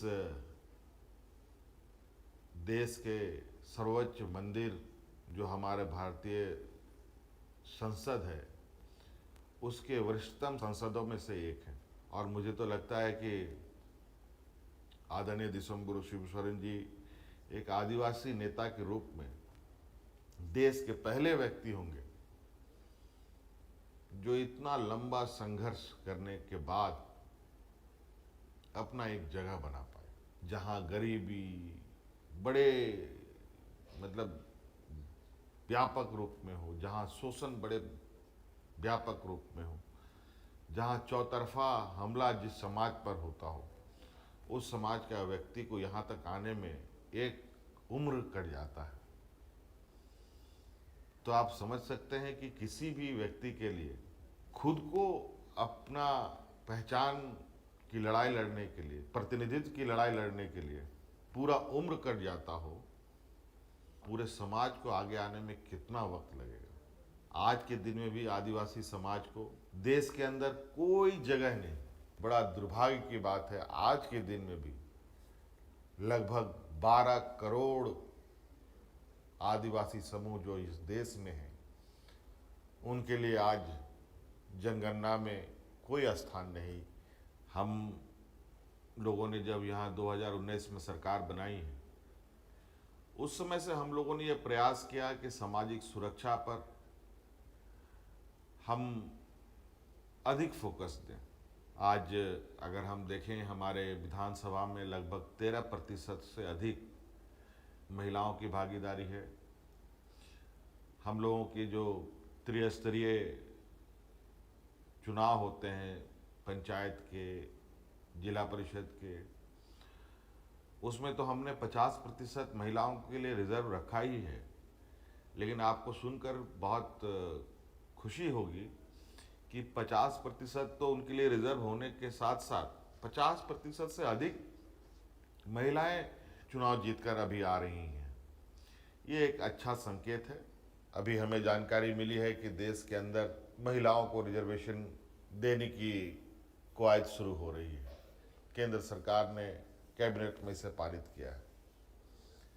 कई सारे ऐसे कानून आज के दिन में भी हमारे संविधान में अंकित है, लेकिन व्यवहार के रूप में आज के दिन में आपको बहुत फर्क नजर आएगा। आज के दिन में भी दहेज प्रथा जैसी व्यवस्था है। आज के दिन में भी डायन बिसाही का जो रूढ़िवादी व्यवस्था है देखने को मिलता है। हम लोगों ने शोषित वंचितों के लिए, आदिवासी, दलित, पिछड़ों के लिए, मजदूरों के लिए कैसे उनको हम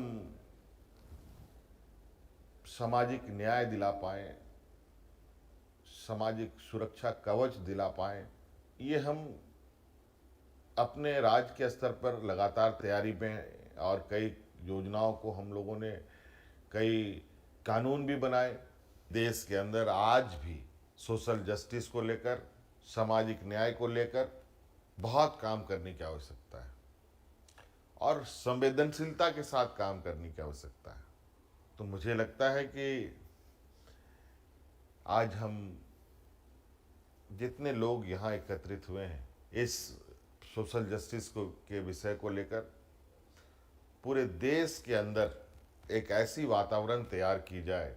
आज स्टालिन साहब को मैं बहुत बहुत धन्यवाद दूंगा कि आज जितने भी 10, 15, 20 लोग को आपने एकत्रित किया, आप कोई इस विषय पर मार्गदर्शन करें कि हम लोगों के लिए क्या कोई एक फॉर्मेट बनाया जाए, एक प्रोग्राम तैयार किया जाए जिसको लेकर पूरे देश के अंदर एक मुहिम हम लोग चला पाएँ और लोगों को जोड़ पाएँ, ताकि इस देश में जो सामाजिक सुरक्षा है उसको लेकर एक मजबूत पिलर हम लोग गाड़ सकें और देश इस विषय पर गौरव से अपनी छाती चौड़ा कर सके।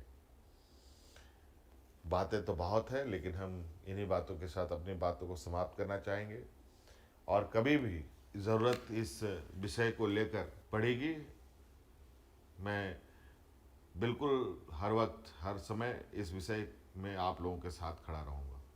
बहुत बहुत धन्यवाद। Thank you, sir. Ladies and gentlemen, due to a delay in his aircraft landing, Honorable Mr. Akhilesh Yadav, the leader of opposition Uttar Pradesh and president of the Samajwadi Party, could not join us today. I now invite Honorable Mr. Justice Retired Virendra Singh Yadav, chairman of the SRA and founder of the Samajik Chetna Foundation, to deliver the vote of thanks.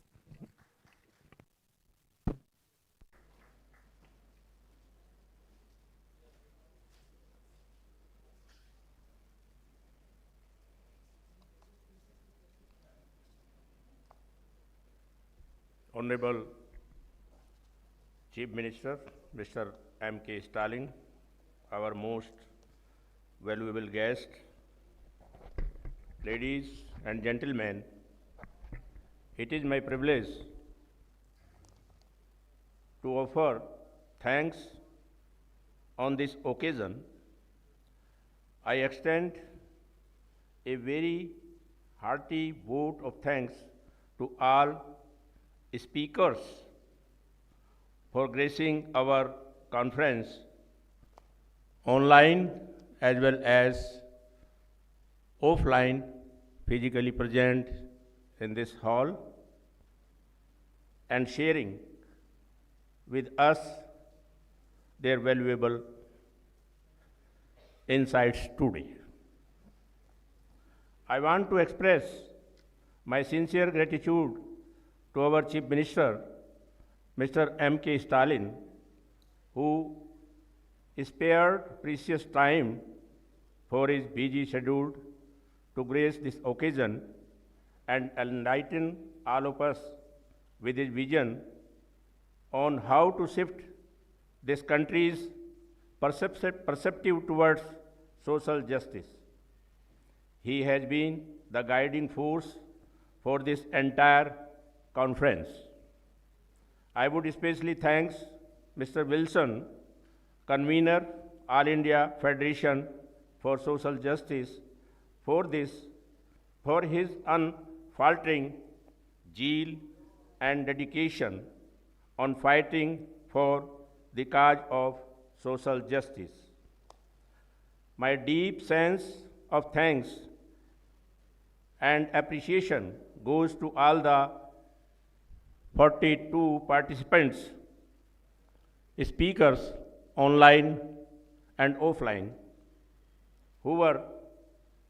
and the other audience present in this hall attended this conference with great enthusiasm, make today's event a great success.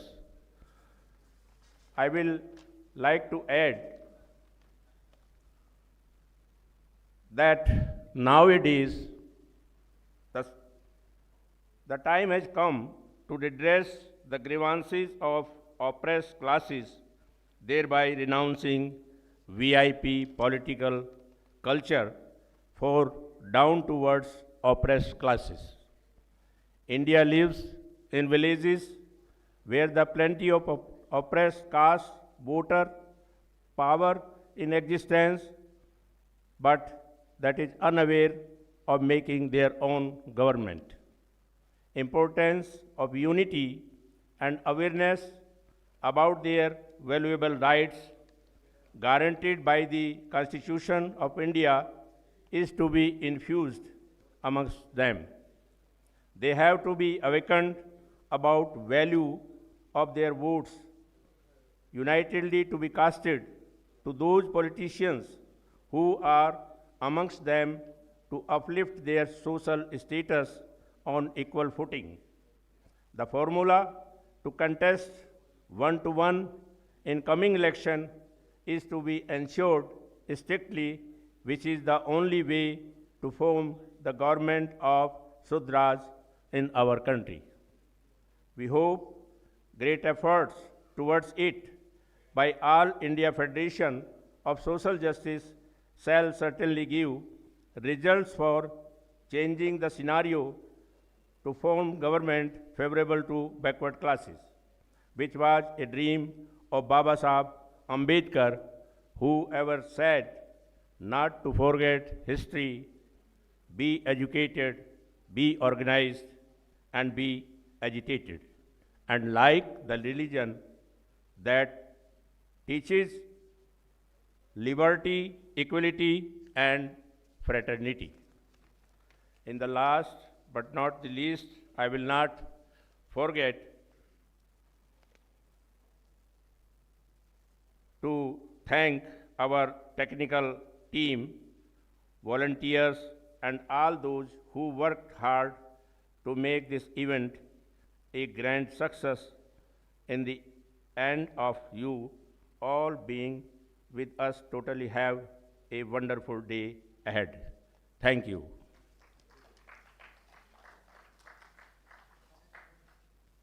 Thank you, sir. Please stand for the national anthem.